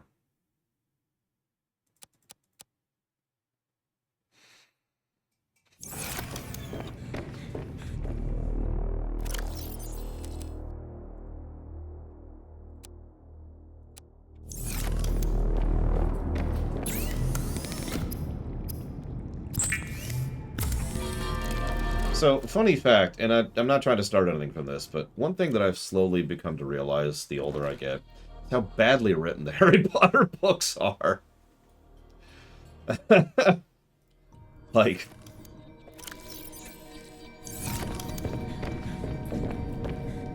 I mean, it's not like that's exclusive to Harry Potter, it's just, wow. Well, the problem is I never went back to them, Dakota, until quite recently, and then it was just like, yep. Let's go ahead and put these in here. I'm not really using them anyways, and I need the space. Something I wish I could get into, but never will. Skydiving. Yeah, it's honestly a pulp thing. It's a pulp franchise. And that's fine. You know, there's nothing necessarily wrong with that. But... Ooh, yeah. Oh, it goes down. It always goes down. I'm not... Some people don't seem to understand that. I actually ran into this with my stepbrother, or excuse me, my brother-in-law recently.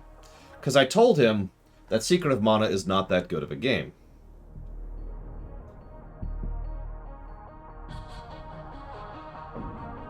I'm going to let that sentence sit there for people to go ahead and destroy me over.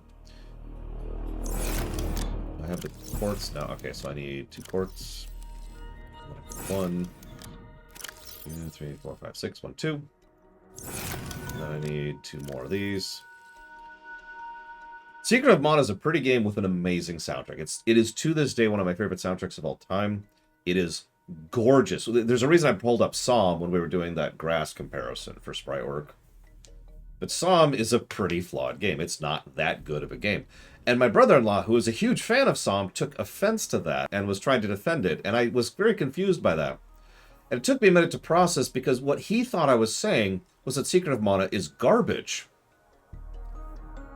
I mentioned this early this morning in Discord. When you have covered the sheer breadth of games that I have, this is a hell of a gradient. I'm not really centered. This is a hell of a gradient, right? So Psalm's like over here. Which means there's all of that over there, which is worse, right? And yet, so I make a comment like that, and people are like, it's the same thing with Harry Potter. Harry Potter is not that good of a novel series. It has large holes and problems, and it's kind of pulpy. I've read so much worse.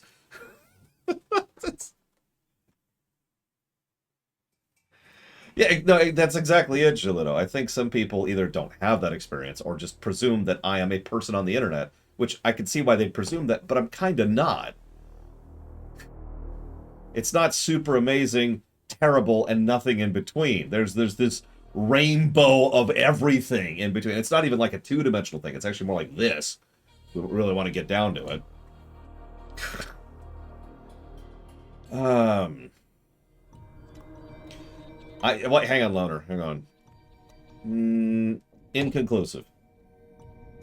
No, I think you're right, Savakov. And again, I think this is a huge problem because my sister and I were talking about this not that long after the aforementioned conversation. Because she pointed out, Lore, because she calls me Lore, how many games have you reviewed? Never mind played, just reviewed. And I was just like, hundreds. Hundreds upon hundreds. Okay, I get your point. And that was kind of where that discussion went to. Per Aspera, oh man. Per Aspera, that's the Mars one, right? Because that... True story. A couple of weeks ago when I was very sick, I had done all the work I could do. And so I was actually doing something that I never do. I played games for fun. I know, that's shocking. But I really don't ever do that, right? So I was just picking up a couple of games to play just for fun. And I was like, well, I'm in a buildy mood. So I downloaded like 5 or 6 buildy games. I ended up on RimWorld. I think I mentioned that. But Per Aspera was one of them. And I got maybe 10 minutes in, and I could tell by the first 10 minutes I was going to love that game. And I actually deliberately put it down because I wanted to save it for the review. It's... So this is like really, really, really quick, right? Per Aspera, you're playing an AI who is adapting Mars. But, like, first of all, the interface is great. But second of all, they started doing narrative beats as you progress through the tree. Yeah, imagine surviving Mars, but with a story. Because the story is about you, this AI, which is developing and starting to understand concepts and processes and thoughts as you're terraforming Mars. And just the way they dovetail those two into each other was brilliant. And I'm like, okay, yeah, I'm going to love this. Alt F4. We'll come back to that. We'll come back to that. I'll play that on stream. Per Aspera. It's what Kira White Noise just said in chat. Yeah, it looks extraordinarily good. I hope it's not going to massively let me down. Because that's probably what's going to be happening if we're being completely honest with ourselves. Let's see here. Aw, they don't have... Whatever. Okay. So I need the power. I need... So I've got the planter. I've got the circle. I'm going to need the scanner, and I'm going to need the reactor and the hatch. Hatch, that's the tough one. What the hell does a hatch take? What does a hatch take? 1 quartz, 1 titanium. Okay, so we'll just add a titanium and a quartz to the list. Yes, I would, Tim. Absolutely. That would suck, but I'd still do it. Okay, so 1 quartz added to the list. And then I need the reactor. So what does the reactor take? Sorry, I'm building a bit of a wish list because I'm going to make a bit of a trip, and then we're going to build something, and then stuff's going to happen. Yeah, exactly. 10 years, done! I have actually looked into Hunger Games. Probably for all the wrong reasons, but I have looked into it.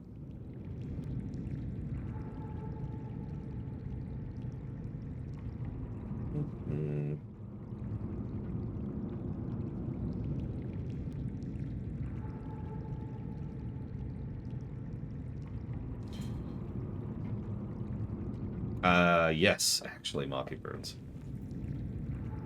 Okay, so I'm gonna need... So that's a hatch. That's a multi-purpose room. And that's the grower. So, we need the scanner room, which is easy. Really. So, hang on. So, 2 copper, gold, table coral. 2 copper, 1 gold. Table coral, 1 table coral. 5 additional titanium that I have on me.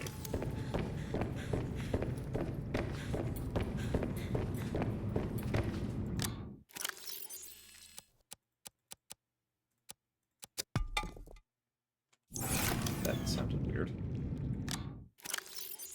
Whatever. Copper. And then the table coral, which I don't have room for. There.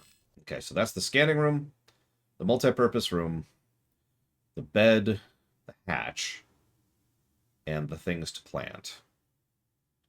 So all I need now is the reactor. That's going to be the tricky part. No, not that one. The other reactor, that one.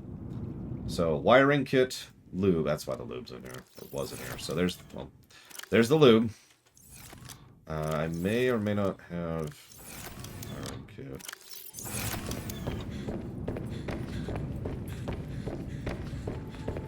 I don't think I do. I'm just going to double check. I don't think I do. Wiring kit's the first one, right? Yeah, that's easy. 2 silver, 2 silver.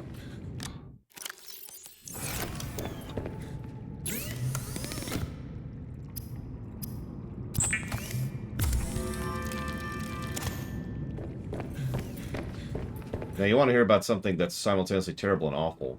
The Greek kids one, I can't think of the name of all of a sudden. So, lube, wiring, and 3 titanium. Those books are okay. Those movies, terrible. Okay, so that's reactor, food for the reactor, place to grow additional food for the reactor. I need stuff to put in the thing to grow for the reactor. And then there's Divergent. There's also... Was that Divergent? No, what's the... Percy Jackson, that's the one. Yes, Zactaf. What's the one about, like, running the wall or something? Maze Runner? What is it? Maze Runner? Because, oh my god.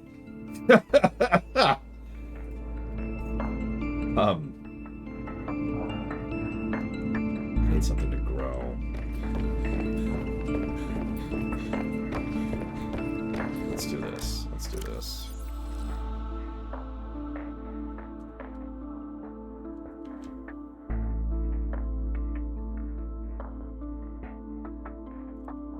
Ridiculous nonsense.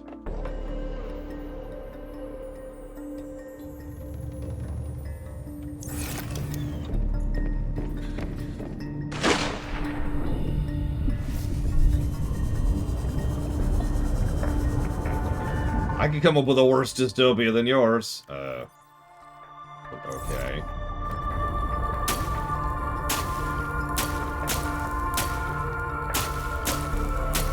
Congratulations.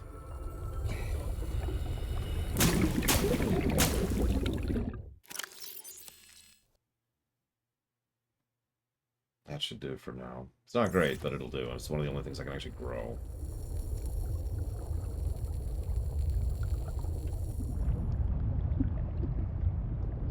Okay, I think that's actually everything.